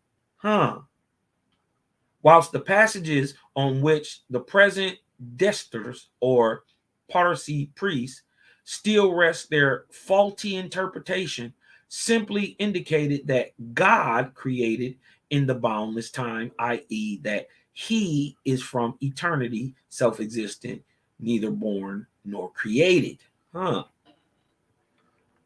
Two intellects, and two lives are further mentioned in the Zendavestas. By the former are to be understood the heavenly spiritual wisdom and the earthly wisdom, i.e., that which is learned by ordinary teaching and experience. The two lives are in the same manner distinguished as the bodily and the mental, i.e., body and soul. From these two lives, however, are to be distinguished the first and the last lives, terms which refer to this life and the life to come. the belief in the latter and the immortality was one of the principal dogmas of Zarathustra, and it is held by many that it was not through Persian influence that it became a Jewish and Christian dogma. Right? Let's let it breathe for a minute, man. Let's let it breathe for a minute. We've been going for a while. Man, we damn near 5 hours in, man. Let's pump some. Let's run the bids for a minute. Let's run the bids. Just for.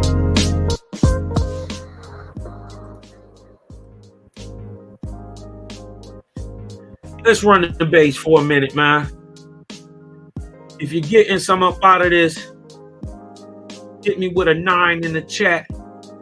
Hit me with a 9 in the chat if you're getting something up out of this. Shmisha in the house. Yeah, the gang. Who else we got up in here? Elijah 7. Who else we got up in here? Yahweh. Who else we got up in here? Fred.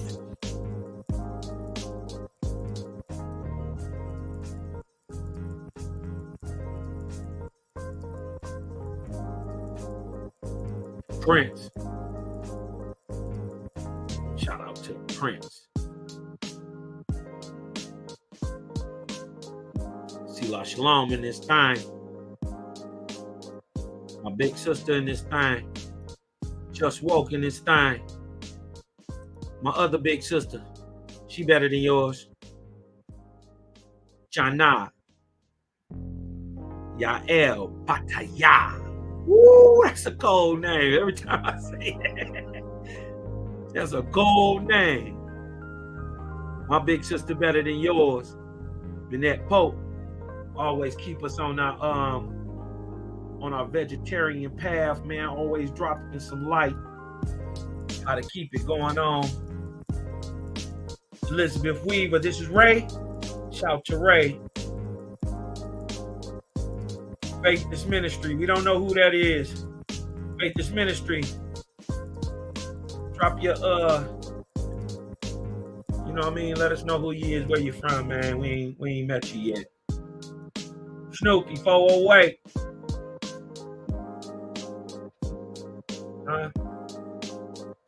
Kev. Me and Kev. We about to hey, look. Tell them what we got. We got hopefully next time, you know, Cosmo had the bomb drop and you did what I'm talking about. Y'all come on here, chat with your homeboy, man. You did what I'm talking about. If y'all getting something out this, man, hit your boy with a 9, man. You did what I'm talking about. Hit me with the Nina Body Bleeder, huh? I know about that. Yes, that 2226 Diana Ross cousin Nina. Huh? Y'all know nothing about that water. Dig what I'm talking about? Y'all know nothing about that water. All right, but let's get back into it, man. Let's finish this out. This thing is getting a little long. You know what I mean? But when you win it, you win it. You dig what I'm talking about? And we, you know, I want to get this information.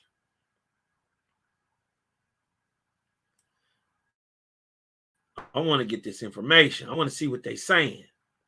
Heaven is called the house of hymns, a place where angels praise God incessantly in song. It is also called the best life or paradise. Waspi say that too. Hell is called the house of destruction. It is the abode chiefly of priests of the bad devil religions. The modern Persians called the former Behesht, the latter Duzak. Between heaven and hell, there is a bridge of the gatherer or judges over which the soul of the pious passed unharmed. Is he talking about Shinva? While the wicked is precipitated from it into hell. Ooh, sound like it. The resurrection of the body is clearly and emphatically indicated in the Zendavesta, and it belongs in all probability to Zoroaster's original doctrine. He's right. Not as has been held by some to later times when it was imported into his religion by other religions. A detailed description of the resurrection and last judgment is contained in the Bodhesha, or the Buddhahesh, my bad.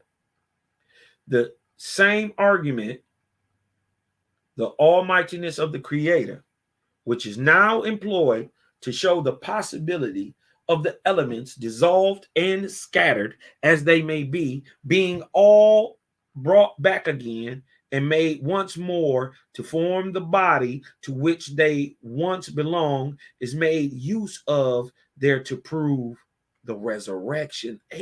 Wow.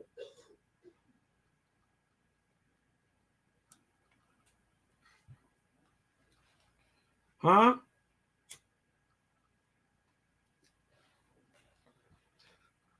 Is they talking about corporeal substance sublimated in ether, put into motion by the vortex?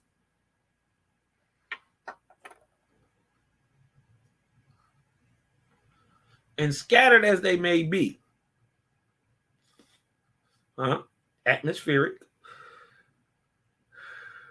or chemical basis or gaseous state,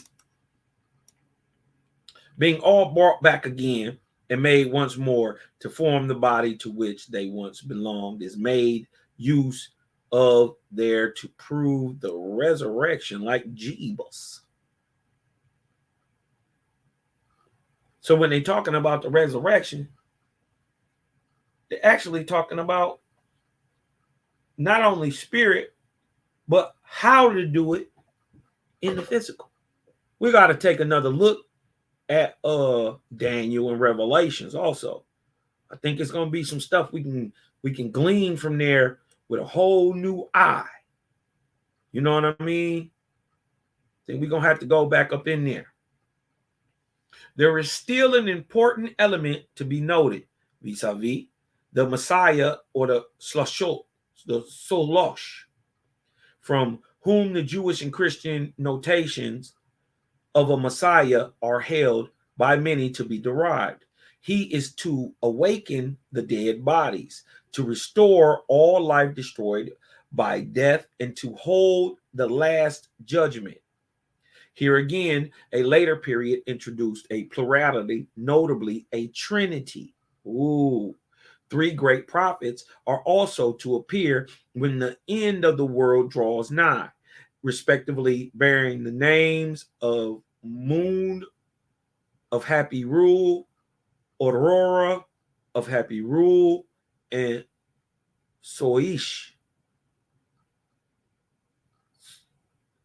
Siush, who is supposed to be the son of Zarathustra, begotten in a supernatural way. And he will bring with him a new portion of Zendavesta, hitherto hidden from man. Could that be a waspy? Even a superficial glance at this sketch will show our readers what very close parallels between Jewish and Christian notions on the one hand and Zoroastrianism on the other are to be drawn.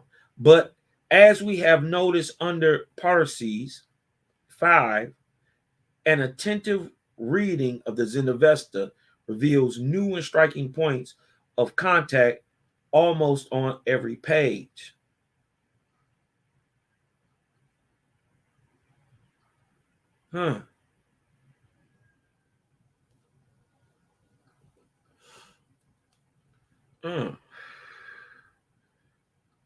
But he say, this part interested me right here. And he will bring with him a new portion of the Zendavesta. hitherto hidden from man. Who was that told us? Wasn't it Daniel that said that the books was closed? That a certain was it Daniel that told us that? That the certain scrolls wouldn't be open to a certain time? Was that Daniel? Or was that Isaiah? I want to say it's Daniel. Books were lost because during the time of Ezra, there was none and hadn't been none for 400 years, so couldn't have been none from the time of Daniel. It was Daniel.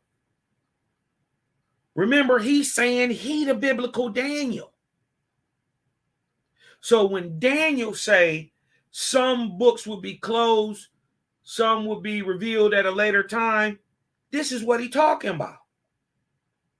Oh, that's right there showing the connection back to the Zoroastrianism.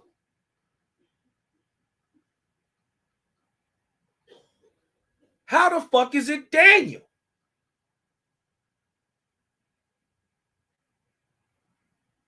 Wow. That's a crazy, either it's truth or that's a crazy, I don't even believe in coincidence. Huh. And it was supposed to be his son, begotten in a supernatural way. Huh?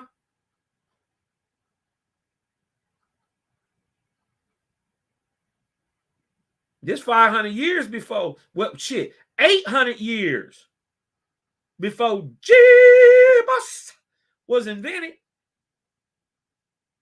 We got Apollonius, shit, 300 years before Jesus.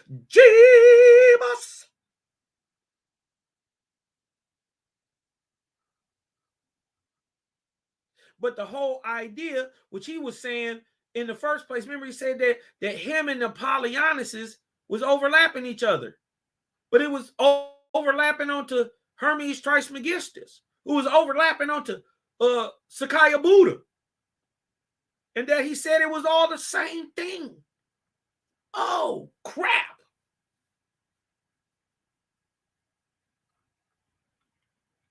Oh, man, listen, there's something in that book of Daniel we're not looking at. We've been looking at it the wrong way. Even a superficial glance at this sketch will show our readers that very close parallels between Jewish and Christian notions on the one hand and Zoroastrianism on the other are to be drawn. But as we have noticed under Parsi's, an attentive reading of the Zendavesta reveals new and striking points of contact almost on every page. I gotta go back into the Zendavestas. I got it somewhere at the crib. I'm gonna go find it, dig off into the stuff. We'll just move. So I got some books and stuff that I haven't pulled out yet, but I have the Avestas. We have the foregoing sketch mainly followed Hog. What? Hog? Are they talking about the Hog who was son of Brahma, brother of Veda?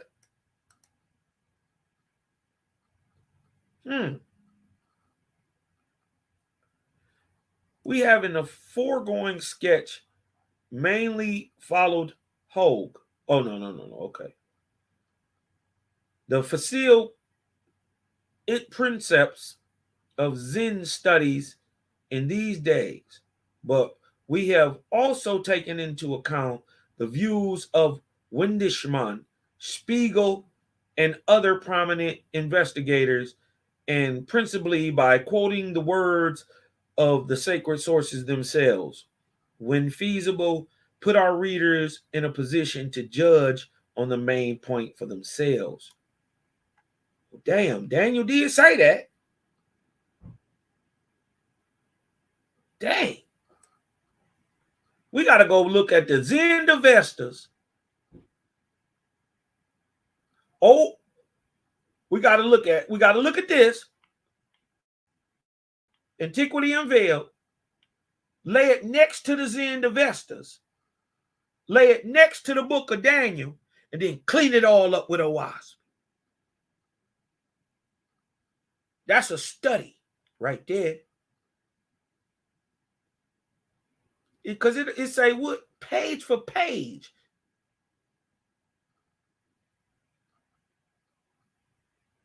It'll bring out stuff. We cannot, however, do better than thus briefly summarize in conclusion the principal doctrines of Zarathustra as drawn from a certain speech contained in the Gathas, which in all probability emanates from Zarathustra himself. We'll see. Everyone in the world, which probably though comes from Zoroaster, but we'll see. Everywhere in the world, a duality is perceived, such as the good and the evil, light and darkness, this life and that life, human wisdom and divine wisdom. Only this life becomes a prey to death, but not that hereafter, or which the destructive spirit has no power. In the universe, there are from the beginning two spirits at work, the one making life and the other destroying it. See, right there is a problem. We got a problem. Houston.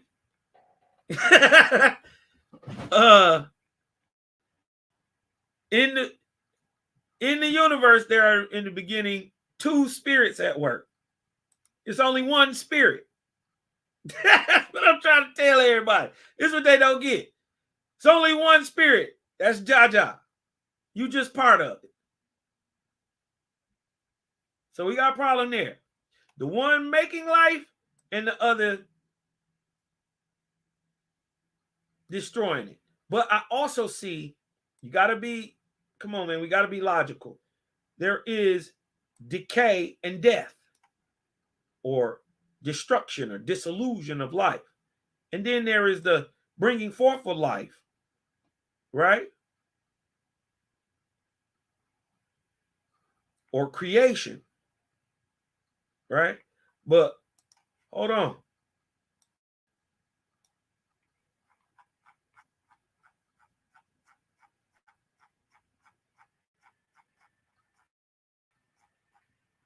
Let's go to the book of Jehovih.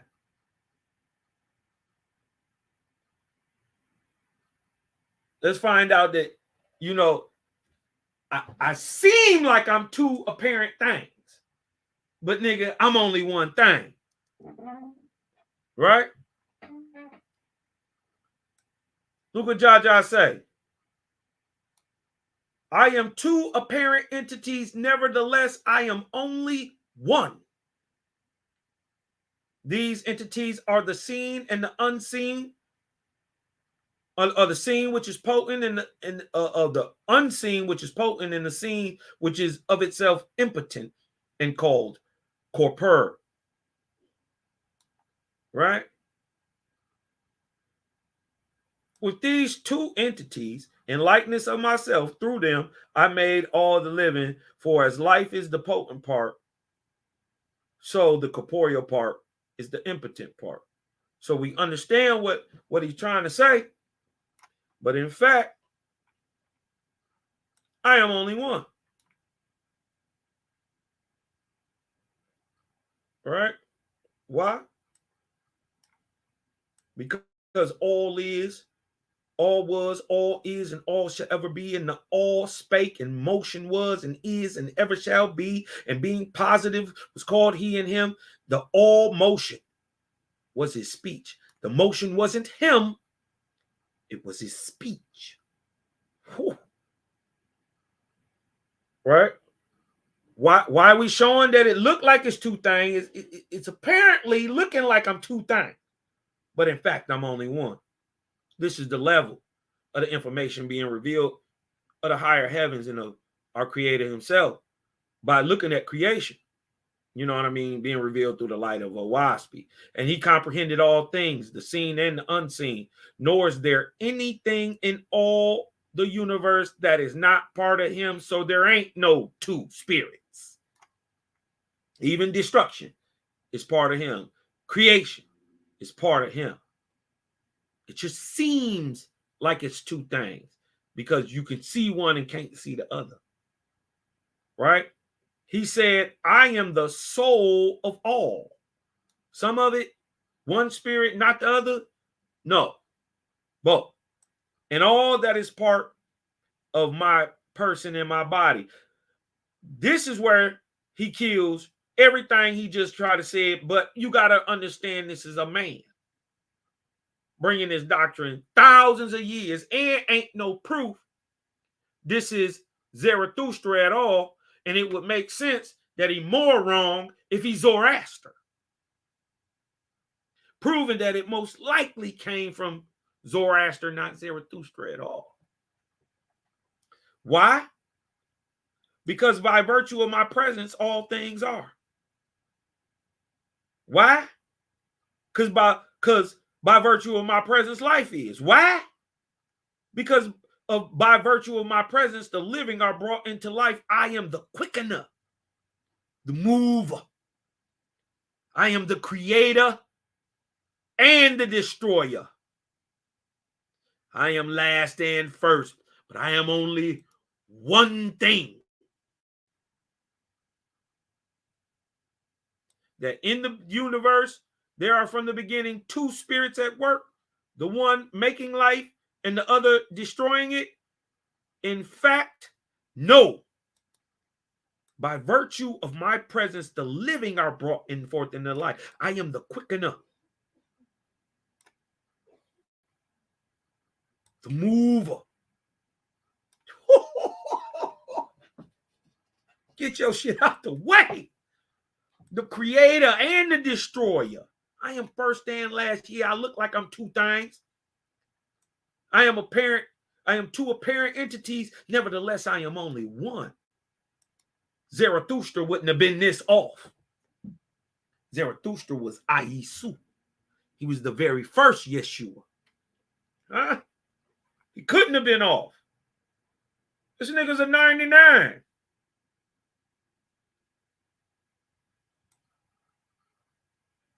Both these spirits are accompanied by intellectual powers representing the ideas of the Platonic system on which the whole moral world rests.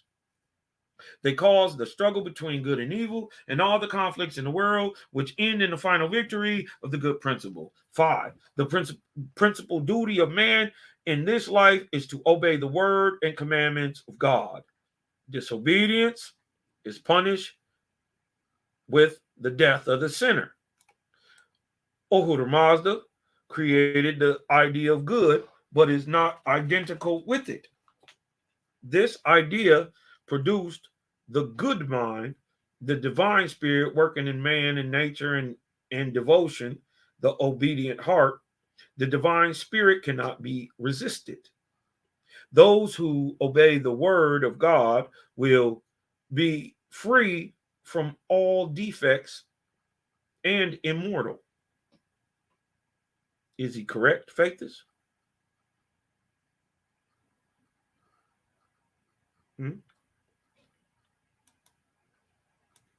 If you mean by God, the creator, if you mean by God, true God, who gonna do nothing but lead you to creator, then yeah. What is he right by these words? Those who, without spiritual eyes, just let's dumb it down a little bit. Those who obey the word of God will be free from all defects and immortal. Can you see that in the world today? No. And as a matter of fact, most religious people are usually the sickest, full of defects, and totally mortal.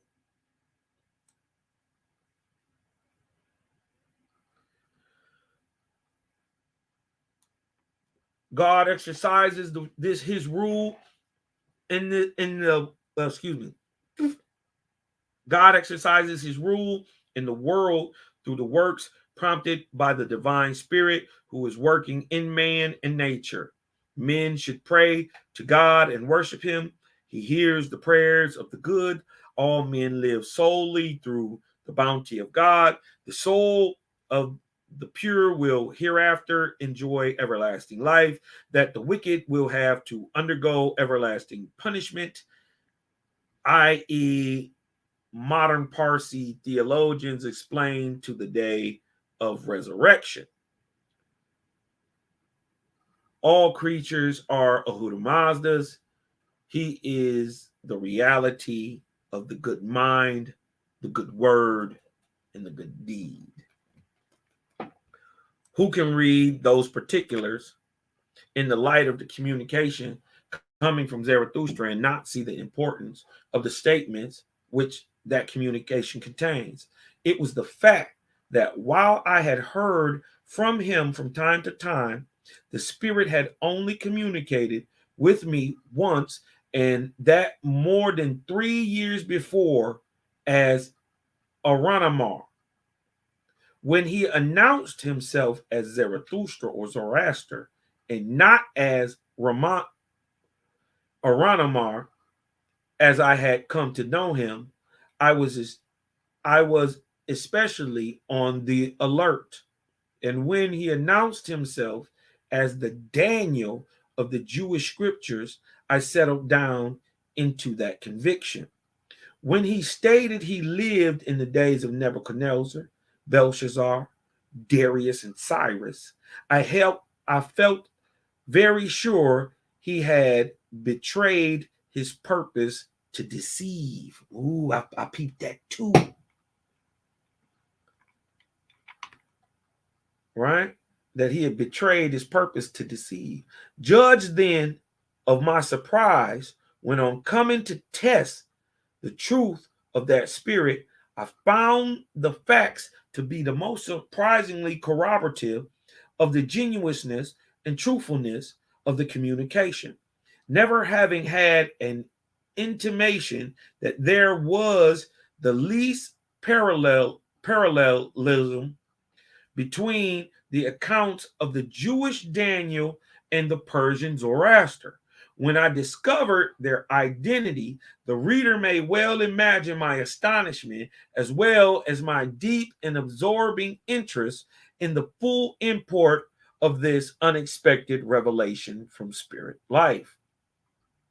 It is true that the scripture legend called the Book of Daniel, it is stated that prophet and seer, it is stated that that prophet and seer was at the courts of Nebuchadnezzar, Belshazzar, Darius the Mede, and Cyrus, the king of Persia. But the Spirit seems to have designedly mentioned a circumstance that shows that the time that he lived could be fixed with the greatest certainty, while the book of Daniel is strangely at fault in fixing the time of the reign of the third mentioned king. The spirit of Zoroaster says that he not only lived at the courts of the two first named Babylonian kings, Nebuchadnezzar and Belshazzar, but that he subsequently lived at the court of Darius Hydaspes, at the spirit gave as the spirit gave the surname. There is not a question that this designation of the king Darius to whom he referred was the Darius Hydaspes of the books of Ezra, Haggai, and Zechariah. Whether Hydaspes or Hydaspes is the correct rendering, I have no means of determining. The difference is between the D and the ST. That Zarathustra lived and wrote in the reign of Darius Hydaspes is certain.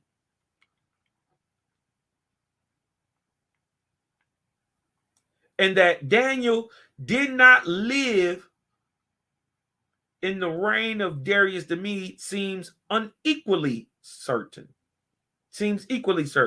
Now, as Zoroaster, the Magian seer, knew under what king's reign he lived and wrote, and the Jewish prophet Daniel did not. We conclude that justice requires us to believe the spirit of Zoroaster and to disbelieve the book of Daniel so far as that very essential point is concerned.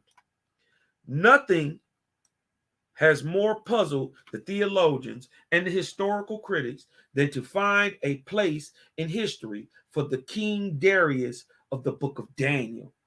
On this point, we will here cite the American Encyclopedia to show how this matter stands. It says Darius, Greek Darios, Hebrew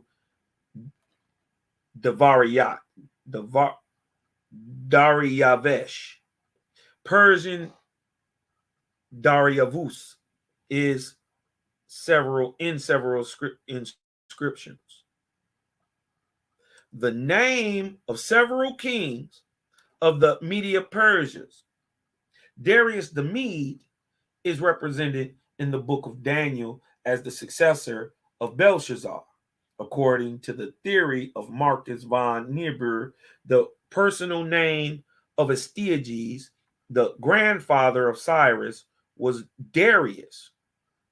Astyages being a national and not a personal name. And that king, the Darius the Mede of the book of Daniel. Damn. Another hypothesis is that he was identical with Cyaxares II, mentioned by Xenophon in the Encyclopedia of the son of Astyages and maternal uncle of Cyrus, who married his daughter. Being an indolent, luxurious man, Cyaxares, according to Xenophon, left the real exercise of power entirely in the hands of Cyrus as the immediate successor of Astyages. Josephus seems to have adopted this view, since he says that Babylon was taken by Darius and Cyrus, his kinsmen, and that Darius was the son of Astyages and was known among the Greeks by another name, which he does not mention. Still another theory is that Darius the Mede was a member of the royal Median family and was merely viceroy at Babylon for 2 years until Cyrus came to reign there in person. This appears to be corroborated by the expression in Daniel, Darius the son of Astyages, Ahasuerus, of the seed of the Medes, who was made king over the realm of the Chaldeans. Get that whole term Chaldean another look at too, right?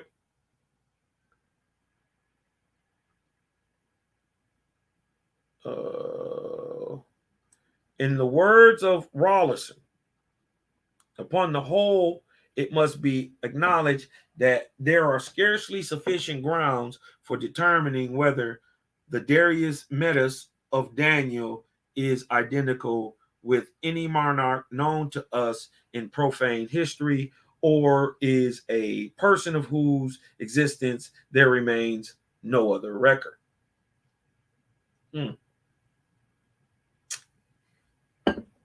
Rawlinson is certainly right when he says that biblical and profane history are at fault and irreconcilable in regard to the identity of the Darius of Daniel. And but for the communication of the spirit of Zarathustra, that identification might have remained undetermined. By one of those strange successions of events by which concealed truth is brought to light, I am enabled to demonstrate a point that no learned critic has ever been able to elucidate, and to make clear two facts First, that the book of Daniel was a Jewish plagiarism of Chaldean legends, and second, that it was written after the middle of the 5th century BC. The writer from whom we have quoted above continues, Darius Hystaspes of Hystaspes, Persian Vistaspa or Ustaspi, of the royal race of the Achaemenid, reigned 521 to 486 BCE. According to Herodotus, he was marked out for the empire during the life of Cyrus, who saw him in a dream with wings overshadowing Asia and Europe. That dream of Herodotus or Cyrus has certainly played havoc with the historical and chronological correctness of the sacred book of Daniel, for it led the Hebrew plagiarists into a blunder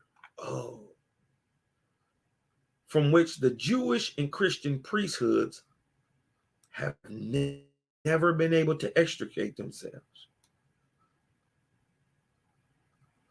When the book of Daniel was written, the only historical data concerning the reigns of Darius and Cyrus were embraced in following authors, to whom the American Encyclopedia under the head Cyrus alludes thus.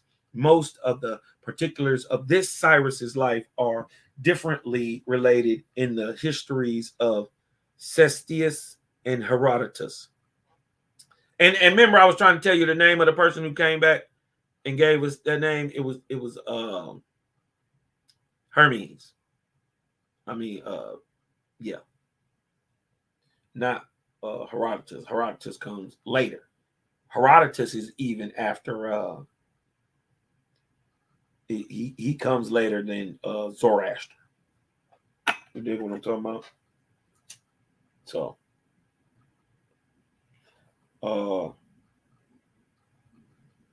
man, what is this dude's name? Start with an H. First European author to write, period. We don't see no written language before him in Europe, period. You know what I mean? And this is roughly 750 BC, the whole time of the Greeks. You dig what I'm talking about? What is his name? It's not Herodotus. It starts with an H. It's slipping my mind.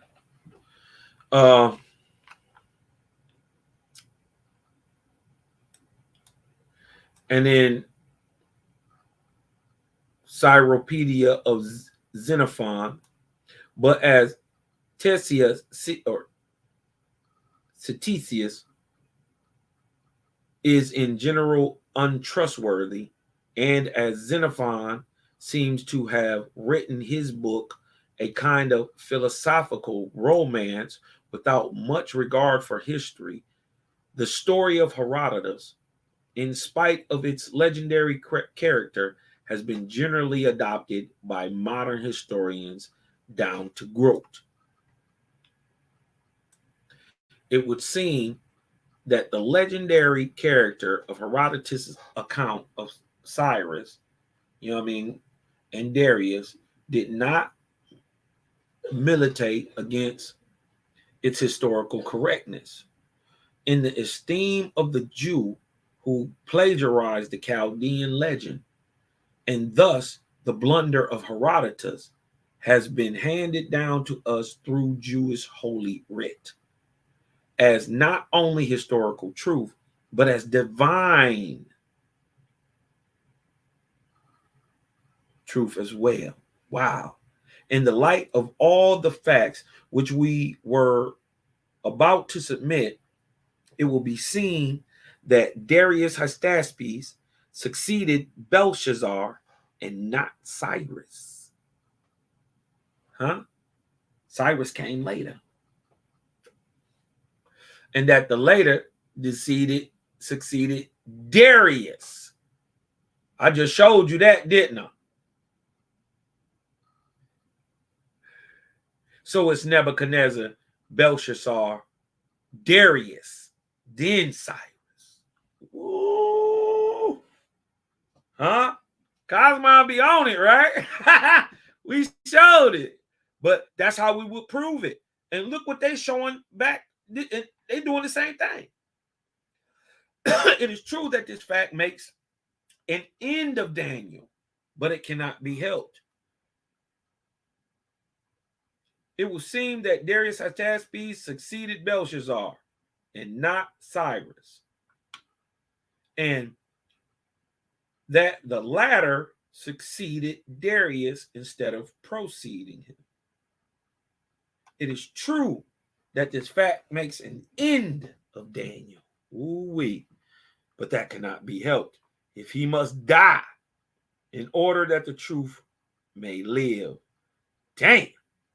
They done chopped Daniel's head off. Forget the old thing. They done killed the whole Old Testament. Killed this nigga Daniel. I must here give a brief account of Zarathustra as gathered from the Persian author Zoroaster, son of Balaam. 3 months before Zarathustra was born, his mother had a frightful dream about which she consulted an astrologer who assured her she had no cause to fear any trouble for her child and who predicted his future glory.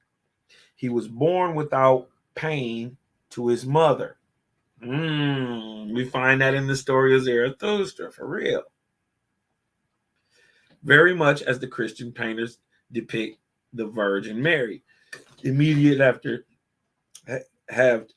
having given birth to the newborn Jesus. The astrologers were jealous of him from the moment of his birth and sought in various ways to kill him, but he was protected by Ahura Mazda. These efforts to destroy him continued until he completed his seventh year. Okay, so that would be the time of early Asha, the king of Oas, Shojan. You dig what I'm talking about? All in the first book of God. His generosity and goodness were not less remarkable. He was prodigal with his charity and consolation, helped those who sought his help, gave away his clothing and food, and thus acquired great celebrity among the people. At the age of 30, just about the age when Jesus is said to have begun his mission, he was drawn to Iran, as the latter had been to Jerusalem. Iran here meaning the seat of the Persian learning and power. He then quitted his home and country, and after wandering about for some time, he found himself in the country of delights, something after the description of paradise. From that lovely country, he went up into the mountains, as Moses is said to have done, where one Bahman, whose hand was covered with a veil, led him through throngs of angels to the throne of Ahura Mazda. There Zarathustra questioned Ahura Mazda regarding morals, the celestial hierarchy, religious ceremonies, the end of man, the revolutions and influence of the stars, etc. Man, this is given in the first book of God. You know what I mean? The question, the actual conversation between Ahura Mazda, not Ahura, Ahura, the master of men, right? Not the master of life, but the master of men, Ahura Mazda, right? Had with Zarathustra. And all these questions that they saying Zarathustra asked, he asked. We get that story in the first book of God in Owaspy, man. Y'all get that Owaspy, man. He then received from Ahura Mazda the Zindavesta. Now, if this is what they're talking about, well, then we know the Zindavesta comes much later. Over 6,000 years later. 6,500 so years later. Right? So, but Remember, they keep confusing the two. He then received from Ahura Mazda the Zendavesta, the sacred books of the Persians, with the command to proclaim his teaching to King Gustav, who would protect the new religion and adopt it as his own. He then returned from Ahura Mazda with the Zend in one hand and the celestial fire in the other. The astrologers and magicians, apprised of his return, collected a great army to prevent his passage to the king of Iran. They were, however, scattered in utter confusion by the power of Ahura Mazda. Reaching the king's palace and making known his mission, is this when he was questioning Asha?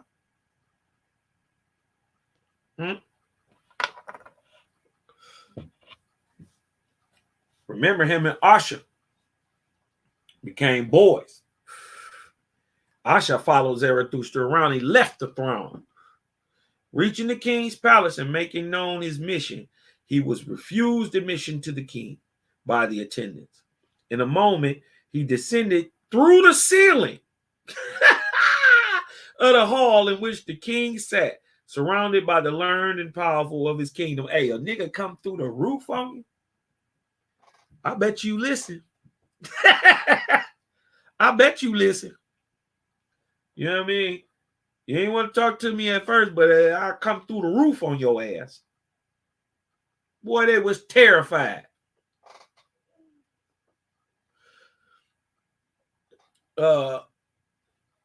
He was questioned by the king and the sages.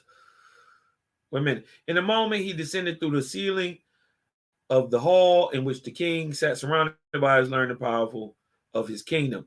He was questioned by the king and the sages present concerning every department of knowledge, and he answered them all with so much ease and manifest erudition that the king was delighted to welcome him and gave him magnificent apartments near the palace. For 2 days, he discussed with the sages every question which they raised to embarrass him with entire success. Some days after he presented the Zendavesta to the king, announced to him his mission, and pleaded with him to embrace the true laws of that God who had made the 7 heavens and the stars and the earth, who had given him his life and his crown, and who offered to all faithful worshipers of his power and immortal glory after death. Neither the reading of the Zendavestas nor the eloquence of the prophet sufficed to convince the king. Gustav demanded time to consider the miracles to attest the truth of what Zarathustra told him. We get this in Asha too. Is Gustav's? Is that Asha? Or could there's another king who was also mentioned? Call him Soki, or the Sun King. But the conversation between a great king and Zarathustra is Asha, Gustav's. Also showing that it must come from a different time. These were finally given to a wonderful extent, miracles to attest. Well, Gustav demanded time to consider and miracles to attest the truth of what Zarathustra told him. These were finally given to a wonderful extent, and the king became satisfied to accept the new religion, and did so using all his royal influence to induce his subjects to do the same. Not satisfied with this, Gustav wrote to the governors of neighboring countries to accept the religion of Zarathustra. This was done by Asha. Some beyond, others refused. Some obeyed, others refused. Rapid was the spread of the new law, yet it was too slow to satisfy the ardor of Gustav. He went to war with the king of Turan, incited hereto by Zarathustra. Then follows a long account of the war between Iran and Turan. Turan? That's still standing today. Turan, also, Turan is the father of Abram.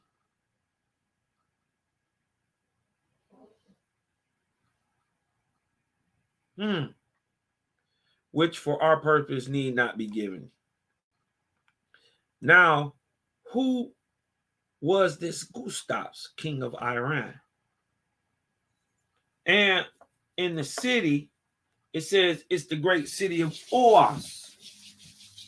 Huh? We know where Oas is.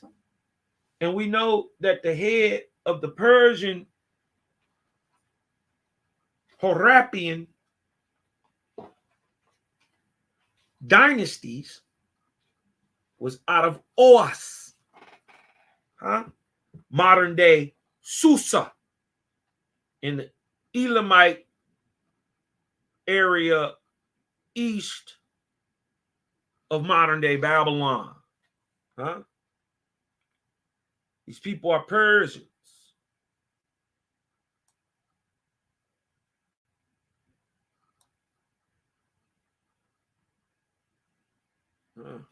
Now, who is this Gustavus, king of Iran? That question once definitely settled, and we can then determine almost to certainty the truth of the spirit communication that we are commenting on. On that point, Thomas Dictionary of Biography and Mythology says Gustavus or Gustavs, written also Gostas, Histaps, and Kishtaps, is a famous Persian hero. Now, when you get to Shahnameh, you'll get up on Gustavs. You dig what I'm talking about? And king. He was a famous Persian hero and king who had been by some writers identified with Darius the First, Hystaspes.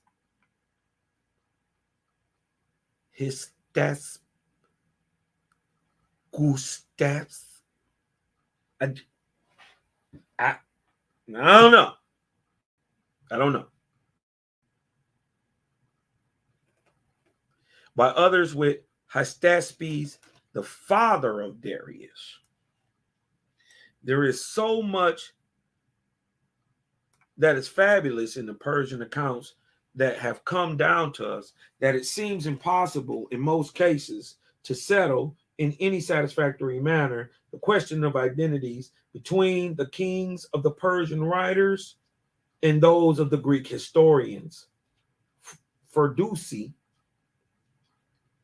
who is generally believed to have taken the facts of the Persian history for the basis of his great poem, the Shahnameh, represents Gustavus as having ruled over Persia many years as an absolute sovereign and as having under his command 1,000 warriors armed with shining steel, which could not very well refer to Hystaspes, who was but a satrap or inferior prince under Cambyses, but would answer exactly to the circumstances of Darius Hystaspes, as Darius in Persian or Dara was not originally a proper name, but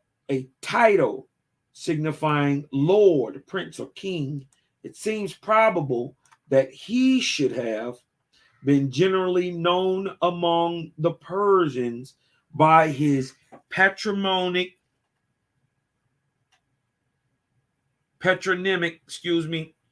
Hystaspes, in Persian, Gustavus.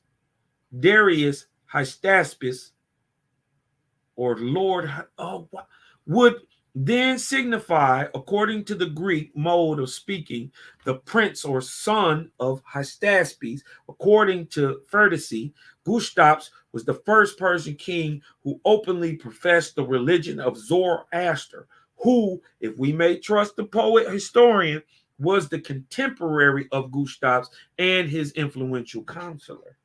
Oh, under the title of Hystaspes, The same work says, Hystaspes Greeks, Eustace, a satrap of Persia and the father of Darius, lived about 550 before Christ. He is said to have been first who introduced into Persia the learning of the Indian Brahmins. According to one account, he was the chief of the Magians, which accords with the Persian tradition that Gustavs patronized the religion of Zoroaster.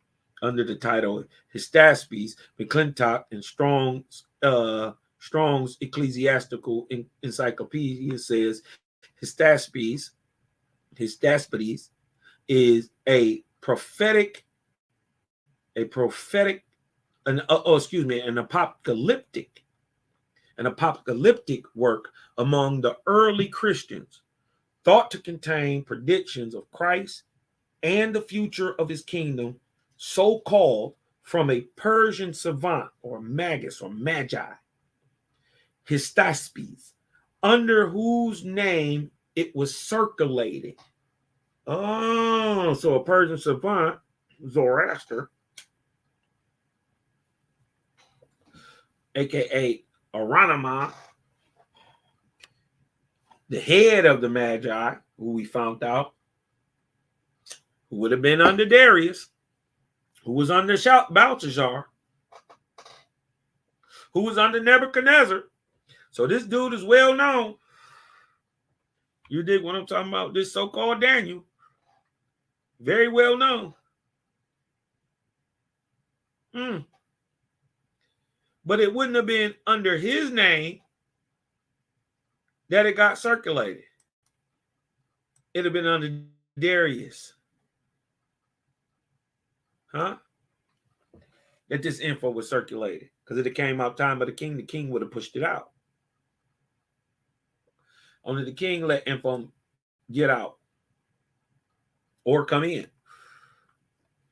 As in the case of the Sibyllines, the work in question seems to have been an attempt made by the early church fathers to find in the religion and philosophical systems of the heathen predictions of and relations of the Christian religion. The first mention of these Vaticania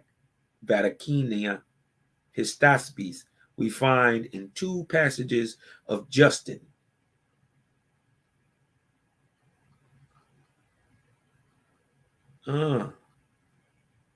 According to the first passage, the destruction of the world is predicted by Hystaspes as it is foretold by the Sibylla,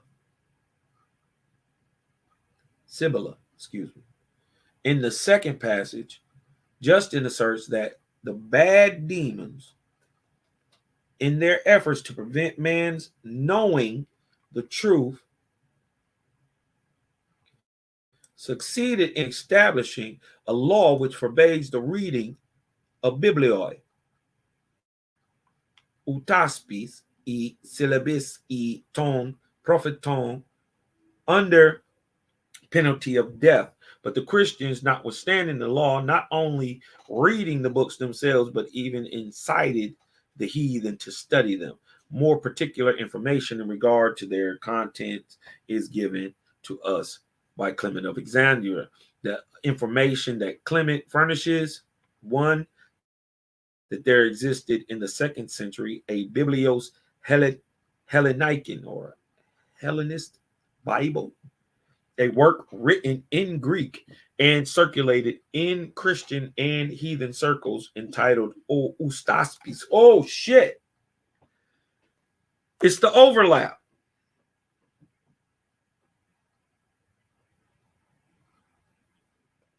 It's the overlap. The Christians found in it even more plainly than the books of the Sibyllines references to the Christ and the future of his kingdom, and especially a reference to Christ's divine sonship, to the sufferings which awaited him and his followers, to the inexhaustible patience of the Christians, and the final return of Christ. Wow. The third and last of the church fathers who make mentions of Hystaspes is Lactantius. Lactantius.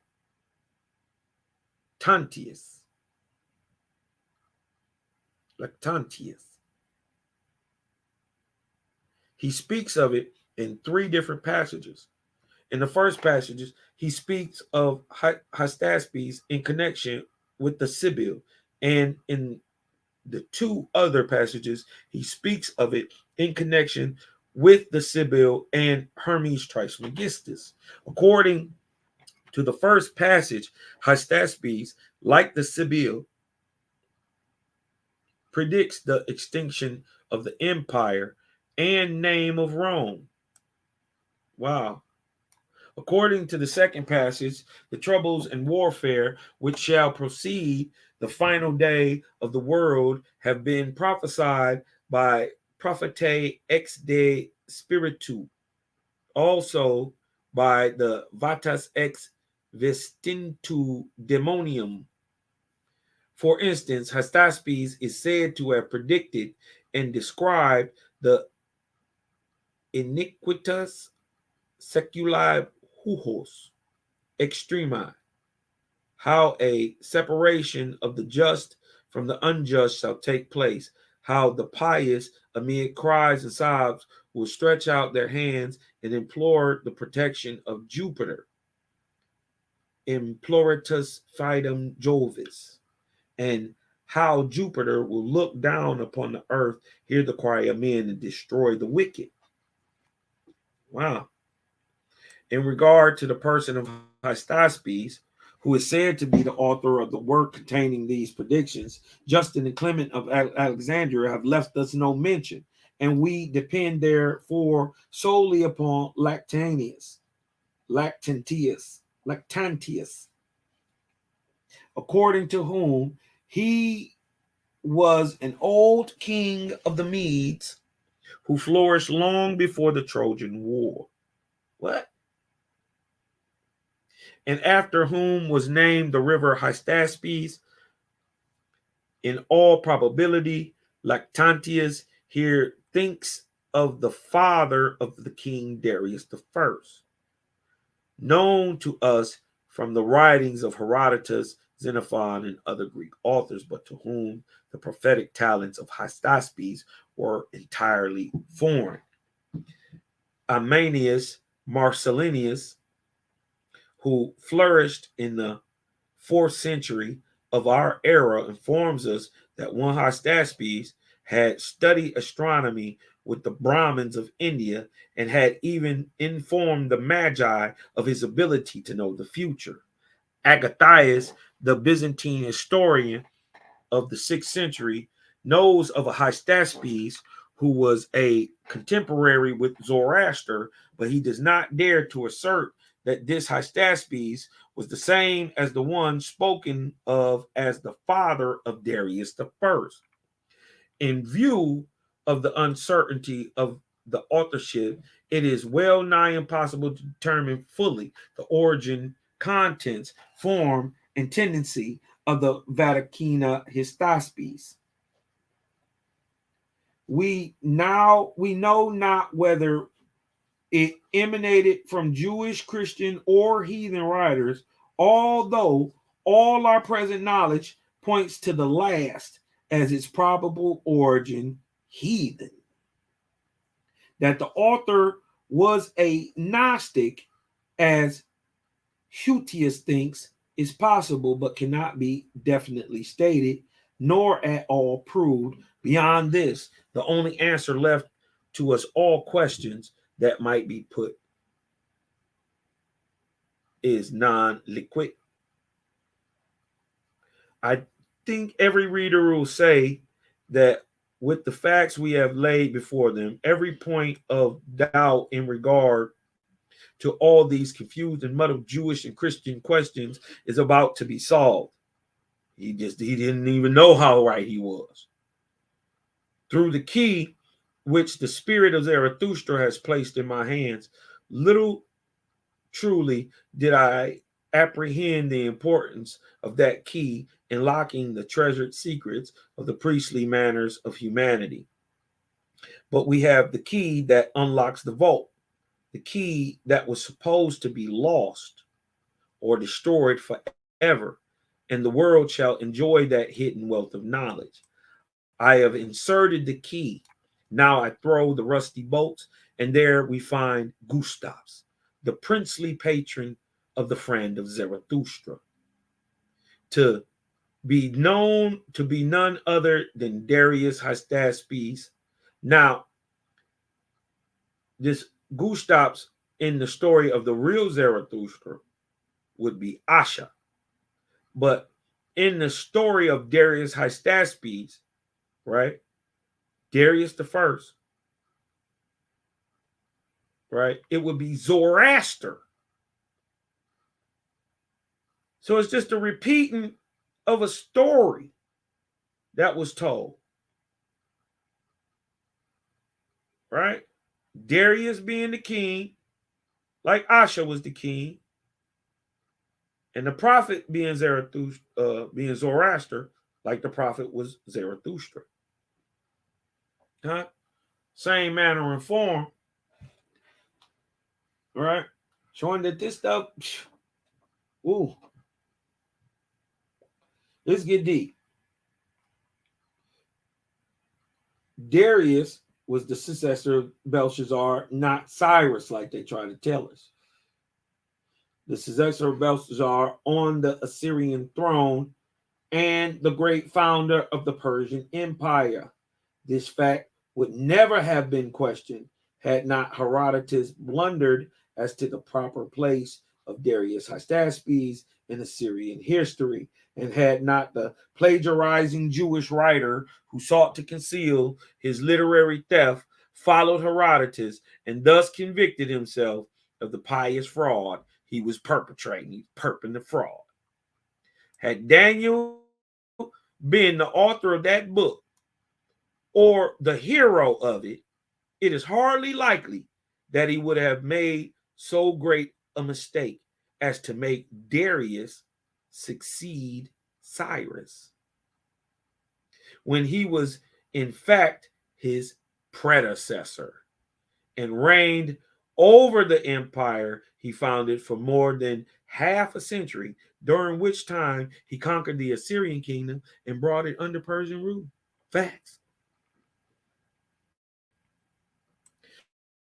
Thus, we see not only that the errors of history are corrected by this communication with the spirit Zarathustra or Zoroaster, but that the identity of the spirit is established beyond all question.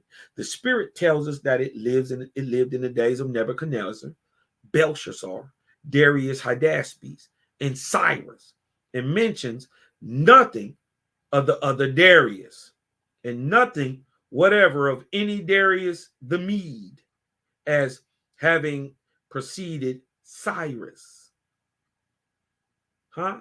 The book of Daniel does not pretend that he, Daniel, lived in the reign of Darius Hydaspes, and therefore he could not have lived in the reign of Nebuchadnezzar, Belshazzar, and Cyrus, for it is certain that the Darius of whom the book of Daniel speaks must have preceded Cyrus. Got him. Got him. And that Darius could have been none other than Darius Hystaspes or Hydaspes, who the other books of the Jewish scriptures allege succeeded Cyrus.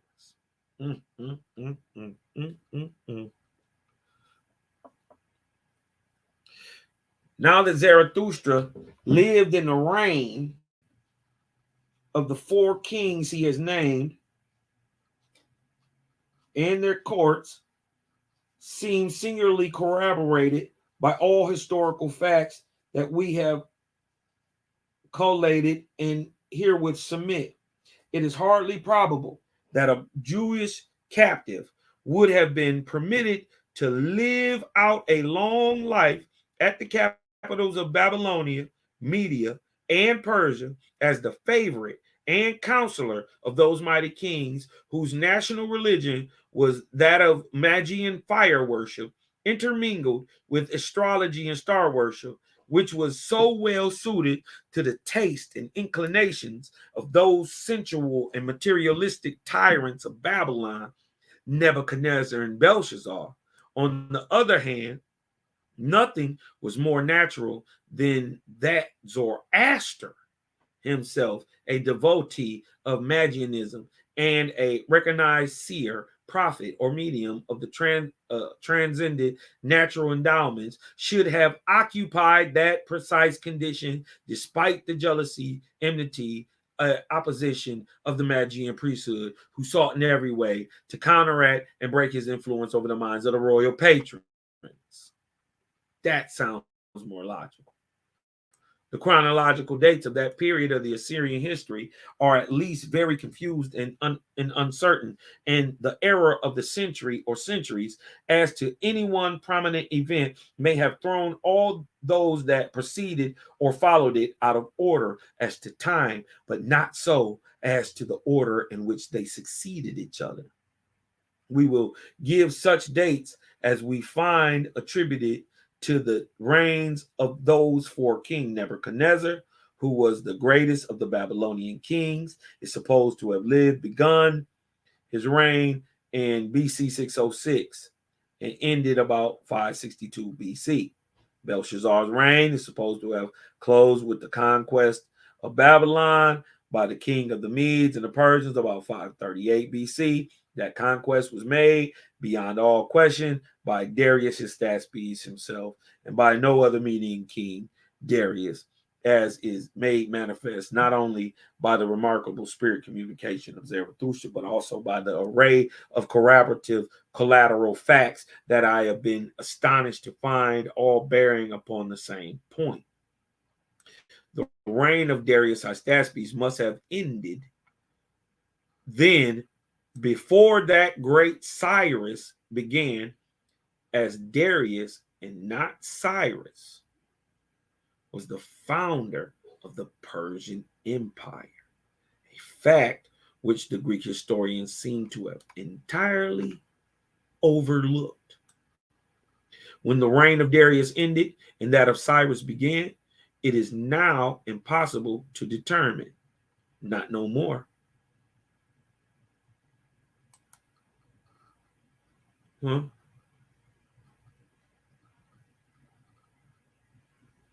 Not no more.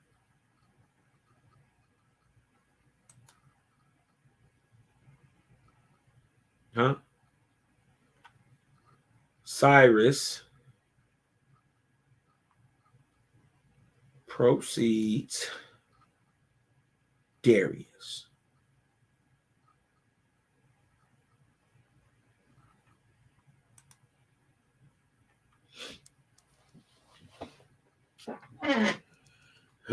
When the reign of Darius ended and that of Cyrus began, it is now impossible to determine, but now we must have been, but it must have been within the period of a single life, dating from a period of not more than a few years before the beginning of the reign of Nebuchadnezzar. We so infer from the fact that in the first chapter of Daniel, it is stated that Daniel was a child when Nebuchadnezzar captured Jerusalem, which was very shortly before his reign began. And as it's stated in the second chapter of Daniel, that it was in the second year of his reign that Nebuchadnezzar dreamed the dream that none of the magicians and the astrologers and the sorcerers and the Chaldeans could show the king. It must have been when Daniel had hardly emerged from childhood, when it was said in the Jewish books, he showed the king his dream and the meaning of it. From that time, it is said that Daniel survived until after the third year of Cyrus. Now we know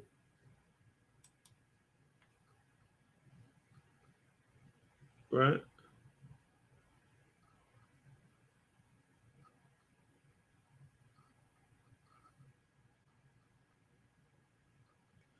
Founder of the Achaemenid First Persian Empire.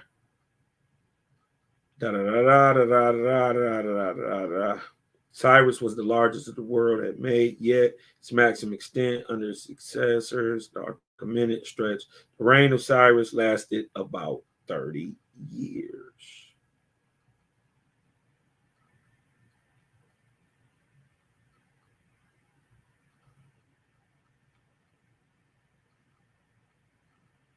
Cyrus did not venture into Egypt. He was alleged to have died in battle while fighting in Massagote and ancient Iranian nomadic tribal confederation along the Sir Daria in December of 530. So we see Darius, commonly known as Darius, ruler who served as the third king of kings of the Achaemenid, reigning 522 after. Boop. Which, supposing Daniel have lived to the age of 70 years, would have been until BC from 545 to 555. It is not pretended in the book of Daniel that Nebuchadnezzar became a convert to the Jewish religion. So in the case of King Belshazzar, it is not pretended that he became a convert to the religion of the Jews.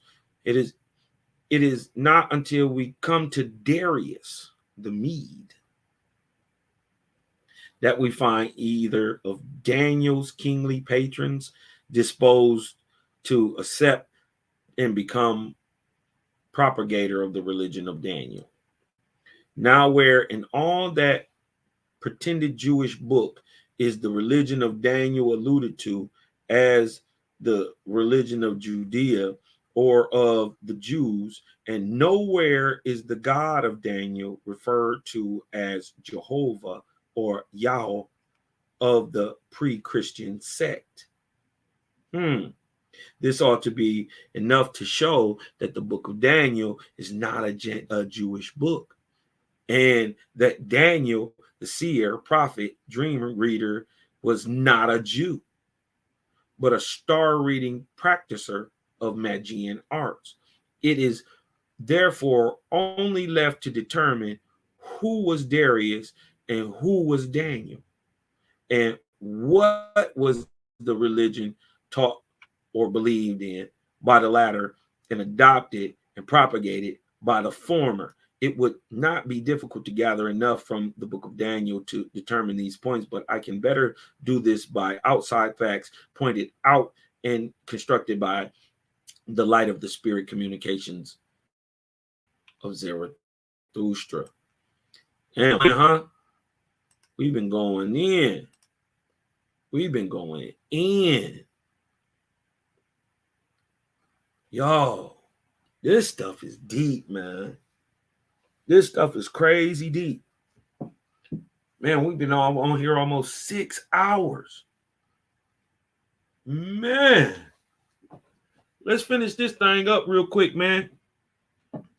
Ooh-wee. But if y'all getting something up out of it, man, hit me with a vortex in the chat. Cosmonian still coming up through here, man. Hit me with some vortexes in the chat. Hit me with some fire in the chat. You dig what I'm talking about? Sub, like, share this mug, man. Get this out here to your peoples, man, because they still fooled. Hit me with some vortexes. Hit me with some fire in the chat. Hit me with some muscles. You dig what I'm talking about? Hit your boy with some of them muscles in the chat. You dig what I'm talking about? Hit me with that fire and vortex. You dig what I'm talking about? Let's get right back into it, Cosmo.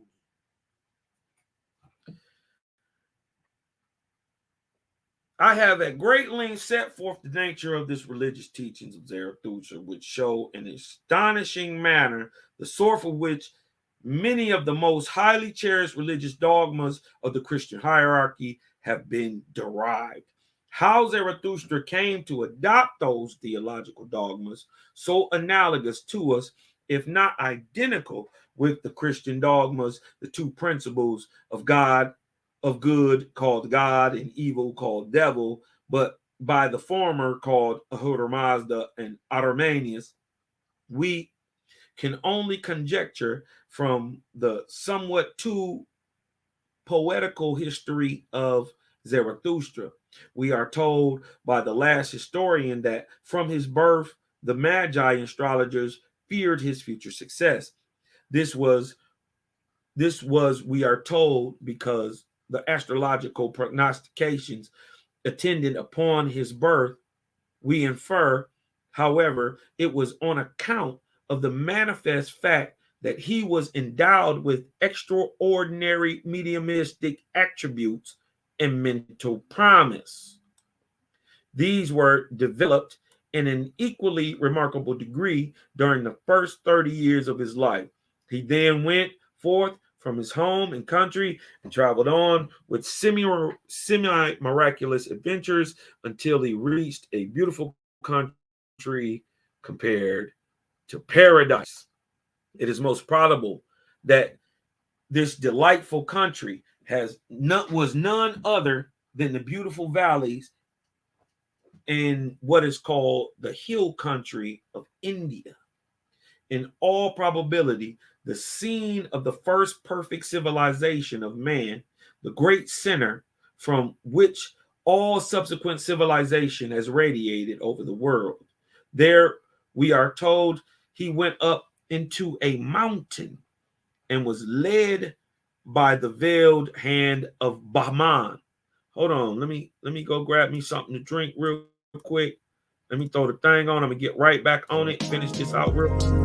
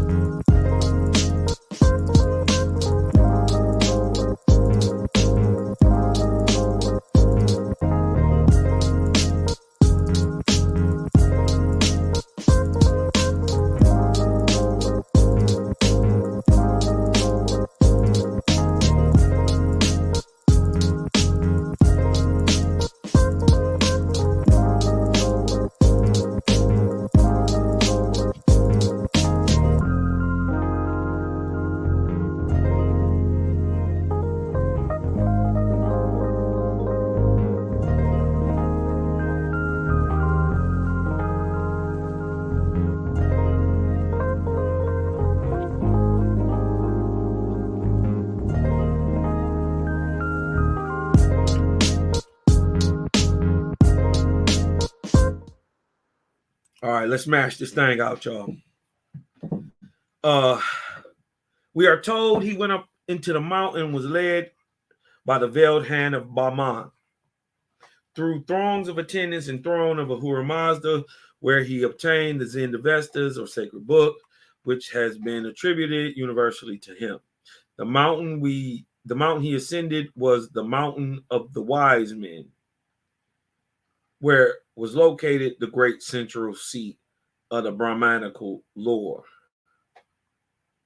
From there, he returned to Persia, his mind enriched with the treasures of knowledge acquired during his abode. So he went through a mountain range. He went down. So that would be the Hindu from Bactria. That would be the Hindu Kush mountain range. But what's down there? The Harappian, so-called Elamitish societies of Susa, right? Or Oas. Because then he went back up into Persia. So he crossed back over the Hindu Kush mountains, the mountains of the wise men. You dig what I'm talking about? And that would make Ashad a real Gustavs. But when you apply the story to Darius and Zoroaster, boy, that line right up too. You know what I mean?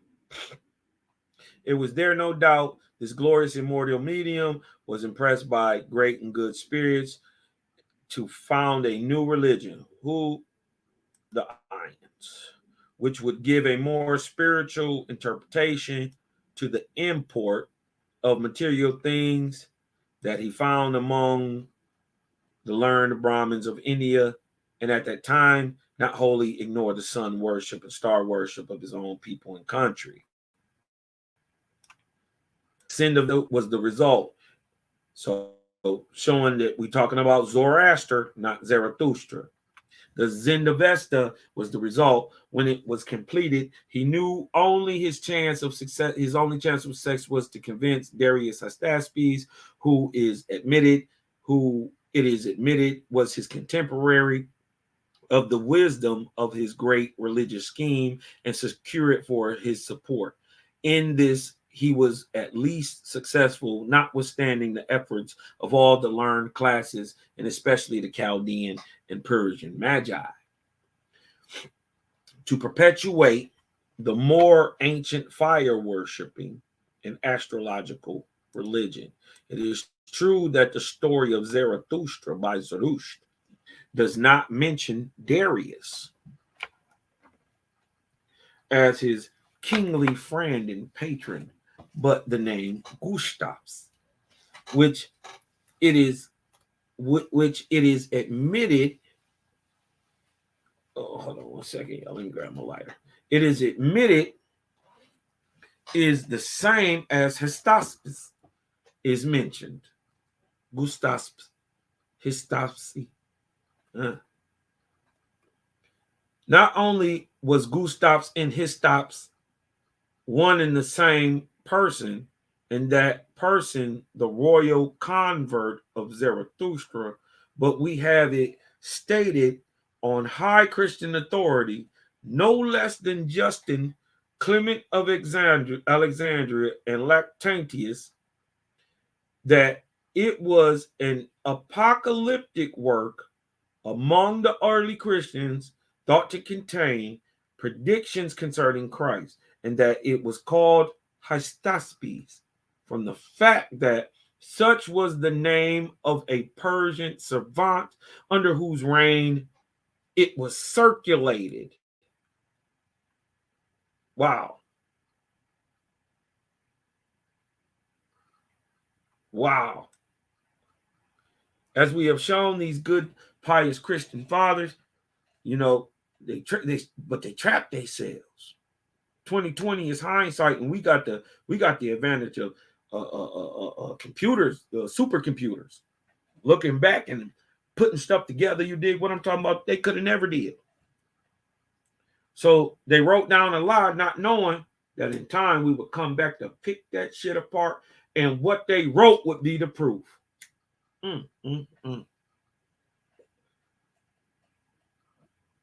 As we have shown, these good pious Christian fathers suppressed the name of that apocalyptic work, which was certainly the Zendavesta, and also the name of its great medium author, Zarathustra. In view of the facts collated above, does it not appear that the Siblines, the Jewish and the Christian books, have been largely borrowed from the Zendavesta of Zarathustra? And could any fact be made plainer than that Justin, Clement, and Lactantius all sought to conceal the fact that the early Christians were sun worshippers and regarded the Zendavesta as a sacred book? Ooh, we got them. I attach the highest significance to the testimony of Amanius Marcellinus,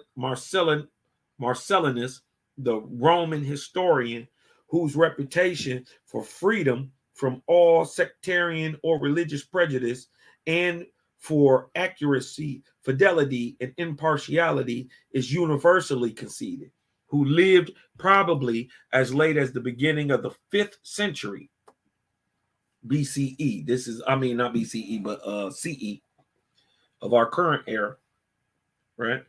He says that one Hystaspes had studied astronomy with the Brahmins of India, and that he informed the Magi of his ability to know the future. He was undoubtedly misled on the point by Justin, Clement, and Lactantius, who substituted the surname of Darius for that of the real person who had studied astronomy with the Brahmins of India.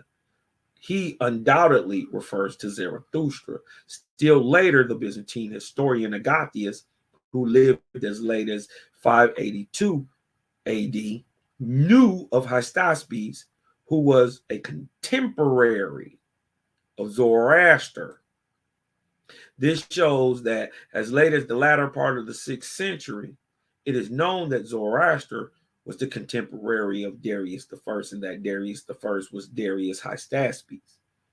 We have the fact admitted by Christian theologians that the Vaticana Hystaspes, which was used by the early Christians, was most probably of heathen and not of Jewish or Christian production. Boom. Bag drop. It had been further admitted that its author was probably a Gnostic, all of which points to Zoroaster and his religion as to its identification. But it is further admitted by some writers, and with the best reason, Thomas Dictionary of Biography article Gustavs, that Gustavs had been identified with Darius I's surname Hystaspes. Thus, the communication of Zarathustra is not only confirmed as to the fact that Darius Hystaspes or Hydaspes preceding Cyrus in the succession of Persian kings, but leaves no room to question the authenticity and truthfulness of his statements. Facts. When they taught us Cyrus came first, but really it was Darius. Hiding the fact that they already knew that Darius I was surnamed Hystaspes, was the same as Gustavs, was the same as Darius Hystaspes. They knew that.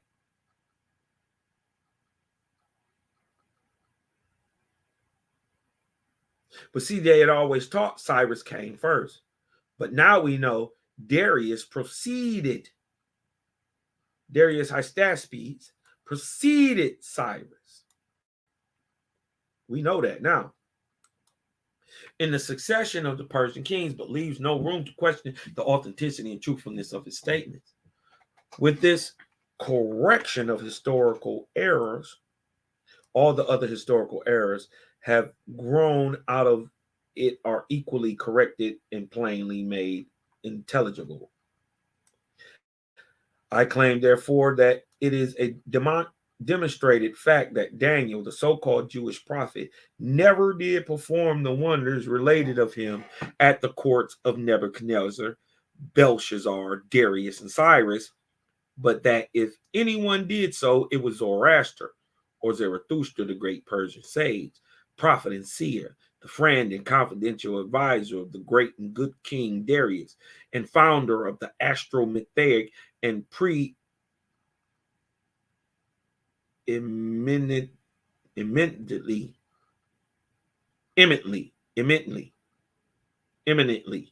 in the preeminently spiritual religion embodied and taught by the Zendavesta.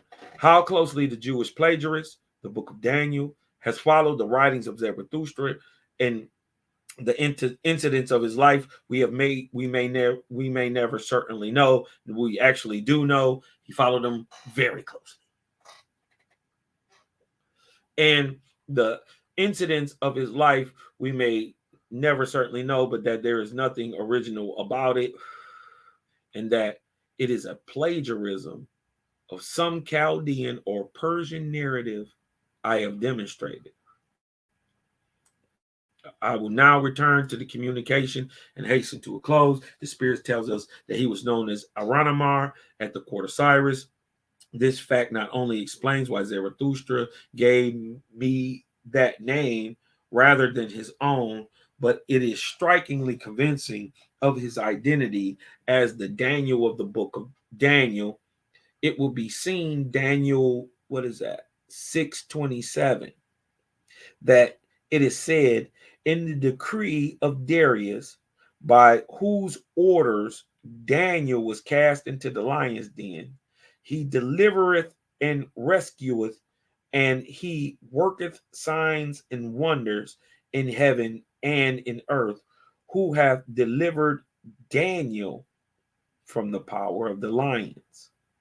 On account of that alleged deliverance from the lions, he was no doubt especially distinguished at the court of Cyrus, where his influence was unbounded. The name Aranamar was no doubt given to him as a mark of special respect. The root of that name, Ar, is the Chaldaic root of Ara, which probably meant lion, as did its Hebrew equivalent Ara, and ending as well as beginning the name Ara, Ar-an Ammar. The meaning of the name, no doubt, was the one saved from the lions, or the lion tamer. Oranama. Oh shit. Not wishing me to understand the full import of his labors until he was through, he withheld his identity under that unhistorical designation. Oranamar, one who was saved from the lions. Wow.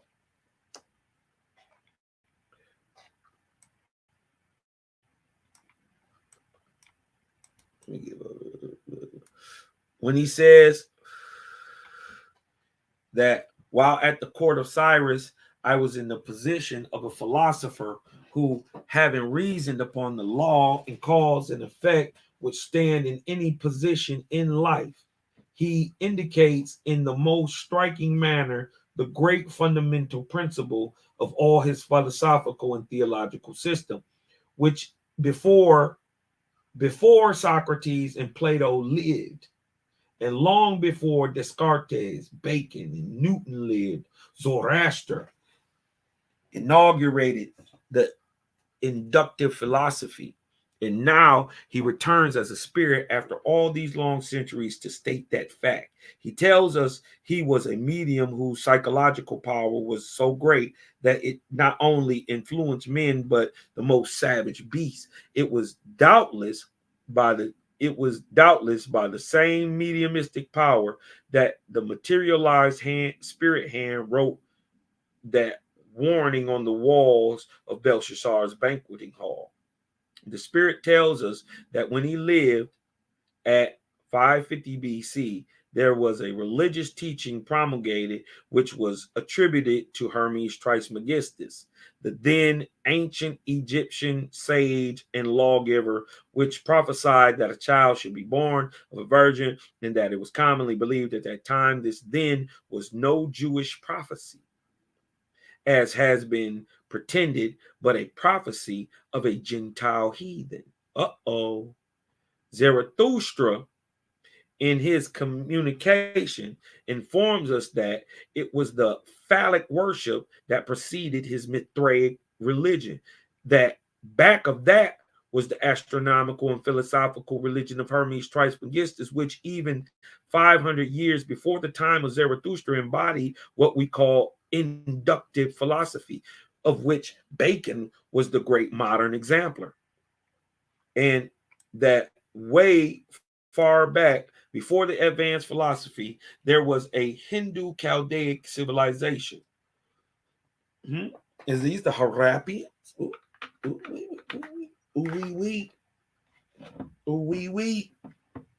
Hindu Chaldaic civilization, which took its rise at the base of the Himalayas. Besides that, there was a very ancient Phoenician religion, and that the chief idea of the two latter religions was the relations of heat and cold and their effects upon them and on the crops in which they depend for food. This also reminds me of when me and the brothers was talking about applying a small electric charge to your yard and growing your food with it. It works. It makes your plants real big. All this is indicated by all the historical and traditional evidence that has been permitted to come down to us.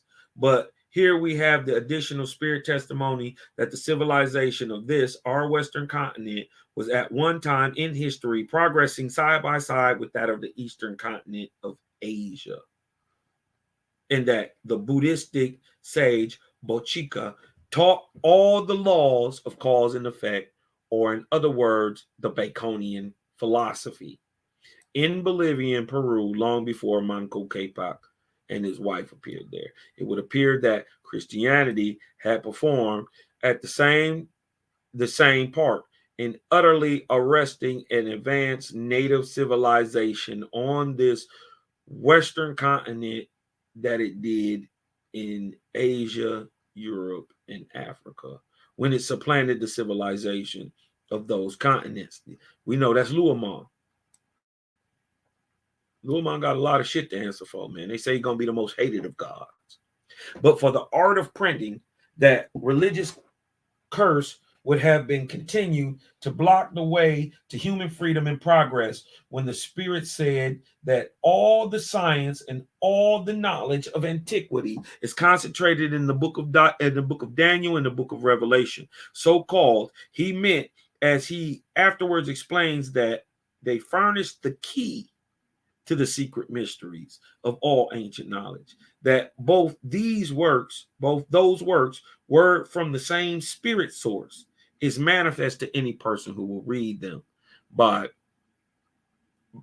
the allegorical key placed here in their hands. That the book of Daniel, so far as it possesses any value, is due to Zoroaster or Zarathustra, and the book of Revelation to Apollonius or Tyana. I have not a doubt that their meaning is the same, and that their authors were two of the greatest spiritual mediums that this world has ever seen, or that will soon see. Again, I fully believe if I have not a right to claim that I know it to be so. And now, in closing, the great task imposed upon me by those grand sages of those most important epochs in the distant past of world's history, I have but one regret, and that is that I have had to perform it under so many difficulties, so little to my own satisfaction, and I justly fear so little to the satisfaction of the great spirit minds, who, for want of a more fitting and suitable instrument, were compelled to depend upon my humble efforts to get their invaluable impartations and inculcations before the world, while laboring incessantly for years to aid the Spirit's messengers to fulfill their great mission to mankind. I have had to do battle almost alone. But through it all, I have never looked back to see how far I had advanced or wished for rest, inspired by influences that came to establish the reign of truth on earth. I have been sustained in every emergency that has been presented. Look at Jaja. Huh? Look how Jah worked. Man, this is some heavy stuff. This is some heavy stuff.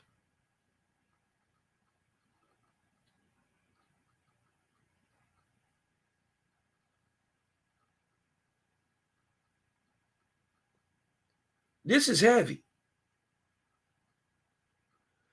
Whew. Sheesh. Man, if you got something from it today, man, geesh. If you learned anything today, man, just hit me with a 3 in the chat. Hit your boy Cosmonian with a 3 in the chat, man. If you got something from this, man. This was crazy.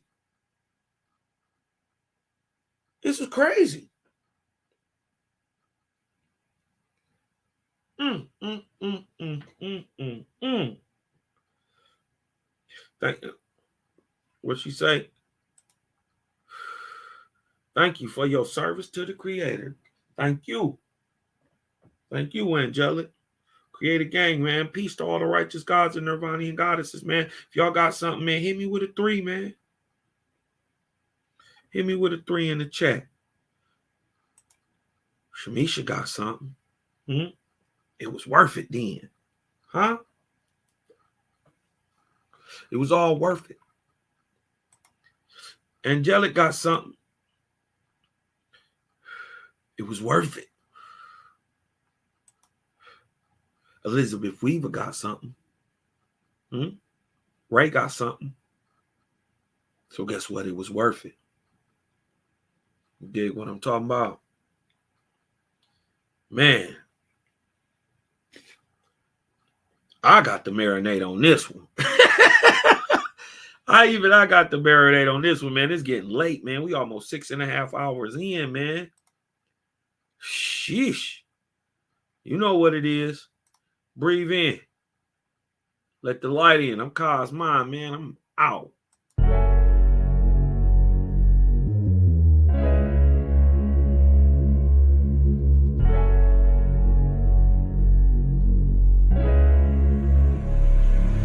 And oh yeah, put that Super 7 in the air. Tell me how you feeling when you're feeling up there. When you in the sky breathing rarefied air. When you're breathing rarefied air, oh yeah. Put that Super 7 in the air. Tell me how you feeling when you feel it up there. When you in the sky breathing rarefied air. When you're breathing rarefied air, oh, this that Japheth, that Chow Mein, that Papa Bull, that Tao Mein, since sunset in the arc of Wayne, my brain moving like Tao Sang, so as above, it's so below, that up and that down thing, this flow is atmospheric, I call that a ground game, see water is knowledge, so if I'm teaching, you're learning, so how your God make a sun without vortexing and current, see the pattern is panic, I'm reaching out for my people, oh watch me flow through your speakers, you feel the force of the ether, and when the force gets the equal, I'm taking off like an eagle. Police popped the pastor yesterday for pushing Puerto. My DNA is Moshe. Mix that thing with higher water. My spirit rate is OTN. It's just a higher order. Got more light than Kavita. Rap a lot just like Tila. Went from sinner to saint. Shout out my big homie Sela. Got more torque than a sports car. Got more work than a door star. And the 4 million I make, I'm giving the Dr. Umar. Oh yeah. Put that Super 7 in the air. Tell me how you feeling when you're feeling up there. When you in the sky breathing rarefied air. When you're breathing rarefied air, oh yeah. Put that Super 7 in the air. Tell me how you feeling when you feel it up there. When you in the sky breathing rarefied air. When you're breathing rarefied air, oh yeah. Super 7 in my rites and ceremonies. I'm married to Jehovah, holy matrimony. Confucius say, in the words of Caillou, before you hit the tomb, be a bridegroom. Only got one question for Miss Susan B. On how to last Ahuin is now a Angui. Blame my inspiration, I'm just thinking thoughts. But in the way of God's, we gon' keep it short. Why Jesus wanna kill me, Matthew 10:34. Just a couple questions that I'm needing to know. Oh, watch me flow, it's so potent. Set the vortex in motion. Super 7, I'm floating across the Aegean Ocean. Oh, you a Muslim now, so I guess you making salat. Well, I'm a Israelite, I'ma make him at the Shabbat. Got Moses on the bumper, super slap off in my spaceship photosphere. So I stay lit, peace and light to the faith is so yeah. Put that Super 7 in the air. Tell me how you feeling when you're feeling up there. When you in the sky breathing rarefied air. When you're breathing rarefied air, oh yeah. Put that Super 7 in the air. Tell me how you feeling when you feel it up there. When you in the sky breathing rarefied air. When you're breathing rarefied air, oh yeah.